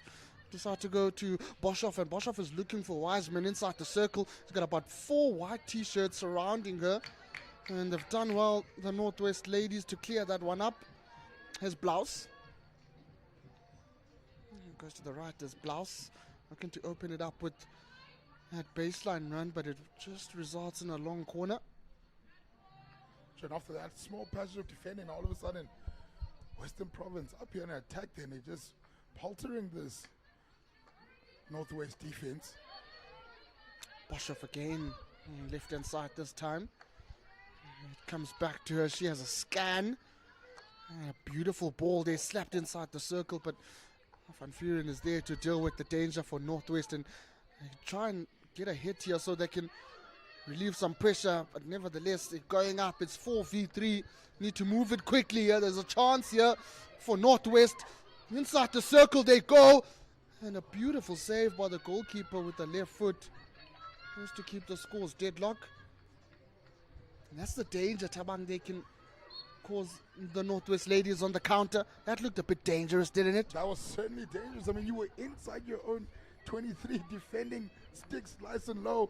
All of a sudden going up hard on the left-hand side and forcing Boita Yanni Marie on the other side to make a save there. Here's Thomas now. Paige Thomas. Wins a hit for her side, and certainly this game is coming alive early on, and Northwest forced to defend a couple of minutes ago, turning it over. Boshoff, striking ball. Zulu now takes the shot and It just ricochets off the crossbar, but how quick was that? They still have possession to Western Province. There's another chance, another circle entry. It just lapses for Blouse. Comes back for Zulu. She's trying to line it up here. And once again, good defending from Northwest.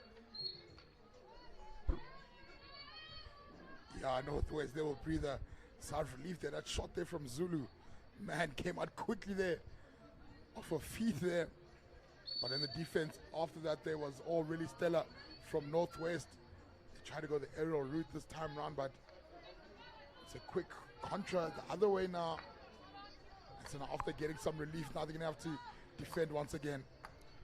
Another slicing ball by Boshoff, finding a teammate in Rebecca Kaps. They've somehow made their way inside the circle, and that time around it results in a short corner. Another opportunity now for Western Province ladies here to open the scoring. They look very dangerous, Tabang, on the counter. On the left, they move the ball so swiftly from the left to the right, getting into those areas and getting all the rewards early on in this game. Yeah, I think the only reward they're not getting is just finding the back of the net. I mean, they've had the lion's share of possession. Definitely more of the attack opportunities. This is the third short corner as well. They just haven't managed to find that final kink in this Northwest defense, Sama. See how this one goes. Two Castles lined up. Route one ball. Another variation, looking for the far post angle. That time around, just bubbles off. That was De Oliveira on the right-hand side. But good to see variations on day 2 of the tournament now. Yeah, just, in commentary last night with Nick Wise, we were chatting about the fact that, some of these teams are still hiding some of their short corners. They don't want people to be able to know everything they're doing, but good to see them 3 different short corners here from the Western Province ladies. Northwest just trying to exit once again through Van Vuren, but he's dispossessed, and here's Blouse on the right now. That one will just be an opportunity for Northwest to clear the lines. Oh, but they really are putting them under pressure. Yeah, it's wave after wave of Western Province attack currently. Well, we haven't seen the likes of Shawnee DeVette, the captain of Northwest. I'm sure as the game goes on, in fact, start to get into it as we see a high press here from Western Province ladies. Blast does well to put a stick in front of the ball, and nevertheless it will be a hit for Northwest.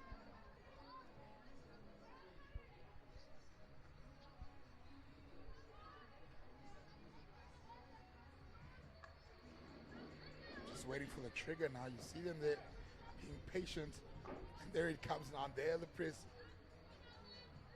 and it works so well now because they turn the ball over, but it's all about that patience. I think that's what makes hockey such an enjoyable sport to watch, is that with a lot of sports, like shorter format stuff like water polo, basketball, it's action, whereas hockey teaches you a lot about patience and waiting for the right moment and taking those right opportunities. It certainly does, Tabang. Even with the press, you don't want to go out too fast. Sort of time everything. And that's what we've seen from Western Province here. They've managed to turn over the ball a couple of times by just timing that press and showing a bit of patience, as we see Wiseman chucking over now and overhead. In fact, that was Boshoff chucking that overhead to the right-hand side.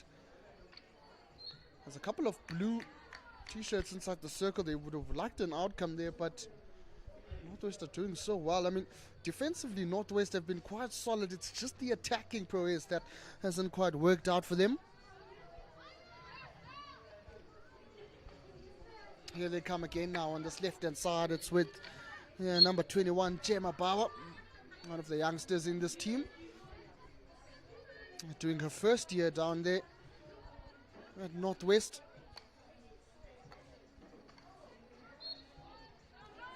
Speak about that press, and as an example of that, the captain Mali trying to intercept that ball. We still have it to Northwest all the way to the left hand side now, looking for Mdlalane,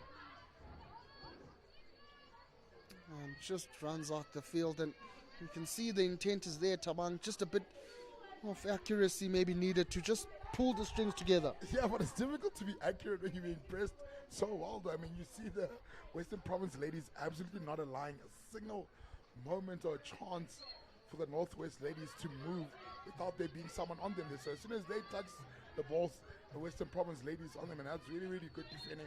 And so far, Stacey Lee will be super, super happy with her ladies.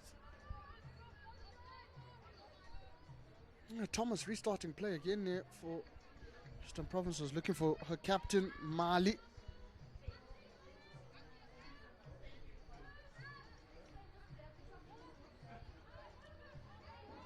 Long corner, quickly played. Oh, good interception again here for Northwest.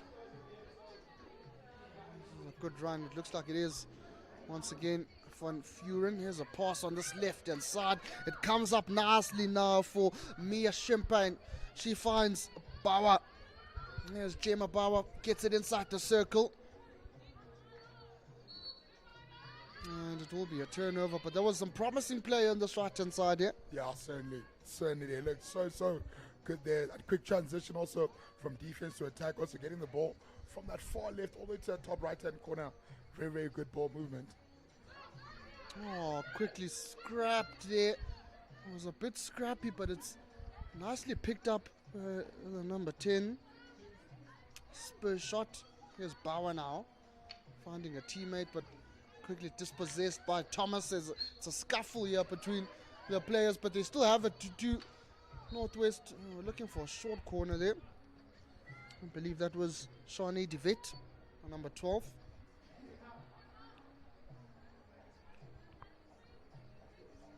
I'm starting to see a bit of promising signs here from Northwest early on in this game.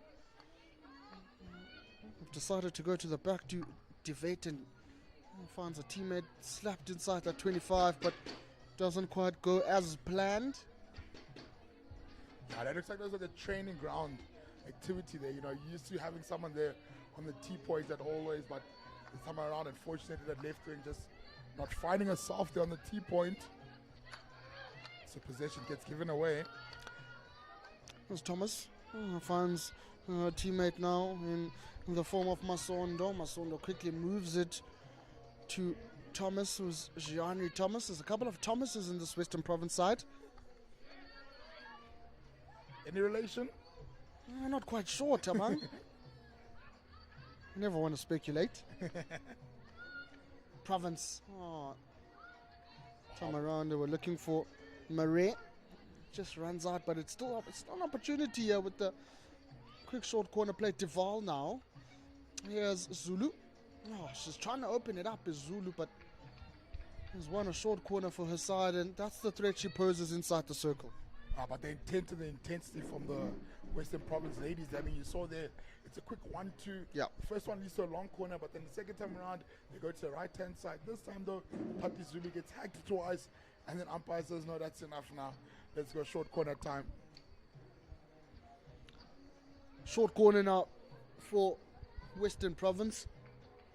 I believe, Tabang, this is their fourth short corner. We'll be looking for an outcome here, looking to open the scoring. It will be Zulu injecting. This will need to be good. The stop will need to be accurate as well. Just wonder whether they'll be going for a variation or just a straight flick. We've got Deval and one Castle. Looks like it's a variation coming up. The push is good. Deval, straight poke, just goes over the crossbar. Good first wave running from Northwest. Absolutely brilliant there. So quick off the mark there. As soon as Deval's head went down, the run was within those 3 meters, and then bang, actually smacks it straight into the stick and over the bar. I'm just glad everybody is safe, man. Deval's got quite a crack on her, so he wouldn't want anyone to be hurt, but they all look good there. All ladies up on their feet and ready to go. And Masondo now looking for Zulu. Found Zulu, and that's lifted by Zulu.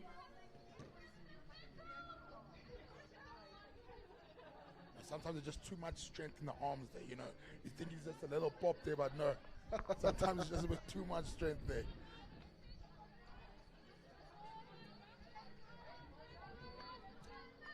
Northwest have certainly kept themselves in this game. They've had a couple of opportunities to attack as well, showing really good promise. And this time around, looking for a teammate in, looks like it was Janssen on this right-hand side, the number 20. He's made some striking runs as he's coming on as Janssen. Masondo now finding Blouse. Blouse almost dispossessed. That doesn't happen quite often. She is dispossessed.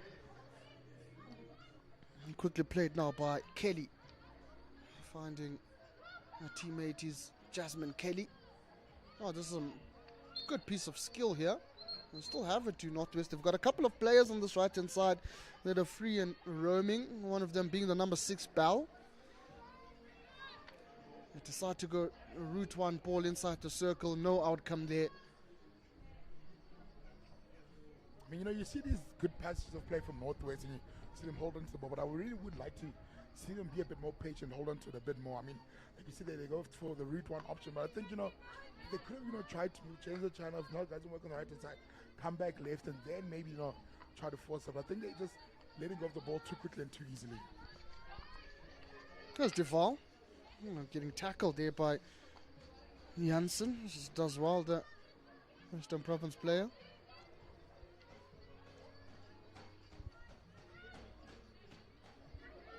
Northwest now on a bit of pump here. Mali doing the hard yards on that left hand corner is the skipper.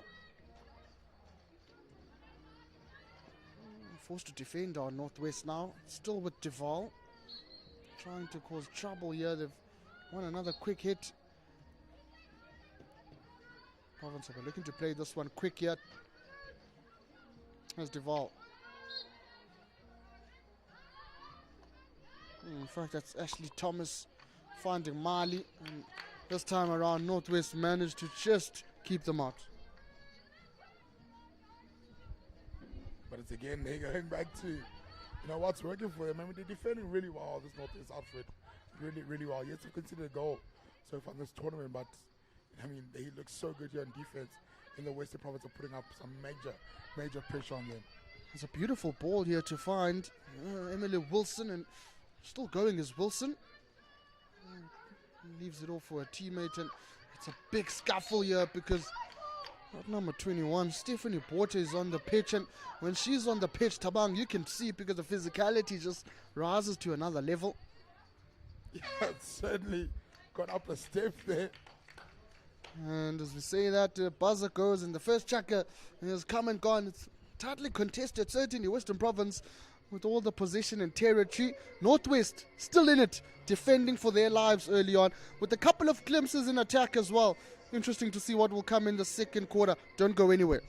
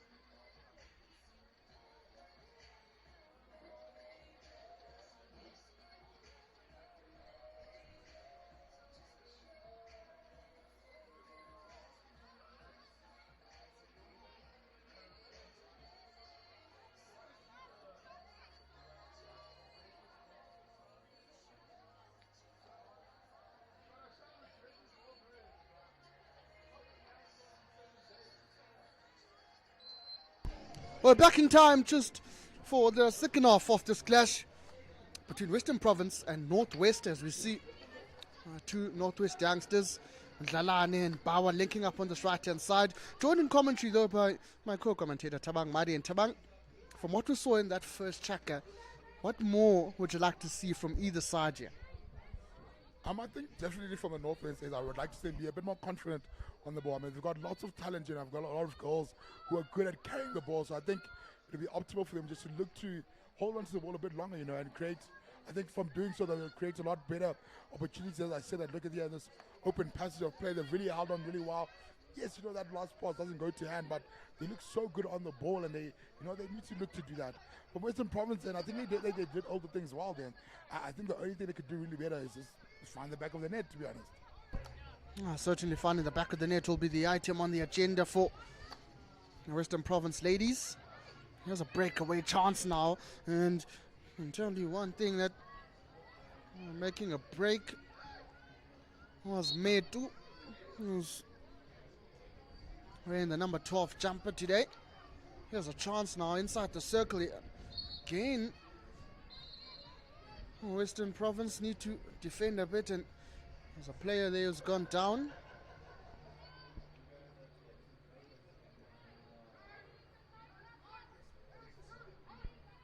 Looks like it was Wiseman there, but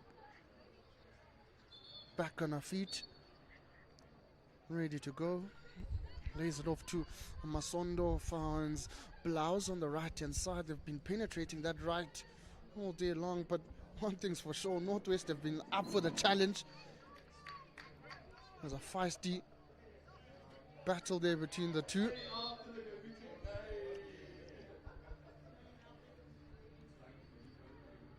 Yeah, that really was a feisty challenge.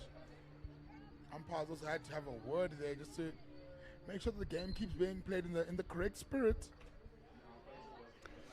A nice tap there from Bauer, looking for a teammate, but giving it away, and here comes Stephanie Porter. Stephanie Porter that time around just looking for Maddox on this left hand side, and that one runs away from Shanae Maddox.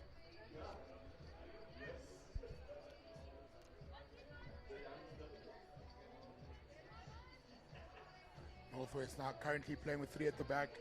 They've got 2 blockers to provide options. They go the aerial route, it ends up working out for them. They're now in the attacking half. Here's Bauer. Links up well with Metu. Be quickly played. It has to go 5. It does go 5. 2 youngsters link again. Metu again on the ball now. A couple of t-shirts surrounding her. She does well, the youngster. Lays it off to Gemma Bauer. And Gemma Bauer finding her teammate Hin Zayman.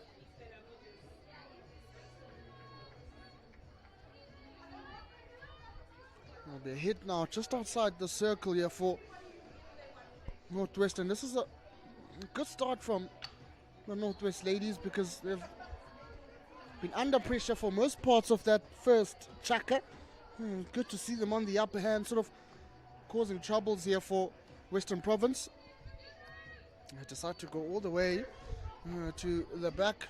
I believe that's one of their centre backs, and they've pushed it up now to the left hand side. It's with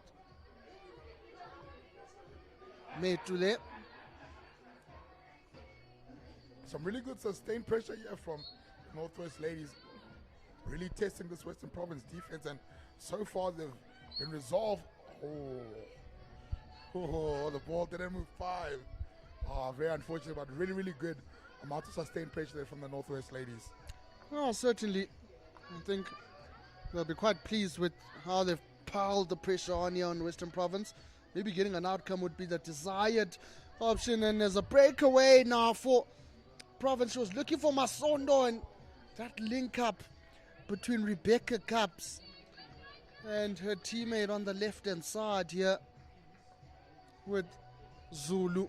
It's not the best, but what a shot that. If it was accurate, Tabang, we could have been talking a different story here. But I also do feel like Rebecca should have been a bit more confident and backed herself. And she's in the middle of the park there. You got to hit her in a half when you just smack that and really test the goalkeeper. But yeah, the Tati found the back of the net, and man, from that tight angle, that would have been brilliant. I think Zulu has changed something. I think she was wearing a white hairband early on and identified her differently. And she looks for that overhead. Here's De Oliveira now. Pass is a bit scrappy, but they've done well to win it back as Boschop finds a teammate on the left-hand side. This is good linking. Here's Porter. Porter still has possession for her side here. Just outside the dotted line, and she'll restart play. Goes 5 before entering that circle. Here's Zulu now. Looks dangerous. This. Oh, good stick tackle. And Northwest defending for their lives here in this game.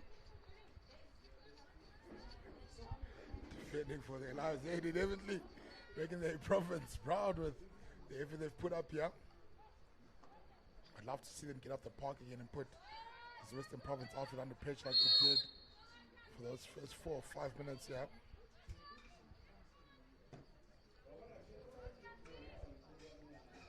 Yeah, just called back there's Rebecca. There'll be an opportunity for Northwest to clear their lines. You reckon here they'll go the direct route one ball. They were looking for Mzalane, but it's picked up well by Porter. Gives it to Deval. All the time and space in the world, Deval, but she's dispossessed there. And that was a good passage of play from the defenders, and the time around looks like it was spare shot, the number 10.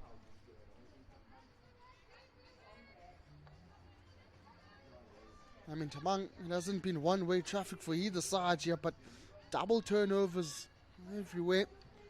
And both sides just struggling as things to sort of get a foothold in this game. Yeah, I just saw there was like a quadruple turnover there. And now Western Province so swiftly up on the attack here on the left-hand side. But again, it's a great passage of defense there. And it's another bit of turnover again. So the past 2 minutes have been quite a few turnovers. So no one really taking control of this game currently. Oh, I thought that was a brilliant tackle. Umpire. That's tough there on Devet. As Deval restarts play, and it's getting a bit physical there. Handing her stick, saying, "Get up, let's get going." Is that not what you want to see, though? I think the physical part of the game makes it even more entertaining, you know. De Oliveira looking to chuck over an overhead to a Captain Mali. Deemed a bit dangerous by the umpire.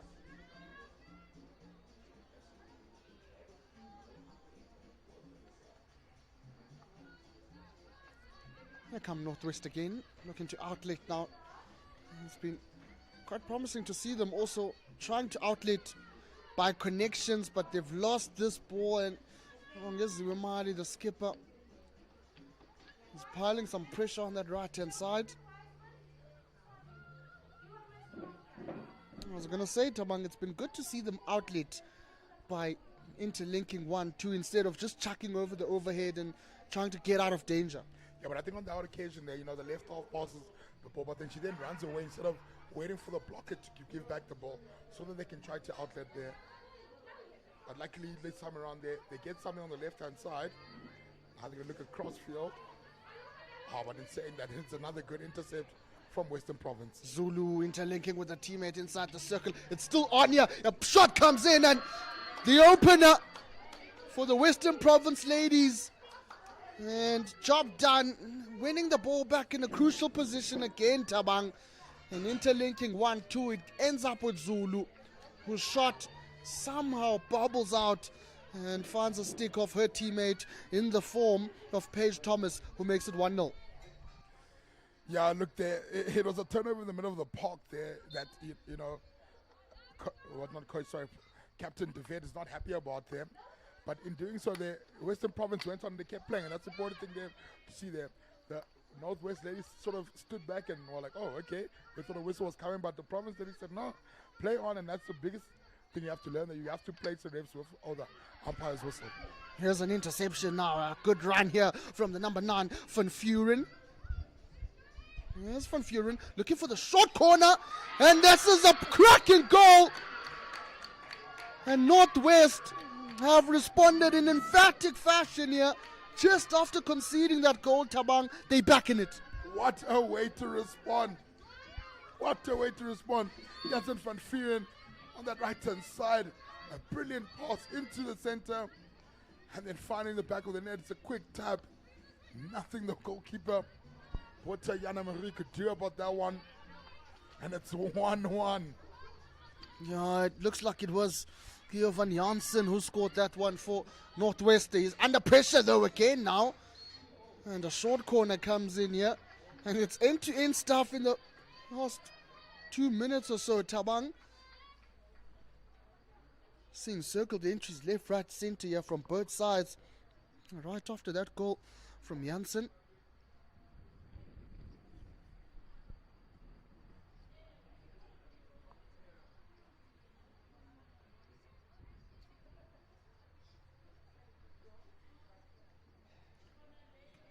Another short corner now for Western Province. They haven't managed to use these opportunities in this game. The push is good. And the stop is good. There's a bit of variation here. Wow. And a cracker.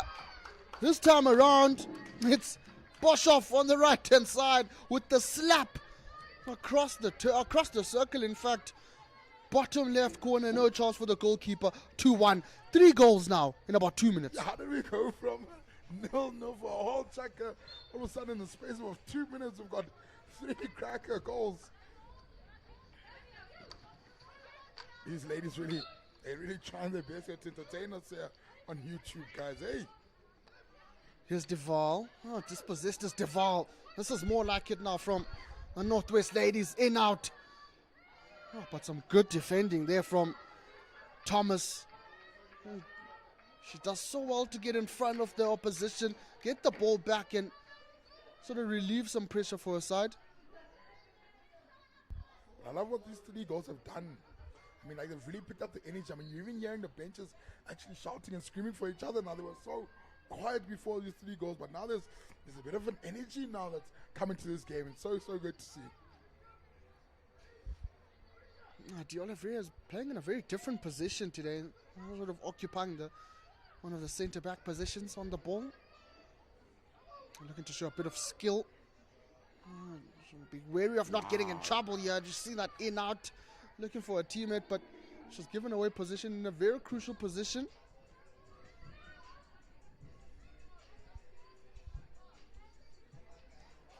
Oh, beautiful piece of skill.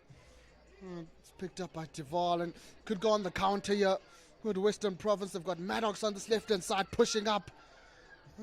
That's Caprice Bengston who'll need to work hard there on that right-hand side to win it back, but Northwest have done well to get back position. We're seeing some brilliant individual skill here coming from the Northwest ladies. 2 really good bits, but as you see, a wonderful overhead there, but 5 meter not going that 5 meter distance to allow for a safe retrieval. Boshoff slaps it again inside the 25. And it just needs to be taken in the right position as Water prepares to do exactly that. Slapped again and an angle. That should be a short corner. It is a short corner. And another chance now for Province. With time running out, Tabang in the second chaka to make it 3 here on day 2 of the Senior IPT. Yeah, I think they definitely want to make sure that they try to get to that 3-1 mark. I mean, they've done really well so far. Yes, they conceded at 1, at 1-0, but then they went up 2-1, and now you want to really put a foothold on this game and really push that difference to 3-1. Well, there's Wiseman, there's Deval, but it looks like it's Wiseman who's lined it up nicely here on that first castle. It will be Deval injecting into the circle. It will need to be good. It is good. And a bit of variation. Also a bit of maybe miscommunication there between the 2 on top of the D. But Deval has done well to win it back. They're still in an attacking position now, Western Province. It's chucked inside the circle. Need to be careful here, Northwest, and not give away another short corner chance. But they've done that exactly. And that was a good piece of defending there from, it looked like it was the number 17, Mia Shimpa. Here they come now again to Northwest. Just missed time there by Bell.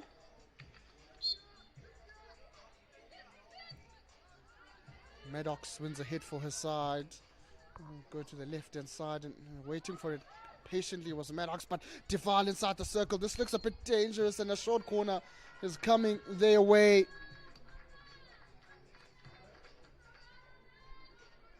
And this will be short corner number 7. Currently 1 for 7. Converting here. Make them go 2 for 7. So they're currently 1 for 6, apologies. So this is their 7th go here. I think keeping it simple will be quite important here. Similar to their last set piece where they had Wiseman and Deval. Going for a straight flick this time around. Push is good. It's the direct flick indeed. It's a good stop by the goalkeeper. Oh. And Deval looking to pounce on that rebound. It just goes across the post. That's so brilliant there from the goalkeeper. Yes, makes a save from Wiseman from the top of the D, but then from the P spot there, she stays low. Make sure she looks nice and big there so the attacker can't see anything behind her.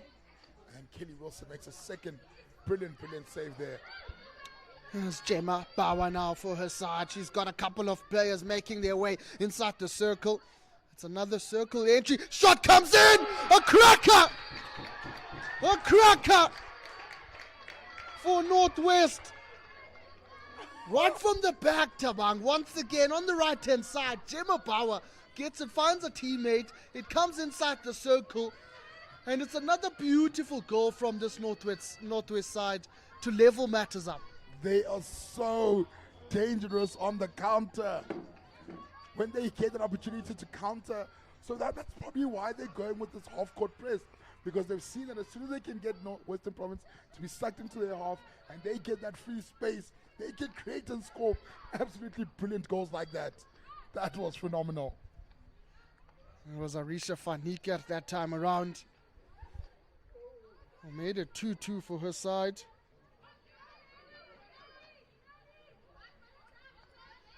And we're all level now. It's been a cracking second quarter here. We'll try Western Province now to get something through. Maddox, but was called back. Oh well, still trying to catch our breath here in the commentary booth, Tabang, after that cracking counter-attacking goal. And Northwest is in this. They are not backing down in any way. 2-2 now. As their goals coming from Janssen and Arisha van Niekerk. For Western Province, it was Charlene Boshoff and Paige Thomas. I just love though that Northwest have had a response for everything that Western Province have thrown at them. I mean, in that first half, they were very defensive. Yes, they didn't concede anything, but then all of a sudden, when they do concede, they also show us on the other end that, hey man, we may have conceded, but we also know how to score some really, really good goals, and they scored some 2 open field goals. That was very, very good. There's Deval looking for Boshoff on this left-hand side, but that will just give Northwest an opportunity through Gemma Bauer now. And Bauer decides to calmly give it to her teammate in Mia Shimp, and this is some good interlinking play now, and the buzzer goes, and oh wow, a breather is certainly needed after that cracking second quarter from these two sides. It's halftime, ladies and gentlemen. 2 chuckers have come and gone. We've seen some entertaining hockey, some good defending, but some cracking goals as well. It's 2-2 at the break between Western Province and Northwest. Don't go anywhere. We'll be back shortly for the third chucker.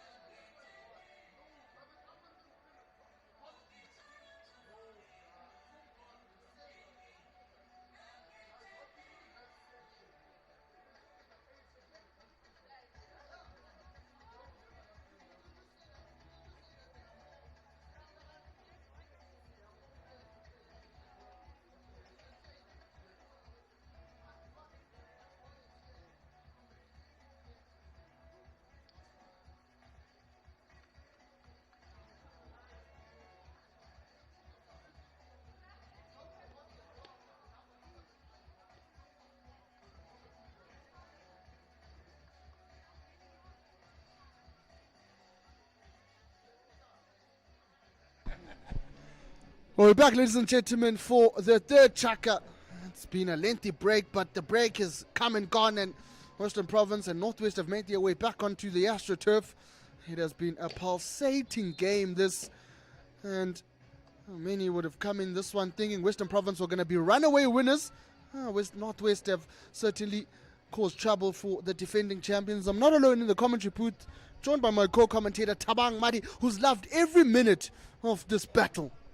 Yeah, no, certainly. I've loved the absolute back and forth that we see from both these two sides. Like we've made alluded to that, you know, everything that Western Province was able to give, Northwest was able to give that right back, and that was absolutely brilliant to be able to see. Started on the front foot here, Province, but have done well, have Northwest to win possession back to, looked like that time around it was their captain, the number 12, DeVet. It comes now with Maddox, in fact Charlene Murray, looking to get her side on the front foot. It comes now with one of the goal scorers, Thomas, looking for Zulu inside that circle. Have done well though, have Northwest to elevate that pressure, and it's a strong run here from Janse van Vuren. Finds a teammate in Van Vuren in Bell, but Bell is dispossessed. Now this looks a bit dangerous because Mali is carrying the ball, and Mali has drawn a foul from DeVet, which has resulted in a short corner and the perfect start for the defending champions. Yeah, they really looked so sharp here. I mean, you know, they would have been shocked that they conceded 2 goals after conceding 0 yesterday. So they definitely want to come up in the second half to make a really, really good stamp on this game and say, nope, we the people here are kind of trying to win back our championship. Well, there's a bit of deliberation going on here, lengthy, and finally disembark, getting ready now to take the short corner. It's Mali, the skipper, who will be injecting into the PC. This time around they've decided for a bit of a variation, and a variation that works out perfectly. I believe that was Boscha who got that ball and slammed it close to the goals. I think there was a touch there, and I'll confirm, Tabang, but what a beautiful goal. But that variation worked for them in that first half when they scored. You know, they scored to their number 12, it was that time. It was Charlene Boschoff, and then it looks like they're going to again here, and they go for the very same variation, and that variation works for them. So maybe they should just go to that short corner every single time. Now, well, Boschoff getting a brace here. I've just confirmed that it is her. And on the other side of the turf, there's another short corner now for Northwest. End-to-end stuff here in this game. It is Janssen who has won that opportunity for her side. And oh well, similar deja vu here from the second quarter when Western Province scored and Northwest on the other side of the turf also pulled the goal back. Could we see something of the same here?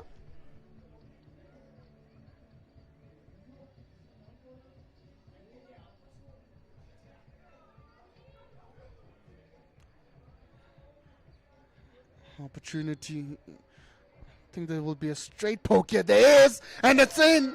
And just disallowed. It was lifted. It was lifted. It was dangerous, and it won't count. But saw with the position there of the Northwest player that she was definitely going for the straight poke. Just needed to keep it a bit low. Oh, but did you see how quickly that shot came off that stick?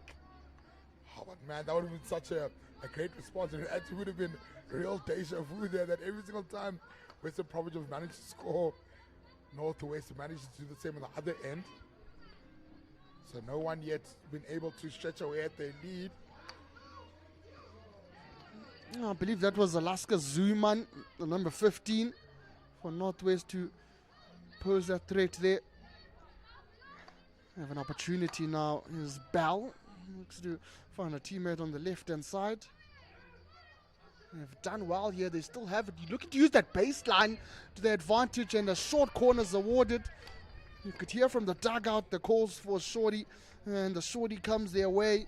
And this is good from Northwest, not backing down here, coming up and causing trouble for Western Province. Yeah, but it seems like every time Northwest concedes, it's like a threat or something that It's like you're saying, oh, you telling me I can't do this? Then Northwest says, well, I'll show you. And all of a sudden, if I'm not, considering a short corner at all, Western Province has now conceded 2 short corners in such a short space of time. Well, they'll need to keep this one out as well to retain that 1-goal lead. It looks like opting for a similar setup here on Northwest. It is indeed. This time around, instead of going for the straight poke, Zulu has done some good work with this first wave running. It's still bubbling inside that circle. Someone needs to put a stick to it, and a missed shot. An opportunity now for Province to sort of clear their lines. Here's Blouse. Oh, what a beautiful ball, looking for Mali on the left-hand side. Deval just calms things down, decides to go to the back. They've now moved it to Thomas on the right-hand side. Thomas looking for Zulu. Oh, quickly plays a Thomas, but will need to take it on the right spot.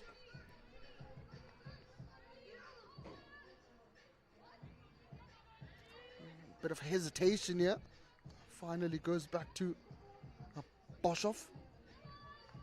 Oh, Wiseman, I beg your pardon. Scored a cracking goal on day 1. It's been quiet as Wiseman. And you can see now the intent here, Tabang, from Western Province. Several blue jerseys, several t-shirts in the circle. Done well, have Northwest to come out with it, and it's Zayman who was pushing up the field and wins the hit for her side. Yeah, just interesting to see that, Western Province obviously got a lot of attacking threat, but every single time they score a goal, it seems like I don't know, it's like they lose their powers or something, But as soon as they concede one, then they get their powers back. So it's like it's an interesting little play that we're seeing here from both these two sides. Certainly, Tamang. It just seems the tempo of the game just drops. Blouse on the ball will be looking to prove me wrong in that instance. Has given it away, and Northwest now double turnovers coming in here. It's a bit scrappy, but Northwest love it like this because like the open play and want to control the game. De Oliveira just tackled it. Yeah, I think you phrased that so brilliantly. That's exactly what I was looking for, is at the tempo. So I think once, the one side scores the goal, then it sort of feels like, you're in the driver's seat, so they start to relax a bit, which is probably not the correct mentality to be going for, which is why we've had such a high-scoring game so far. Zulu just mistraps that one. He's got a couple of numbers on top of the field. There's Maddox on the left-hand side, who's lurking on that left. And we've also got Rebecca, who's also making her way inside that circle. They're looking for number 14, but it's intercepted by Northwest. Is Bauer. Bauer decides to go back to a teammate, and it's slapped in. Here's Metu now. Metu one-on-one with De Oliveira, and does well, De Oliveira, but Metu has it back inside the 25. Dribbling is Metu, and wins a hit for her side. It's still danger here from Northwest. Inside the circle they go now, and just a missed shot there. It could have been dangerous if that ball had come across the circle. Oh, well, they look so good there, did Northwest. The build-up play, the movement of the ball, the different amount of people that got touches on the ball to get it into that circle. But yes, final shot there. It's obviously brilliant defense from Western Province, but Northwest really are showing that they are a side not to be messed with. Oh, they're looking a bit dangerous in this third Chaka Tabang. I think there's a bit of intent and a bit of conviction with how they're playing, which is always good to see. Province pushing up now with Porter, and I think she was looking for a teammate in Rebecca on this right-hand side, as Maddox also has made her way over to the right.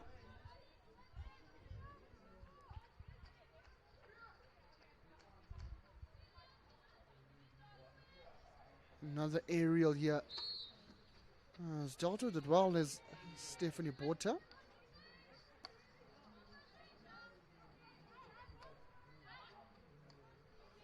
There's Thomas. Back to De Oliveira. Changing the field now.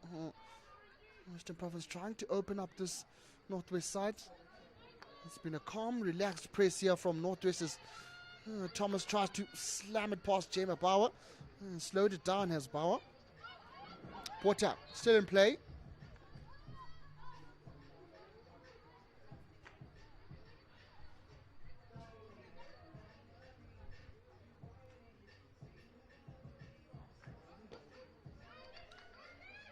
To Oliveira. Duval. Oh, another last catch tackle there. We have now pushing up on Northwest. Go through a dangerous number 10. I believe, in fact, that is Spurs shot. Also, I was just saying that Khadi Marie there is the person that they're looking to go towards there. I mean, she's the lady with the cracker of a shot. So to get into a good attacking position and to get her to hopefully be able to find the back end will be very crucial, yeah, for this Northwest side. Here's Bell. Oh, beautiful ball from her. Go inside the 25 now to Northwest, but the defense from Western Province has been solid. Barring conceding those 2 goals, but they've been quite strong defensively, and this is a good run here by Rebecca. Just as possessed is the number 14.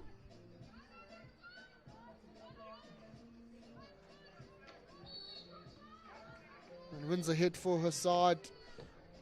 The number 6 of Northwest. Brilliant play there on that right-hand corner. Just getting out of trouble, and winning that hit was Bell. Decides to throw the overhead, but when you've got Stephanie Porter, nothing is going past her. I mean, she reads those overheads so well, does Stephanie Porter in the middle of the park. That time around, she can't get possession for her side, but Thomas says, don't worry, Porter, I've got you. And Province all of a sudden back on the attack. Good piece of skill there from Donna DeVette. He has it back. Does DeVette passes it to a skipper. It's good movement of the ball here now from Northwest. A bit of maybe the pass lacking a bit of accuracy.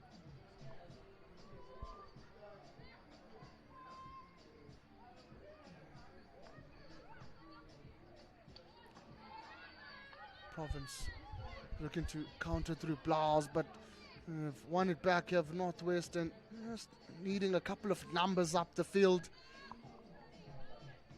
It's been an evenly matched third checker so far, Tabang. I think this is probably one of the, since the goal started, this is probably the longest patch of play that we've gone now without a goal. So both these teams probably have worked each other out now. They definitely should have announced the third checker. I think from Western Province end, there's also a bit of a morale boost here that you don't concede a goal quickly after scoring like you did the 2 previous times. So a good patch of play here, coming from both sides. Well, I guess also that's the reality of an IPT, Tabang. You can come as favorites, but anything can happen on the day. Any team can beat any team. And Northwest will certainly know that it's up for grabs here against the defending champions. Here's the skipper now, DeVette, looking to wiggle her way through. Skipper versus skipper there with Mali, but it's the Northwest captain who wins that battle. You probably need to move this a bit faster to Northwest. And that overhead is blown against the Northwest ladies.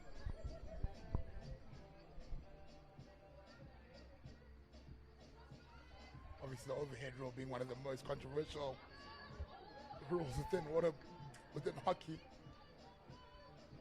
So it's always interesting when the umpires make the call. Yeah, well, I was having a conversation with Coach Ingezondi about that, and I think just the how people interpret the rule is quite different. I think there'd be a need for clarity for the players as well as the umpires as well, but nevertheless, we've got play underway. Northwest still pushing up the turf now, looking to link up with those forward players, the likes of Metu in front there. Province have once again been forced to defend. Oh, Mali doing so well to win that back, and he's crying there, looking for the foul is the captain.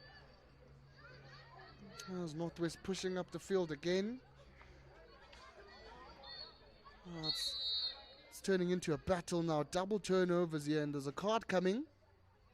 And a yellow card. It looks like it is a yellow card for the number 12, Shane DeVet, the skipper, for that tackle on Mali. Yeah, but I do think that was the correct call. It was interesting that the umpire let it go for that long there, but it certainly seemed like a deliberate and blatant trip there. So good that the umpire Ross here on the close side came back to that call and said, it's actually meant to be a yellow, so off there for the 5 minutes. A bit of patience being shown here now by Province. It's been end-to-end game. They'll just want to calm things down at the back there with Di Oliveira. They've got Masondo here on this right-hand side. And they're moving it around nicely is Di Oliveira, and I believe that is Boshoff there on the left-hand side. Another slicing ball looking for Zulu. They've managed to get it to Zulu, but she's been dispossessed.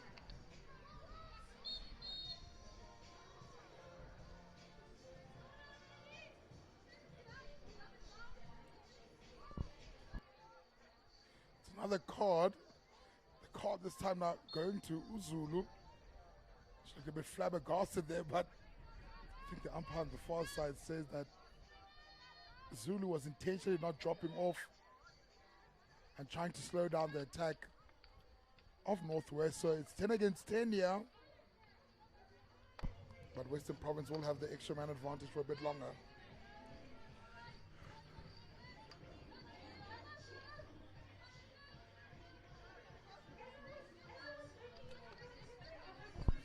Oh, well, a really tightly contested third check of this. I think obviously Western Province will be happy to be in the lead by a single goal. You don't want to fall into the trap though of holding on to a 1-goal lead for too long. I think in hockey we always talk about the 2-goal trap, but I think there's also a 1-goal trap. If you hold on too long to that 1-goal lead, Tabang, and things can change late on in the game, and you can rue those missed opportunities that you had early on. How about Arsenal held on yesterday, Moss? They held on, and somehow they're in a Champions League final, so maybe Western Province can also just hold on here just for one more checker, and then they'll hopefully see them be at least top of the pool here. Looking to change the field, and Blouse just runs away from her, picked up by the captain DeVet now. Just hands it back to Western Province. I think patience has been the name of the game here for Province as they pass it out to Masondo on the right hand side. She's looking for her skipper, but it's a brilliantly intercepted ball there by Northwest. And it's that time around the number 17 who's been everywhere, Mia Shimpa, does well to win the ball back for her side.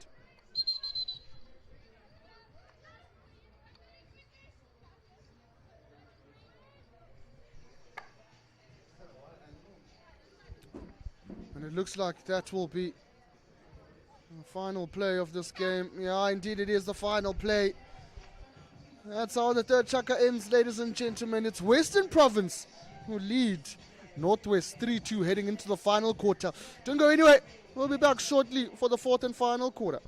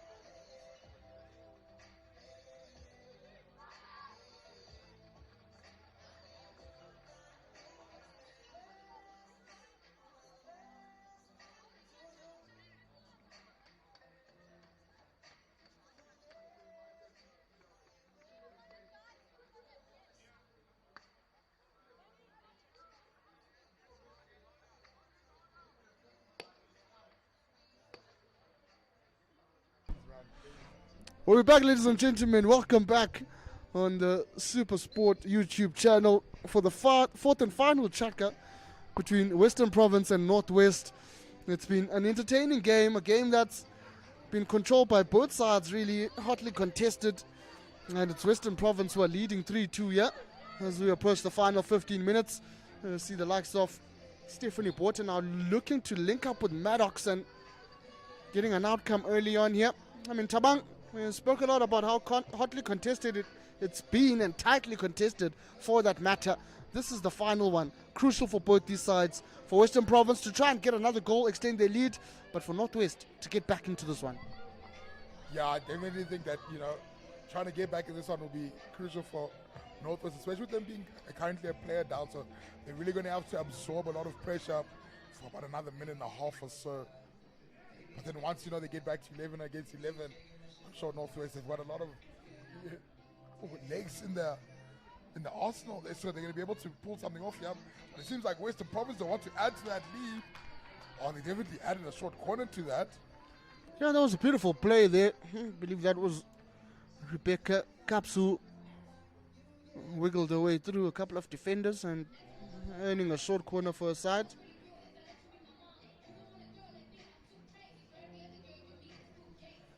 There's a bit of deliberation there. Maddox gets the ball and gets ready to inject into the circle. So there's Duval and there's Wiseman as well. It looks like it will be a straight jack flick. Could be wrong. Been wrong many times. Let's see how they go. Oh, it's a variation. Slap comes in and it's a beauty. Again from the same angle, Tabang. It's Bossoff. It looks like she sealed their hat trick. I'm still waiting for confirmation. But guys, it's the same short corner that's worked for them. Look, they've had in total here, they've had 9 short corners. Of those 9 short corners, 3 of them go to that first post. And that first post runner, every single time, Charlene Boshoff managed to find the back of the net, and that's a hat trick for her. And the side now finally get some breathing room and make it 4-2. Yeah, certainly. Tabang just got confirmation in the commentary booth that Boshoff has sealed a hat trick.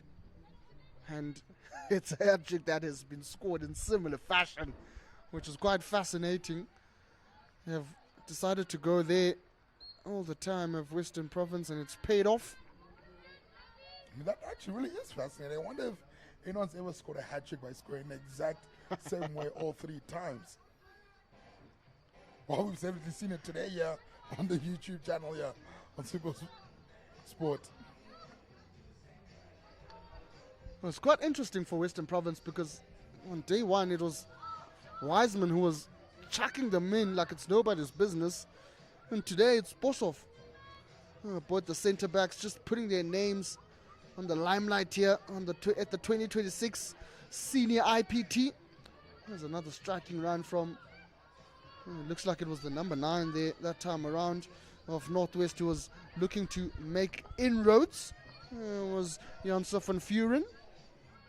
Dispossessed, and it's an opportunity now for Rebecca here to pass it on to her teammate Masondo. I'll have a look. Decides to turn back this Masondo back to Wiseman. Wiseman to teammate in Boshoff. Have moved it nicely now to Blouse. This is calm, relaxed, patient hockey now from the Western Province ladies. Commentators, Chris. But that will definitely be the name of the game though for Western Province. I mean, you've got the 2-goal lead, so you can breathe a bit easier now. You're not under as much pressure to try to extend the lead. So now it really is up to Northwest, apologies, to really try to play and bring back the game.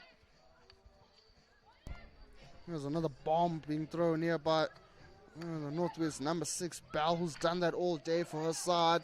Duval now going toe-to-toe up against, it looks like it was number 10 Spear Shoot, and there's a bit of a hefty tackle there. Just will be a hit close to the dotted lines.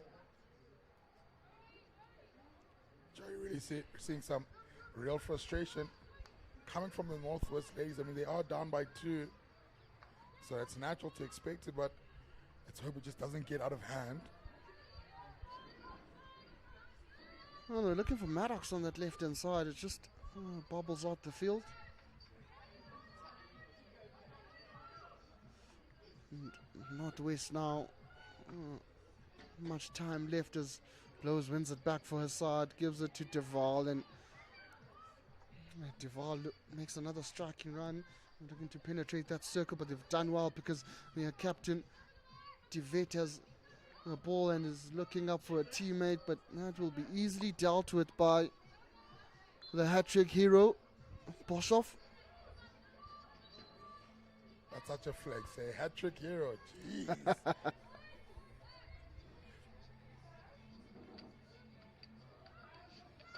Ooh. Northwest, they're trying to go direct like David. But unfortunately, no one getting on the end of that one. Direct like? Like David.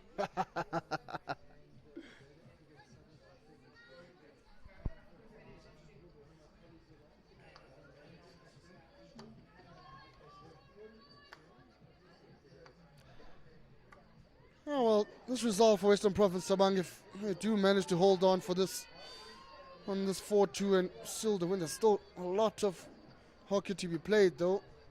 It will certainly put them in pole position to go on and finish on top of their log. Obviously, there's still a lot of hockey to be played throughout the Senior IPT here at the UJ AstroTurf. As things stand, they'll still have to play the Western Province Pens, which is their other team, tomorrow. And you would expect that to be a feisty affair, so they'll be keen to get a result here. There's another chance. I'm looking for the shorty. The call goes against them.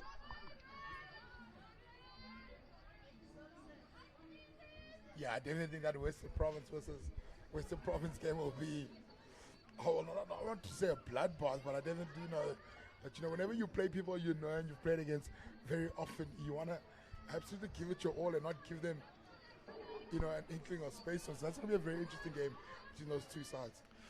Well, I think the Pens team has always, shown to be a hard team to play against, at all age groups, even under 18 up until Senior IPT. So it's not a team to be taken lightly. They all know that exactly. And I think also an interesting battle tomorrow. It will be the KZN Raiders taking on Northwest, because that's a must-win for either side, depending on what goes on between the Pens and the KZN Raiders today. You're going to be wanting to tune in and watch that one, because whatever happens in this game, certainly a win for Western Province will allow them to progress to the to the next round. But that second place position will still be up for grabs tomorrow. And all three sides can still make it somewhere, somehow. Of course, they'll need to take out the calculator. But obviously, the higher you place, the better for you, because, in that cross-pool playoff, you'd rather be in a scenario where you're playing a 1v4 or a 2v3 than to be that 3 taking on a 2 or that 4 taking on a 1. Like, yes, you made it through to the next round, but it's a lot tougher than to get past into the semi-finals. Well, also, I guess the nice thing about tournament hockey as well is that once we see another deflection coming in here, but once we get into those, playoff spots, the semi-finals after the pool stages, it's anyone's game, really. Anyone's. The team that pitches up on the day gets the job done. It doesn't matter whether you had a flawless record leading up to the semi-finals.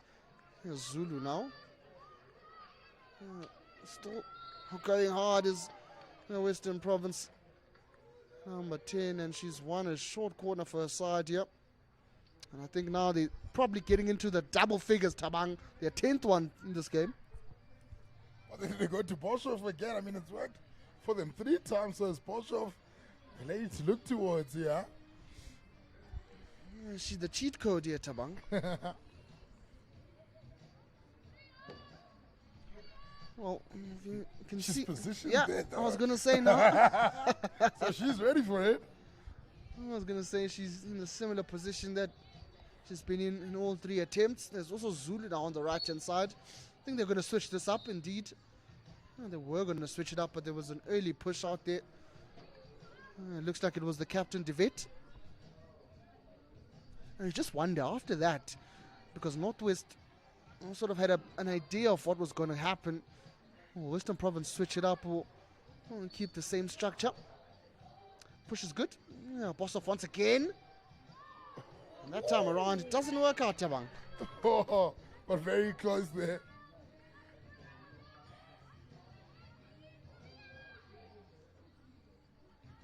But you'll definitely know that anybody doing any video analysis on this Northwest side will know that whenever it comes to short corner, on the Western Province side, apologies, whenever it comes to short corner time, you must make sure that Boshoff is well marked.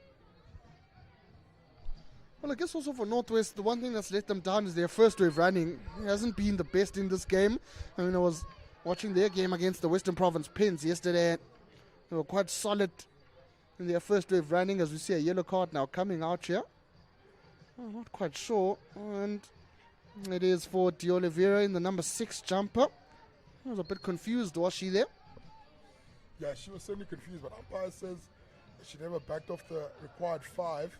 So that's the second time actually that Western Province have been carded for not retreating the required 5. So first was Zulu, now D'Oliveira. So Coach Stacey, you're going to have a word with the ladies just about keeping that discipline. Even though we're up and we're in firm control, let's not let the discipline drop. Oh, beautiful ball slapped across the field looking for Murray, but she just finds her foot. There's an opportunity now. Push off on the ball. We need to just clear their lines while you're just keep cool, calm heads. Well, Western Province, they've got it now through Wiseman. Just showing her experience as Wiseman, just to buy time and win the foul for her side and sort of relieve the pressure. And now they chuck over the overhead. Oh, yo. Hey, guys, thank you for the roofing. Yo. That could have spelled trouble. Well, yesterday against the Raiders, and I think viewers watching at home can go back to the stream and catch the Western Province game versus the Raiders, and Wiseman was attempting to throw over an overhead which she skewed up and collected it back, and then her team went on to score. It's been heated here now. There's a short corner coming the way of Northwest. The pressure that they've been applying has paid off. Yeah, just too much hacking on the outside of the circle. Umpire says, well, if we're not going to defend properly, then let's upgrade it into a short corner instead of just a free hit. Well, we've seen a couple of short corners from Northwest, and we've seen them take the straight poke approach. They haven't gone the direct route of having a drag flicker and deciding to just try and challenge the goalkeeper. Just wondering whether they'll decide to go with that same approach this time around. This time around it's a bit different. It's not the cleanest of stops, but it presented an opportunity there for Northwest, and I believe it was through their number 6 Bell to try and flick that ball.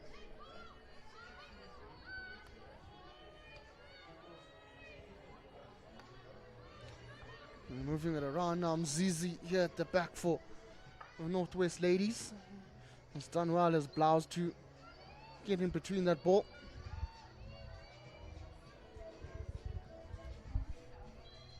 We're just under 4 minutes here. Goal for Northwest will certainly make it interesting. Just got a player down there, just final stretches. There's a cramp there in the leg or something. The medic has been called on, so let's hope that everything will be okay. But just thoughts on the game though, Avile. Yeah, I think it's been obviously end-to-end stuff. I think Western Province will be really happy with how they've sort of come back into it. They were under pressure. in that second quarter in particular. But they've shown class, and I think that's why they're defending champions. You know, they've scored good, cracking 4 goals. They haven't been the best in open play, so they've had to rely a lot on that short corner, and it's worked to perfection. But that's what world-class teams do. They rely on those short corners, and when they can't score field goals, they score from set piece. A chance now from Rebecca on that left-hand side, pushing up, and they wanted an outcome from that play of attack there. But yeah, overall, I think it's been a good game. Northwest as well haven't shied away from attacking, which is always good to see. And obviously something they can use to build confidence for their next game. I mean, you did say that KZN Raiders game is going to be super, super important for them. And so that when they would look back at this game, they can say, okay, yes, 4-2, maybe not our best performances, but we've had some really, really brilliant moments. Like you're seeing one here. As it builds up, still a defense there coming in from Thomas. Yeah, and well, certainly, if you're looking from a Northwest perspective as well, they've, as we mentioned earlier on, received a couple of short corners. It's just that final execution that's lacking. I spoke about how they decided to go for the straight poke in about 2 or 3 of them, and the last one, when Bell had an opportunity to flick it, the stop wasn't the greatest. So they'll work on that, Tawang. They'll work on that. They've still got the Raiders tomorrow, and that's an opportunity for them. You get a good win there, and you start looking at the log, and you pray and hope that Western Province can do a job against the Western Province Pens. Because the nice thing for Northwest so far is that they've also got a W next to their name. They beat the Pens yesterday 3-1. So that also gives them a bit of a confidence booster. The goal difference is not too bad as well. There's only 2-goal difference here. So if they can get a job done against the Raiders tomorrow, they can seal that top 2 spot, move into the semi-finals. And once we get to the semi-finals, as we've mentioned, it's anyone's game. Anyone's game. I mean, look at this game, for example. Yes, you lose this one 4-2, but let's say, you rewatch the game and you play these ladies later on. I mean, the Northwest know exactly what to do against this Western Province side. And I mean, you did see in this game that they created those good opportunities, so it really would be anyone's game. There's still much to play for here, as Northwest trying to penetrate that circle. That time around, looks like it was Zizi. Position now for Northwest here. Oh, good interception. Here's Rebecca once again.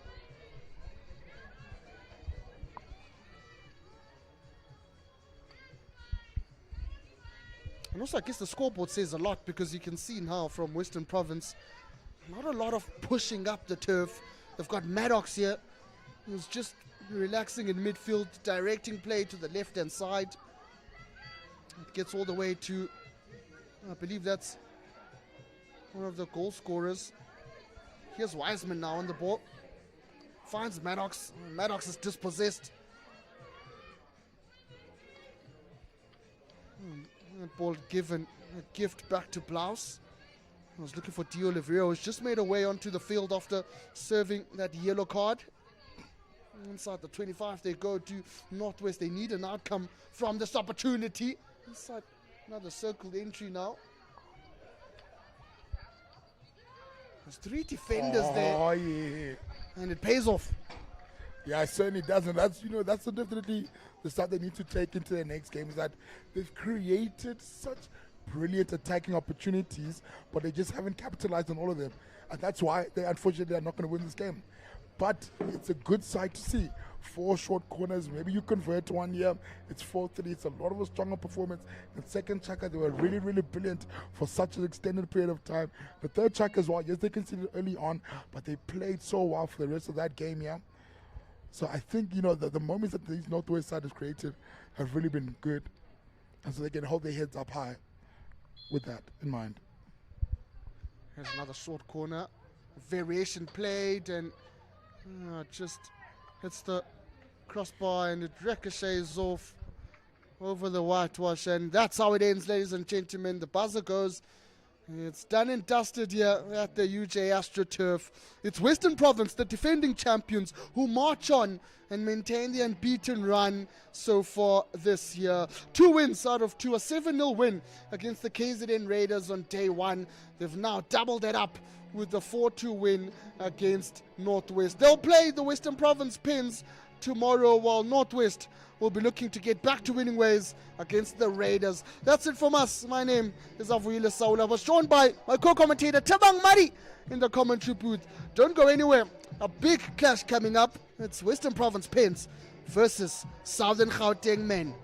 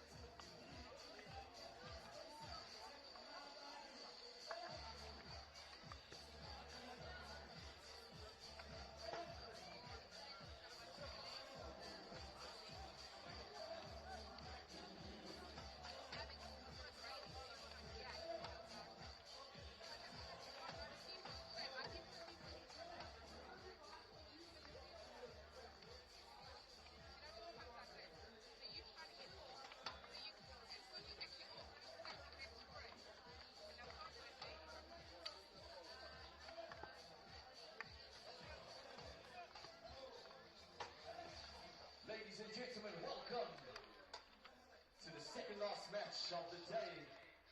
My name is Caleb Slice, your MC for the evening. Hope everyone's well out there. Yes, boys, I see a lot of fans out there. If you got your sticks, please can we just hear them banging for the back? We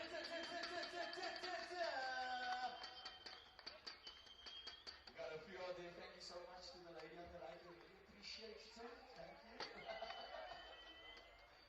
A fantastic matchup with Southern Gauteng men's taking on the Western Province Peninsula side as we finish off day 2 of IPT in Johannesburg at UJ, the 011.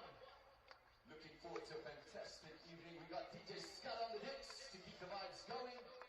Keep it real, keep it fresh. Come on, Luke Mac. Good luck for the day, my boy. Here we go.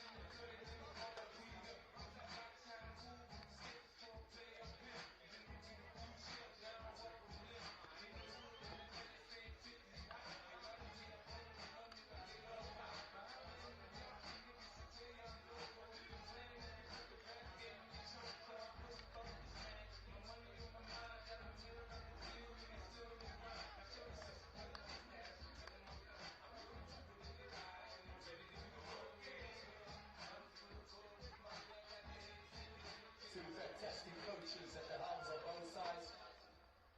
Coach Bryce and Coach Butax, also known as Julian Heights, for this fantastic matchup. Second last day, here we go, come on!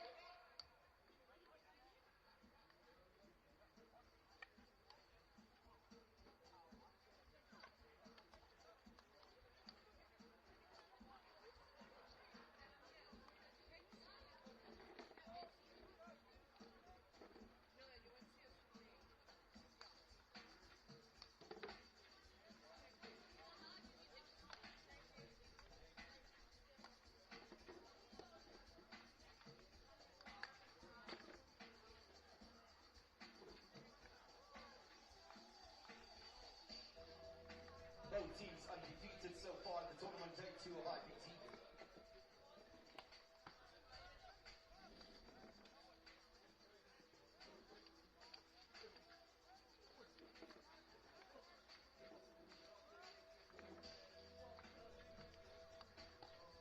As we lead up to Super Saturday for the finals.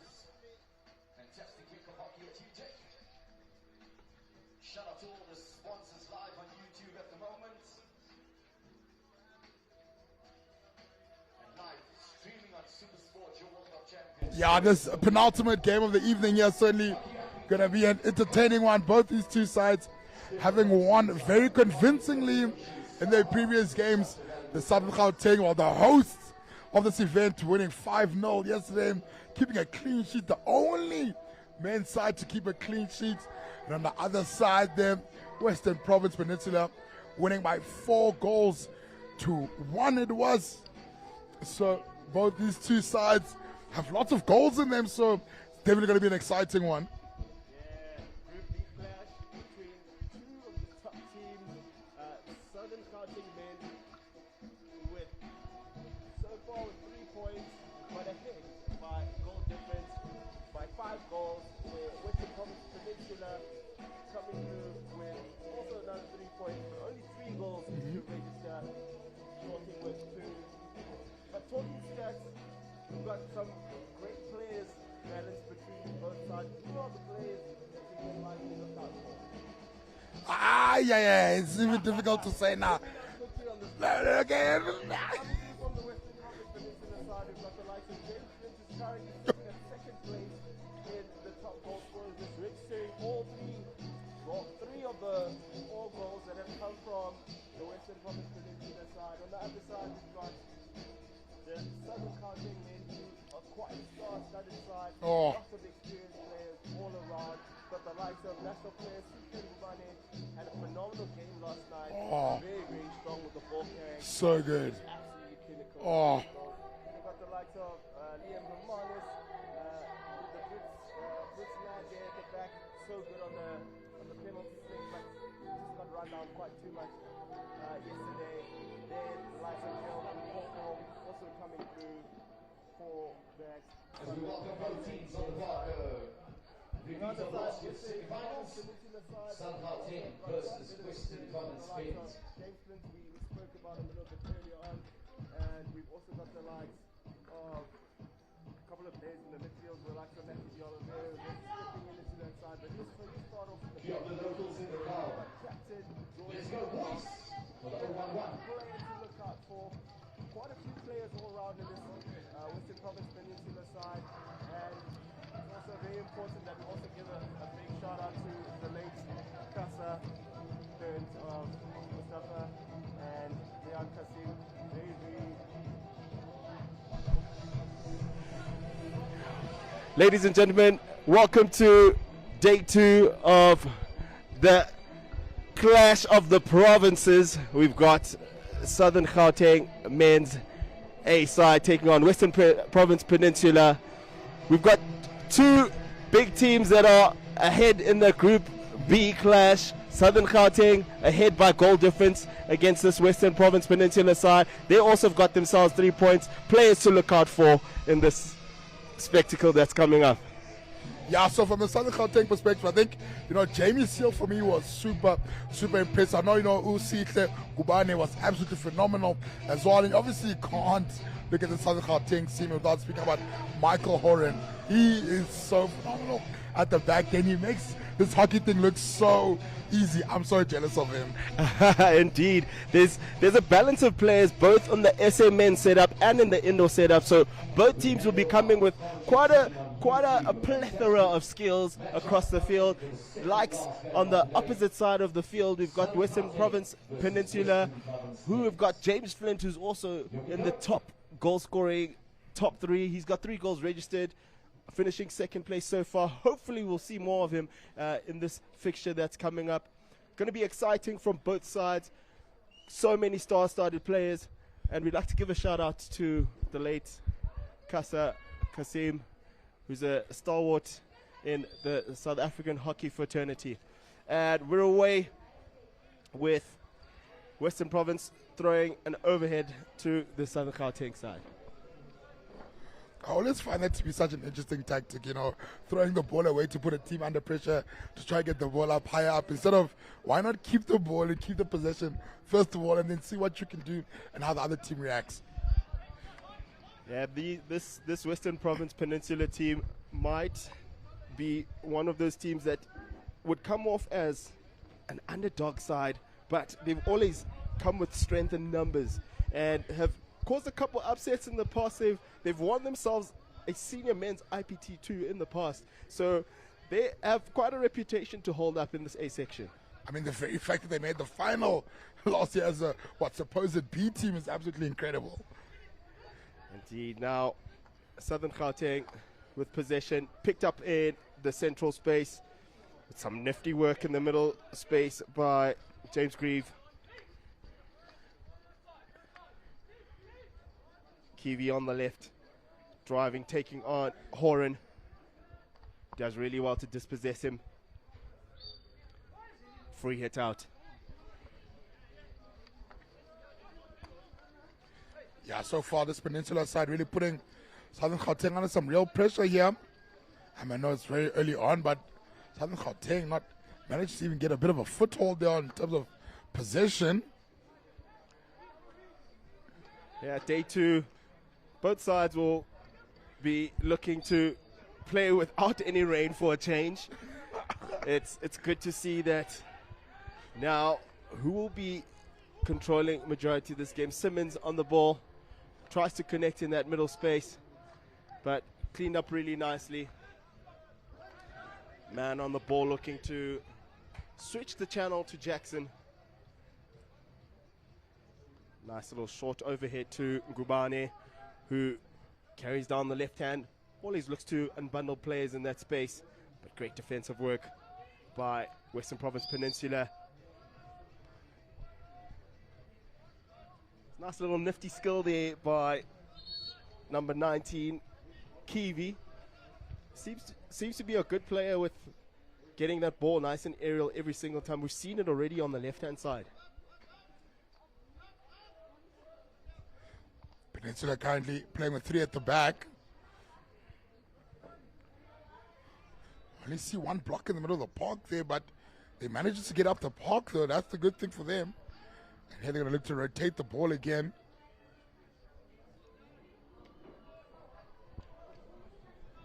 Oh, the trickery not working out on that end. So Southern Gauteng will look to attack here.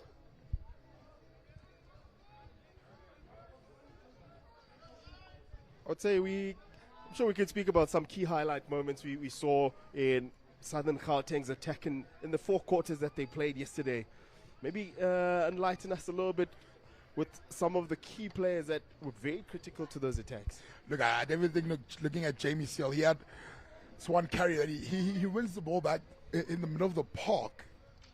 And before we say that, we see there's a bit of action here, but he wins the ball back in the middle of the park, and he goes as a single man, beats 1 and 2 defenders, gets into the circle, forces a good save from the keeper, but then on the second chance, being asked, he says, "Hi, Papa, this time makes no mistakes," and finds the back of the net. So that was one brilliant goal that we saw there from the Southern Gauteng man. Yeah, the likes of Sihle Ngubane is just so good. Right on the ball right now.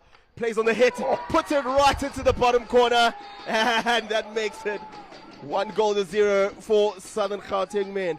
Fantastic interception and finish.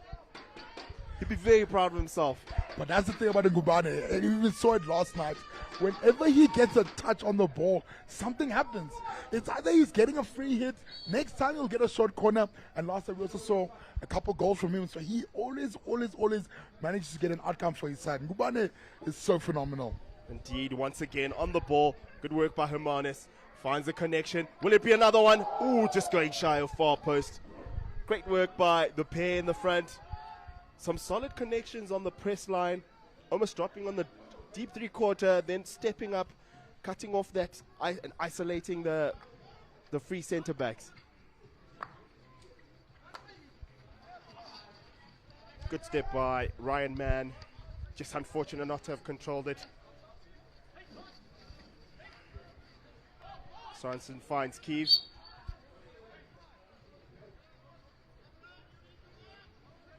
Coach Julian Hikes will be very happy with that start so far. Oh no, most certainly. Ball inside. Peninsula with possession. Not able to come out with anything. I mean, just to quickly go back to what you said about the coach being happy. It's always interesting for me though, as a coach, what can you and what can't you claim? I mean, Ngubane is the one that makes the intercept and one that scores the goal. So can you say that it was your tactics that led to that, or do you just say no, that's us all pure player? So one thing about Julian Hikes as a player and as a coach, he just knows how to manipulate a press, a back line, and set up a press line really well. So some good work so far by all the strikers. Even Hermanus even had a phase where he found himself finding another interception just after they scored a goal. So it just goes to the tactic setup, and obviously the players are the ones that execute on the park. We can't take away from them.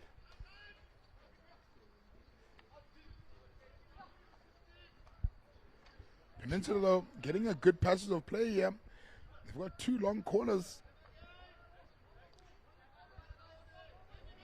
Yeah, they need to make sure that they capitalize on their phases of attack, because they keep getting into the baseline but just not coming out with anything. And we've got Cullen Diego, who's one of the national goalkeepers. He's so good at protecting his baseline and making sure that no one bullies them in that space. No one bullies them. Seeing though here, it's a very deep drop here. I saw a deep drop actually from the Northwest ladies in the previous game, and it's interesting, this deep press, starting on the halfway line. Often teams are doing that to try to get that counter and, try to create that space and you suck you in to their own half. And then as soon as you get in, take the ball back and then counter onto you. So looks like that might be the plan here from this Peninsula side.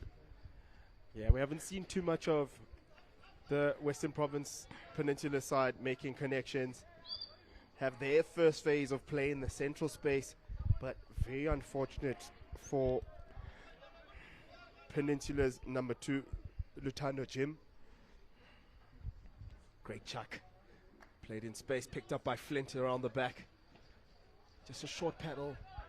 He's under a little bit of pressure. I haven't seen too much of him in this game. You'd expect more from him as a critical player for them in the goal-scoring sector.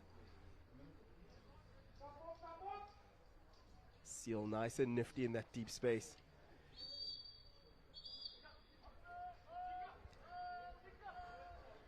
Umpire Aiden Shrives really knows how to control a game. Players are very respectful towards him. Knows how to handle particular situations in a match. It's always good to also see a little bit of physicality in certain moments of the game.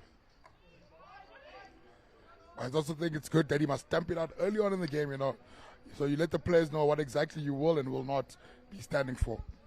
Small connections plays. Chong now on the ball.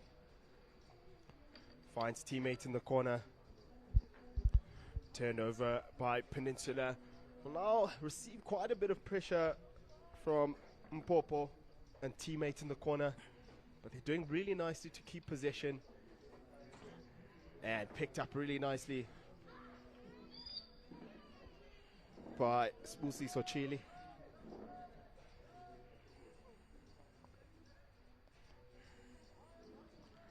It's good work, though, to relieve some pressure there for Peninsula. Seems like since that goal, Southern Gauteng have really been the aggressors here. But as I say, that Peninsula now getting opportunity to attack here.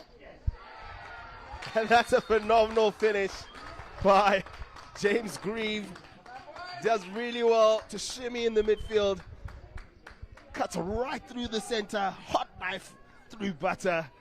Puts it away to make it 1-1. But it was like all the Southern Gauteng defenders just backing off of him and giving him all the space and time. And I'm sure James himself was a bit confused as to how guys are just leaving me and how he did what he needed to do there, and he finds the back of the net. Great work by James Grieve. Some individual brilliance now. Southern Gauteng on the ball. Jamie Seal finding a connection with Rustin Abrahams, who gets battered down by Lutando Jim for a penalty corner. And that is the first of the account. Ola Carlser being the one to push Rustin Abrahams down. Southern Gauteng have quite a few specialists on the top of that circle. I wonder who will it be. They just have so many in Arsenal. Michael Horan, Travis Crumples, and Brits. Third Castle. And it will be a free hit out for Danger. Ball is above the knee. Good running line. Proved to be a very, very critical specialist against that EP side yesterday. Yeah, just JP Brits there just goes a bit too high. Obviously, if the runner's within a 3 meter zone, as soon as the ball goes above that knee, then it has to be called for danger.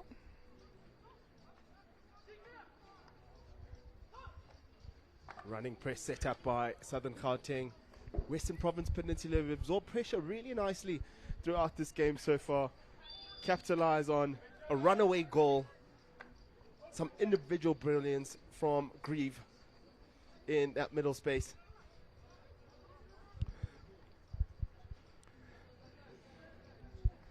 Le Forestier.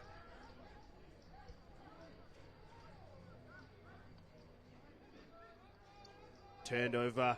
Now Western Province Peninsula on the counter attack. Jamie Seal so slick on the ball. Very, very slippery in that midfield. Oh, very slippery. I love that term there. But it does feel like it is. It feels like, I don't know if he has sunscreen or something. We just can't grab a hold of him. Just can't catch him. They just can't catch him. Good contest between the two sides. Southern Gauteng registering their second penalty corner of this quarter with 4 minutes and 15 seconds to go. They are going to look to extend their lead. Tabang, in your many hockey matches that you've watched, what can the Western Province Peninsula side do to keep the score at bay? Look, I think for me, it's definitely going to come down to some possession. I mean, you see they've had good passages where they're getting out and attacking, but I think they're not holding on to the ball long enough. So when they get opportunities, it's like they want to score immediately instead of showing that patience of moving the ball. But before we talk about that, let's see the short corner.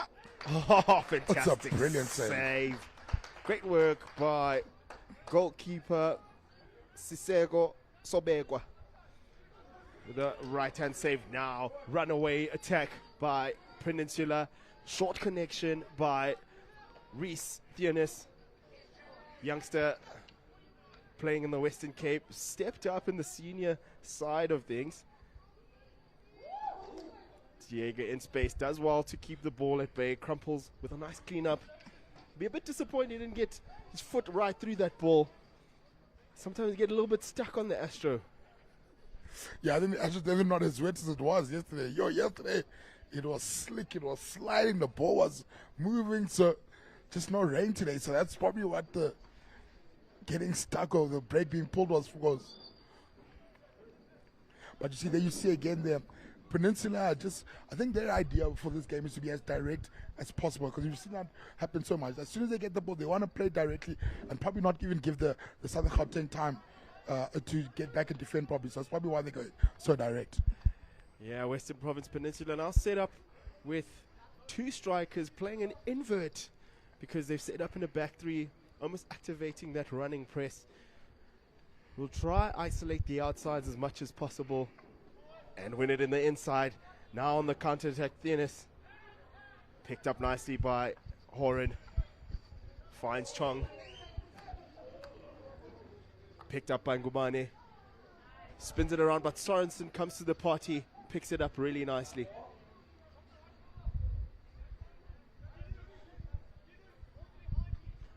Great to see players interacting with the umpires rather than it being a shouting match. Interacting, I like that.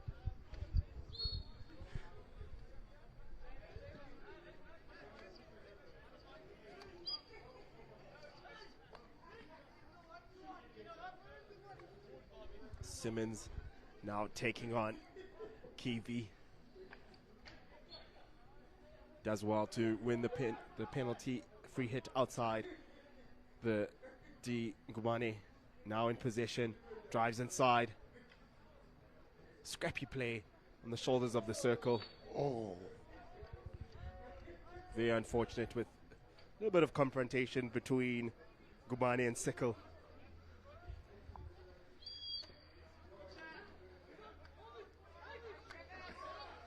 Taken quickly by Southern Gauteng. Ngubane, oh, he's just so good at that extension. But turned over really nicely by Peninsula's number 6, Hoogart.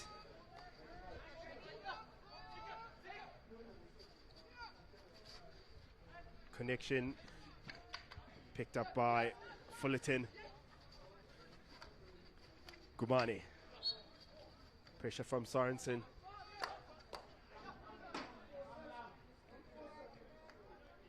Good switch on the outside. Starting to see a couple unforced errors creeping in here and there with just under a minute left in this first quarter. Your thoughts so far? Yeah, I definitely think the last bit has been so much more tense, you know. Both these sides, you know, on the score sheet, so they've got that in the bag, but now it's like trying to break down the team even further, you know, to add to what you currently have, and it's really made the game so tense, but it's a good tense, you know, because, you know, the game's on a knife's edge, and that's what they say. The game's definitely on a knife's edge, and everything can happen here.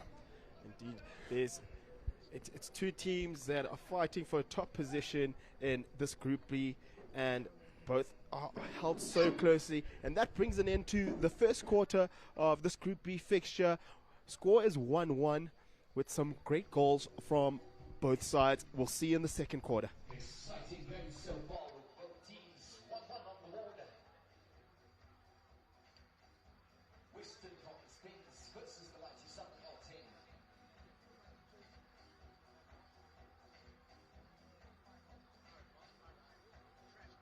Fantastic atmosphere at UJ for day 2 of the 2026 Senior Men's IPT and Women.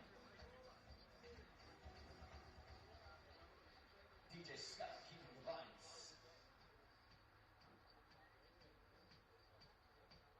We've still got some more coffee on sale.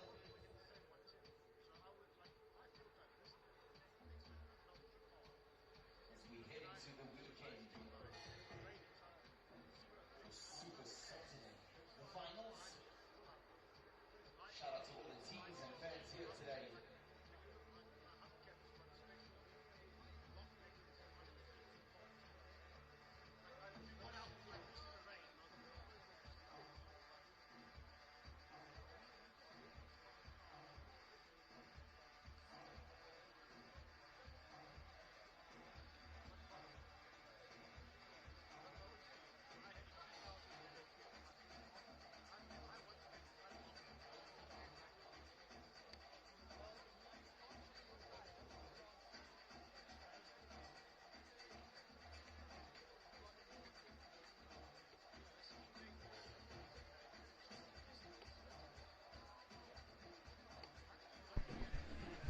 Ladies and gentlemen, welcome back to the second quarter of this Group B encounter between Southern Gauteng men and Western Province Peninsula men. 1-1 so far. Some great goals in that first quarter. Nice little breakaway goal from Grieve and an interception by Ngubane to put it in the bottom right corner of the goals. Both teams will look to try get ahead of this battle. In the commentary box, I've got Tabang Madi. So good to have you with me. Thanks so much for that. So, yeah. But, what I like, though, is the fact that, both these teams scored early. We did see from the previous games that both these two sides, very high-scoring teams. So, if that first quarter is anything to think of, I really hope that it's going to carry on in that same regard. Then we're just going to see goals, and goals galore. Some good work by both sides. Players just under a little bit of pressure. Oh, great vision by Horan to see Tianis coming through on the blind side. Brits. Great pass across for Abrahams. Tucks inside to try beat Flint, who does well to stand him up. Now, Hurkard gets dispossessed by Fullerton.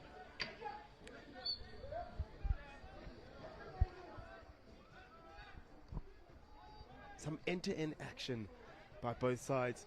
Really good to see that there's a lot of go-forward hockey and not too much lateral work in between the lines. Yeah, we haven't seen too much side-to-side movement. As I said, that we finally get some of that. But you see, there it is there. It's one pass away, nothing on the left. Okay, let's try to create something on the right-hand side. That's really good to see there. Man tries to find Le Forestier in the front, who had a great goal yesterday against that Eastern Province side. Great individual brilliance with a backhand shot from close to the baseline. Hopefully we'll see more of him in this fixture.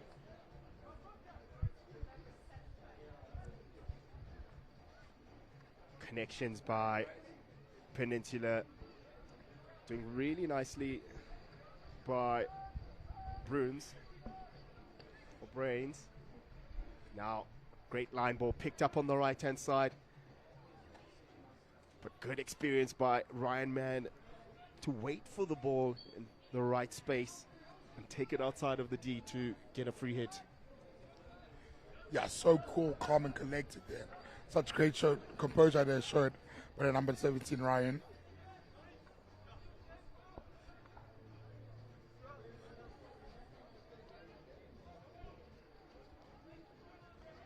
Going again for this 3 at the back here.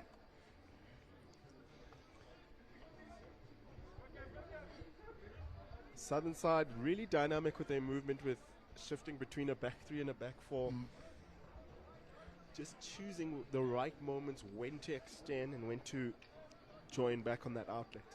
Then you also see that outside half like tucking in.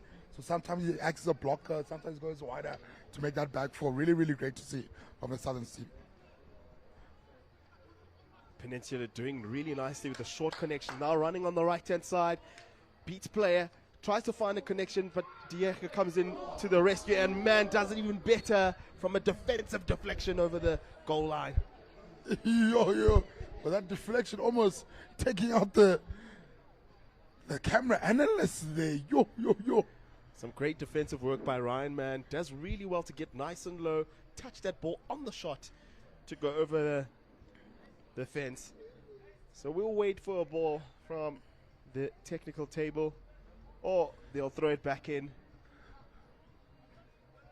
Some great work by Western Province Peninsula to activate that right-hand side, exploiting their left backs. Flint takes on Chile, finds teammate in the front, De Oliveira. Flint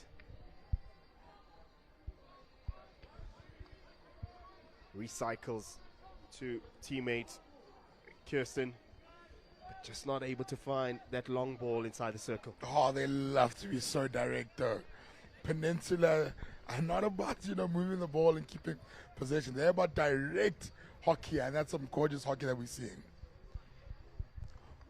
Mpopo looks for Chile, but intercepted. Brits comes to the rescue, picks the ball up, puts it through the legs. Flint with an even better step. Guys are just so nifty with finding the small spaces to try and manipulate the opposition player. Forestier tries to tuck Flint in, but he comes out on top, gets cut off on the outside. Fullerton, nice and solid with blocking that space.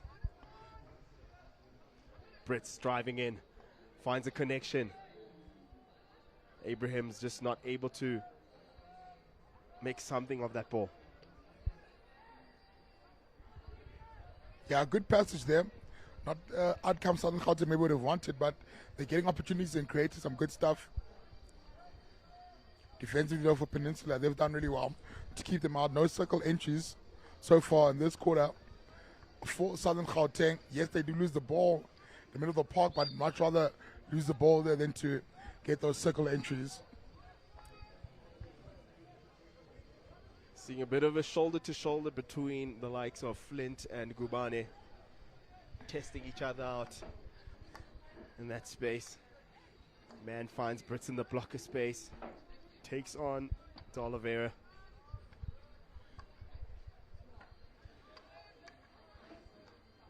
Picked up by Brits in the middle, got a sharp eye, turned over and picked up by Captain Grunewald. Tries to find the connection with his number 8 Loft, but just not able to get on the end of that.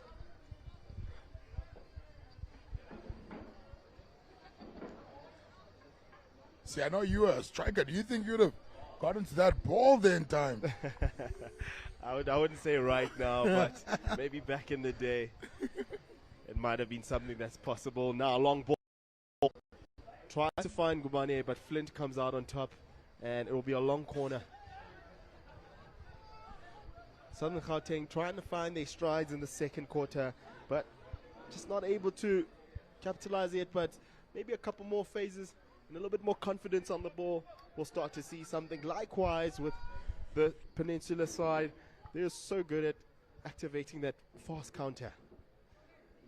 Inside the D now is Langford, comes off the stick, Brits picks it up, connection with Simmons, played across, save by goalkeeper Sisego Sobegwa. Man dispossesses him, tucks in, ooh, stands Sorensen up.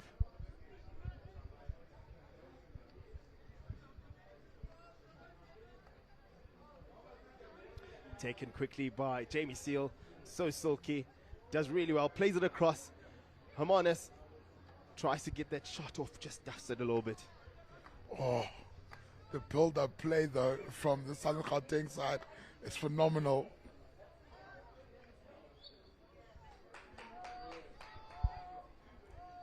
Some good work so far, but apologies. Your goalkeeper, Noah Fenter, he's come on for the second quarter on behalf of Sobegwa. So lovely though to see like the contrarying styles of play. You know, the one team, you know, being Southern Gauteng, wants to build up. They want to move the ball quite a lot. Whereas, you know, Peninsula, they want to play attacking, good running counter-attack hockey. It's so good to see it. It's good to see how they're cancelling each other out so well. Nice small connections between Grieve and Sorensen. Grieve once again on the ball. Hermanes does very well to dispossess him in that deep space. Oh, picked up by Hermanes. I thought he was going to keep that in there on his reverse stick there. To, you know, hey, catch an overhead with your reverse stick is something crazy. Wow, the skill levels here, guys. Flint under a bit of pressure. Hermanes just not allowing that line ball to go. Britt finds Gubane. Plays it into the hand of the defender. Does really well. Kirstein. Langford on the ball.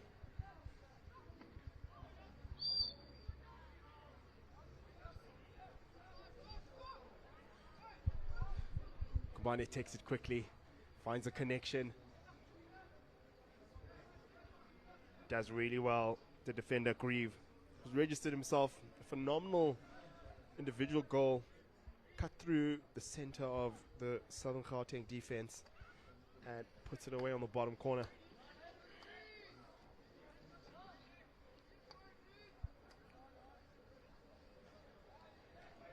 Horan with the long ball. Very unlucky for Simmons in a small battle with Sorensen in that deep space. That overhead rule is a very controversial one a lot of the time, but it's good that umpires are still calling it whilst it's still in the air. But I think maybe he might have called that one a bit early because the ball, the man who the ball was intended for was wide open and all alone there. So maybe umpire might have called it a bit too early. The other side to it is that the defender was already underneath the ball. Oh. The rule of thumb states that if the defender is already under the ball, they'll likely get the hit a lot of the time. Ngubane does really well to tuck through there. Just unfortunate not to find teammate in that space.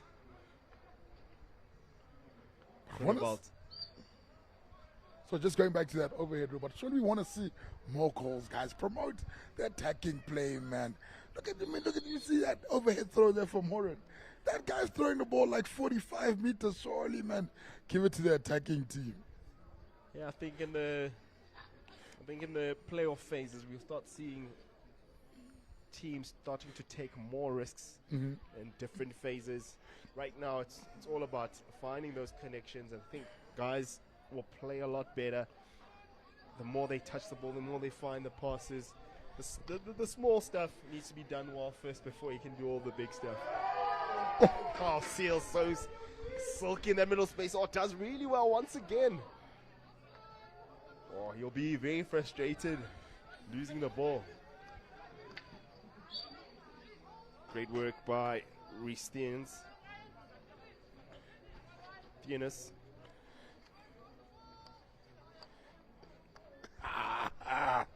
Hi guys, it's Jamie Seal Mara. His skill level absolutely impeccable. Sorensen tries to find the connection with his number 13 Brains.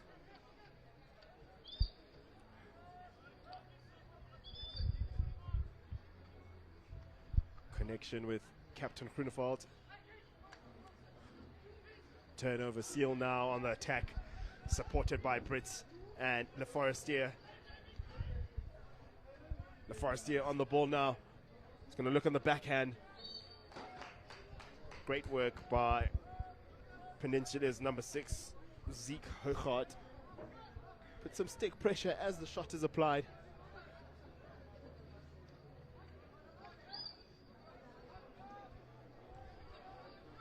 Simmons finds Gubane. So good in that area space. Does well. Picked up even better by the number 10, De Oliveira.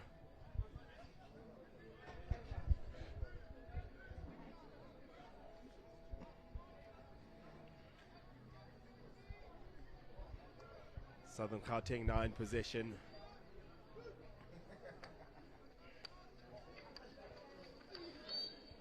That'll prove to be a costly tackle there by Chong.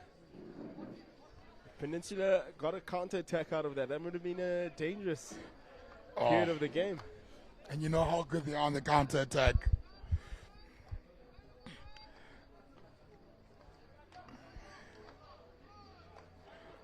A bit of build-up play though here from Peninsula. But as I say there, they end up losing possession. And Chong wants to get on with the game.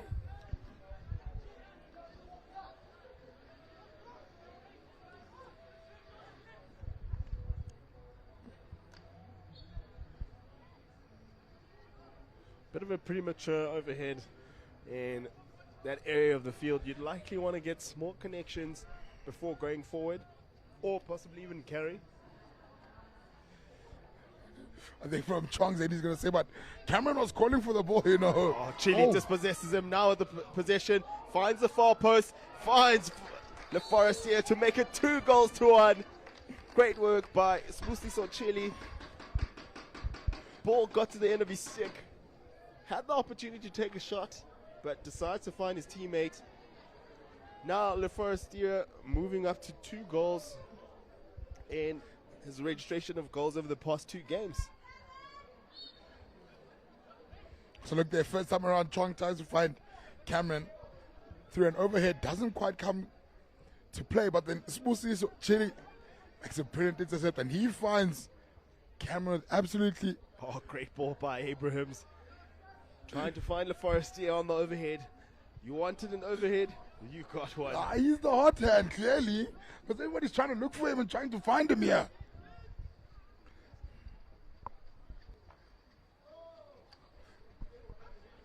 Picked up in the front by Peninsula's number 8, Loff. Oh, it does really well.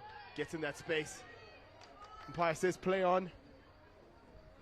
Chong coming to the rescue to clear the ball wide. They'll be a bit frustrated that they didn't get an outcome coming from that. And that brings an end to the first half of this fixture. Southern Gauteng taking the lead 2-1 against Western Province Peninsula. Some great work done by both sides in that first half. Let's chat a little bit about it.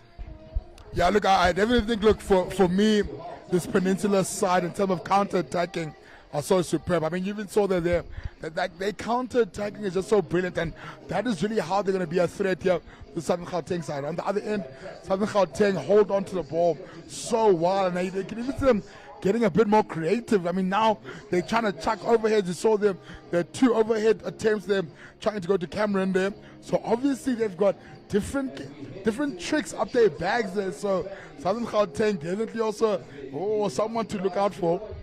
Yeah, there's some great work by both teams so far. Western Province Peninsula so far have actually done really well. Grieve with a phenomenal run in the middle of the field, taking on at least half of that Southern Gauteng team and putting it on the back of the sideboard. Like, so far we've seen many phases where they've gone direct. What can they do in the second half to bring themselves back into this contest? Because they know they're going to have to try either draw this game to get a result out of the Southern Gauteng side. They're the underdogs right now in this group. Southern Gauteng have got a lot more to lose, and it also being a home IPT. Look, I think, you spoke about the directness. And even though, they want to get up the park as quickly as possible, I think maybe they might just show a bit more patience. Yes, the counterattacks are lethal, but I think you also need to read the situation a bit better. If there's no space, they want to look to move the ball. Because when they did it the one time, they got an outlet that led to that beautiful crossfield pass, and then they got to manage to attack on the right-hand side there. So I think maybe, just a bit better assessing of, is it time to counter or is it time to try to change the channel, then look to attack? I think we need to have a man of the moment from one of the two sides. Ooh. Obviously, from my side, I've picked Grief for his fantastic run in the midfield space to score that goal. Also, very, very critical for their attacking play, because they seem to go through him every single time when they want to switch their channel from the left to the right-hand side of the field. On the Southern Gauteng side, who would you say is your standout player? And I have an idea, but I'd like to hear it from you. Oh, the man of the moment currently. Look, I mean, Cameron and Sihle are both on the score sheet, but I think, just looking at Ngumbade's goal, man, and the way he got that goal, and the fact he's also earned his side a short corner as well. For me, I think he has to be the standout player on that Southern Gauteng side so far. Yeah. So there you have it, ladies and gentlemen. So much to play for in the second half coming up. I know that both coaches will likely want to switch up the tactics a little bit, not keep things too dry. The like of Coach Michael van Rensburg, he's going to try get his players attacking a lot more often, maybe holding the ball in different phases of the game, not everything happening on the first phase. But on the other side, we've got Coach Julian Hikes, who's a very much attacking coach. What can we expect from his team? Move the ball more. Move the ball more like they've been doing all along. It's worked out well for them. Yes, the 2 goals come from the press, but in terms of the ball movement, it's created so many opportunities to actually get into the 23. Not as many circle entries as maybe he would have liked, but certainly moving the ball has created those beautiful options. And what I love though, in hockey, often you see teams that want to tiki-taka a bit too much, but he's going one pass, next pass, direct. One pass, next pass, direct, which is obviously something that has to be coming from the coaches from the Southern Gauteng end. Yeah, some good work from both sides so far. We're hoping to see something come out of this second half of the game. There are different aspects that we'd like to see from the players from our side. Maybe a couple more goals will get things a little bit more exciting, because obviously these are two teams that are fighting it out in the Group B table. Western Province Peninsula have everything to play for right now, because they have 3 left. And what are your thoughts? Yeah, for me, Peninsula, man, I would just like to see them just attack more. Like, they're doing so well attacking-wise. I just want to see a bit more patience, a bit more control on the ball, and then really creating those better opportunities for those strikers. And hopefully James Grief can be the guy that gets another goal for their side. Indeed. Ladies and gentlemen, we might be experiencing some technical issues. You might see a blank screen come out in the feed right now, so please don't be too alarmed. Stay tuned with us. It's only half time of this fixture. Southern Gauteng are taking the lead 2-1 against Western Province Peninsula. Let's hope that we'll see a lot more from them as we go into the second half of this encounter.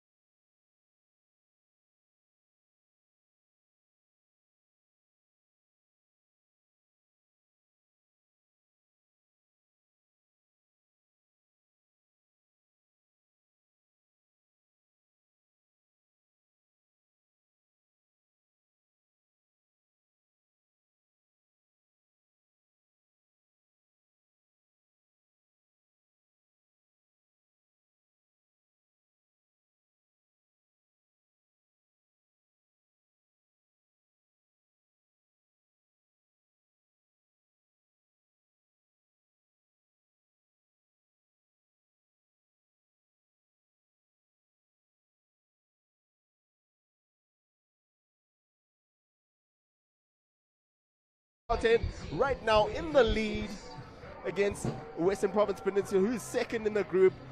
both with 3 points thus far, but now Southern Gauteng in the lead with 6 points with an asterisk to that. Then Free State coming third in the table, registering only 1 win, and Eastern Province lost in the table with only 2 losses, and statistics just down so far. Well, ladies and gentlemen, stay tuned for this second quarter coming up. Let's go through the top goal scorers so far. Western Province, we've got Neil Roth with 5 goals, scoring 3 penalty corners and 2 penalty strokes. On the other hand, in second place, we've got James Flint for Western Province Peninsula, scoring 3 goals, 2 PCs and 1 penalty stroke. Then on third place, we've got Taylor Tomset playing for KZN Raiders with 3 goals, 2 PCs and 1 field goal. Then Chad Futcher with second, 2, and Vishen Govender for Raiders with 2. Then Brett Horn with 2. Western Province's Colin Mentor and Tevin Cock also registering 2. Great to see some players, so many players scoring goals all around, keeping things exciting for all these teams. Yeah, you have to keep it exciting for us, man, because, I mean, in as much as we love hockey, we love seeing the ball move left and right, but we also want to see the ball find the back of the net, and the fact that, you know, these past 2 days have been really high scoring from all the teams all around is really exciting and great to see. So we really hope we're going to see a lot more goals. Yeah, it's so good to see so many people around the park. It's a bit chilly right now. We've got loved ones coming to show their love and support, sitting in the cold, trying to obviously, let's hope this game will get nice, exciting and hot, warm up the crowd a little bit on the side. We've got Mr. Caleb Seiss on the mix, also chatting us up there on the side. So good to see so many vibes all around. As everything, the one thing, if your parents support you during hockey season, they really must love you, because yay. Hey, sitting in those stands there, if you don't have one of those, you know, those 1K wave puffers, hey, it'll be freezing there. So, shout out to all the parents and all the loved ones coming out to support here. And a big shout out to SuperSport, the World of Champions, for pushing out the stream for the South African Hockey IPT taking place in Johannesburg at UJ. We've seen some really great results thus far. Over today's fixtures, we've had the likes of Southern Gauteng Witties going down against KZN with 5 goals to 0. Western Province winning it 6-3 against Northern Gauteng. Free State taking it 3-2, taking it by the nail against Eastern Province 3-2. Now with Southern Gauteng in the lead as we're about to go into the second half. Please stand by as we are about to take it away. Wait, but Sia, just quickly, obviously this is a national trial also sort of. Just from your end, having made it, to SA level, what is the advice that you'd be giving to the guys playing at this IPTs here? I think the most important part is play without fear, more than anything. Play the tactic of the coaches and execute on just the basics. The rest of the work will find itself. There'll be moments of brilliance that will take place, but it's all about making sure that you execute and getting results in each game, and trying to get yourself into a final will put you in a bit of a better place to try get into contention. Now, Southern Gauteng, Simmons plays it across, deflection from Hermanus, but comes off Western Province Peninsula stick for a long corner. Yeah, very quick start there coming from Southern Gauteng. They're trying to show they mean business here in this third quarter. Now, Southern Gauteng in their handball phase, trying to find players in those spaces.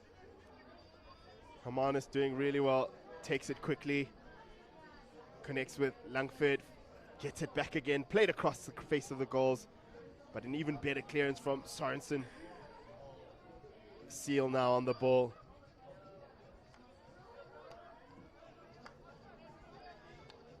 Jackson to man. Shimmies. Tiernes at the top. Grieve does well. Finds Reese Tiernes.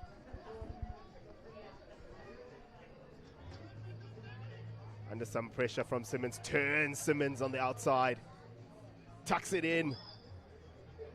Almost unbundles Brits in the inside. Yeah, Grieve there holding on to the ball just a bit longer and holding on there actually ends up being a good thing for them, and which is exactly what we're looking for from them in this second half, just to hold on to the ball a bit longer.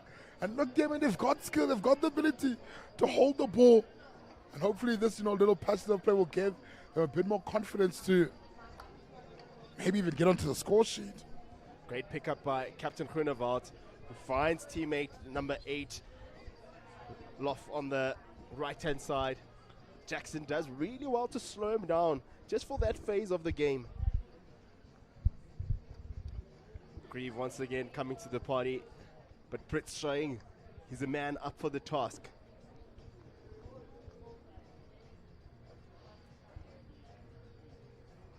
Peninsula with the long corner.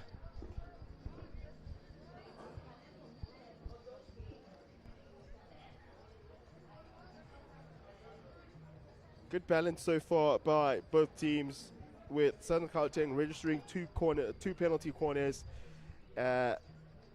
Peninsula, on the other hand, not registering anything so far. Mammoth's share of the possession going more to Southern Gauteng in the first half, but this second half so far, Peninsula have been doing really well in maintaining the ball possession and trying to go play a little bit more go forward hockey. I think they also need to be a bit more aggressive on their press. Like, they're giving Southern Gauteng so much time. They're like, I mean, look at Liam Hermanus has the ball. He's inside your half, but he's been given there 4 or 5 seconds to try to pick a pass. I think Peninsula needs to be a bit more aggressive there and actually go towards the, Southern Gauteng players. Don't give them so much time on the ball. Peninsula have been playing different phases, trying to leave them on the outside and protect the inside more particularly. And umpire Shrivesy asked for the ball and the game to be stopped because of the floodlights. Ladies and gentlemen, don't be too alarmed. We will be back quite shortly. We're just having a technical issue with the floodlights. Just for safety reasons, we need to just make sure that players are the priority and that they are looked after. Players have been called to the sideline by their coaches to just re-bustle themselves and go a little bit into the tactics.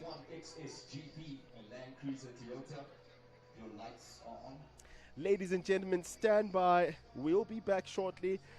Technical team is just sorting out the floodlights, and we will be back with the team shortly.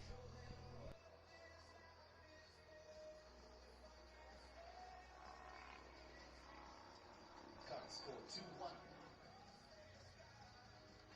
to Southern Gauteng against this Western Province pin side, fighting in the third chakra. DJ Scar to keep the vibes. We still have some food vendors for a lekker early supper. There's some coffee. See, there's a mini fire going in the corner.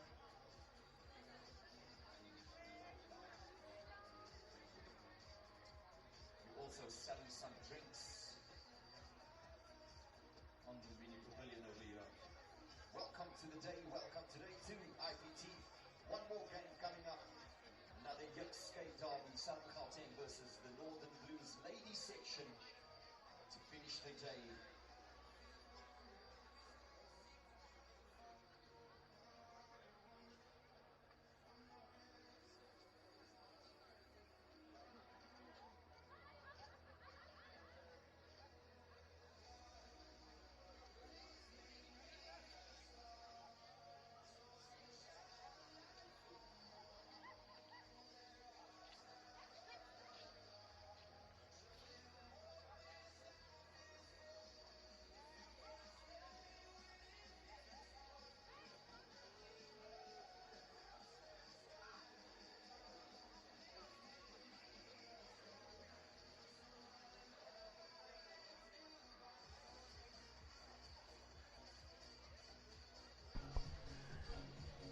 Ladies and gentlemen, please stand by. We are just sorting out the technical issue with the floodlights, just so that it doesn't affect the stream and, most importantly, the player safety. So please stand by. We're on the second half of this Group B encounter. Southern Gauteng taking on Western Province Peninsula.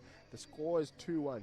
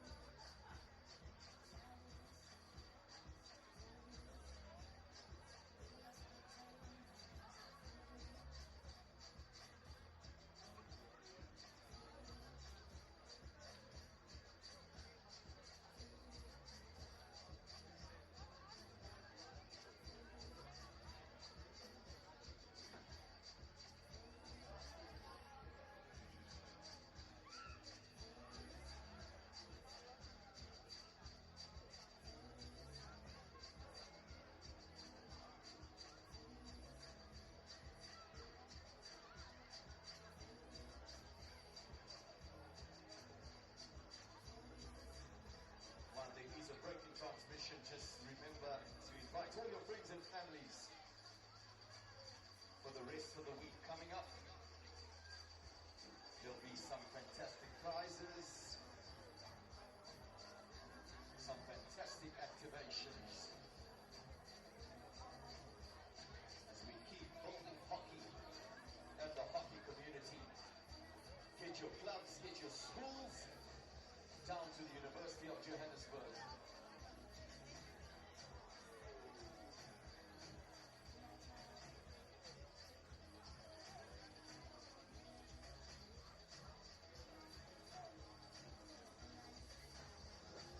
We do have some drinks being served at the clubhouse, some food in the corner and some hot coffee.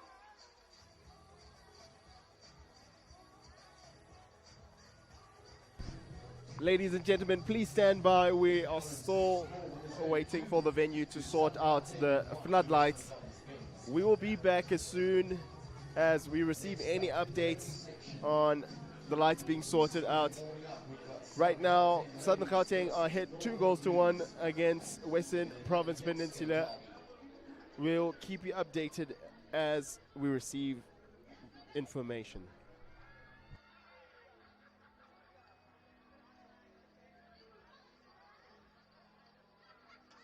Thank you to each and every one of you supporting the game of hockey. Day 2 IPT.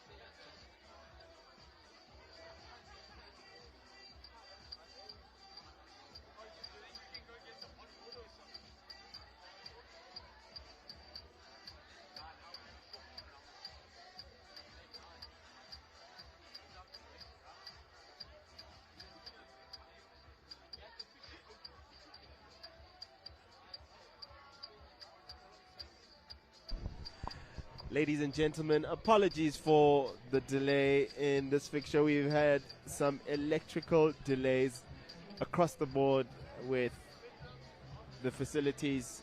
The Astrolites haven't been able to come on yet. We're still waiting on that to be sorted out. Please stay tuned into the stream, and we'll be back with updates as we receive them. Thank you very much.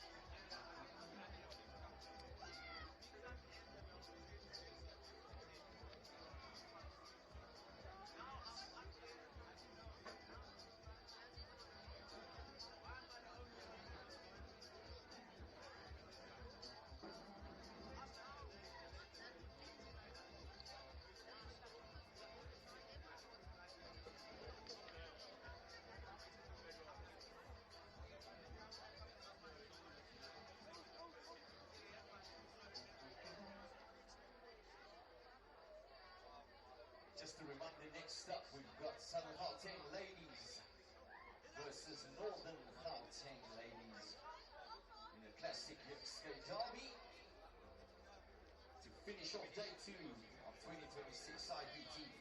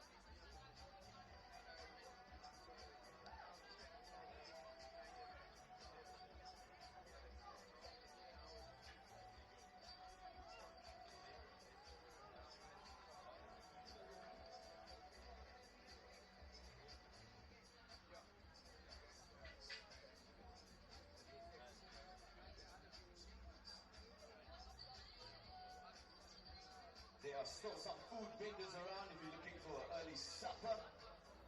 Some drinks at the clubhouse.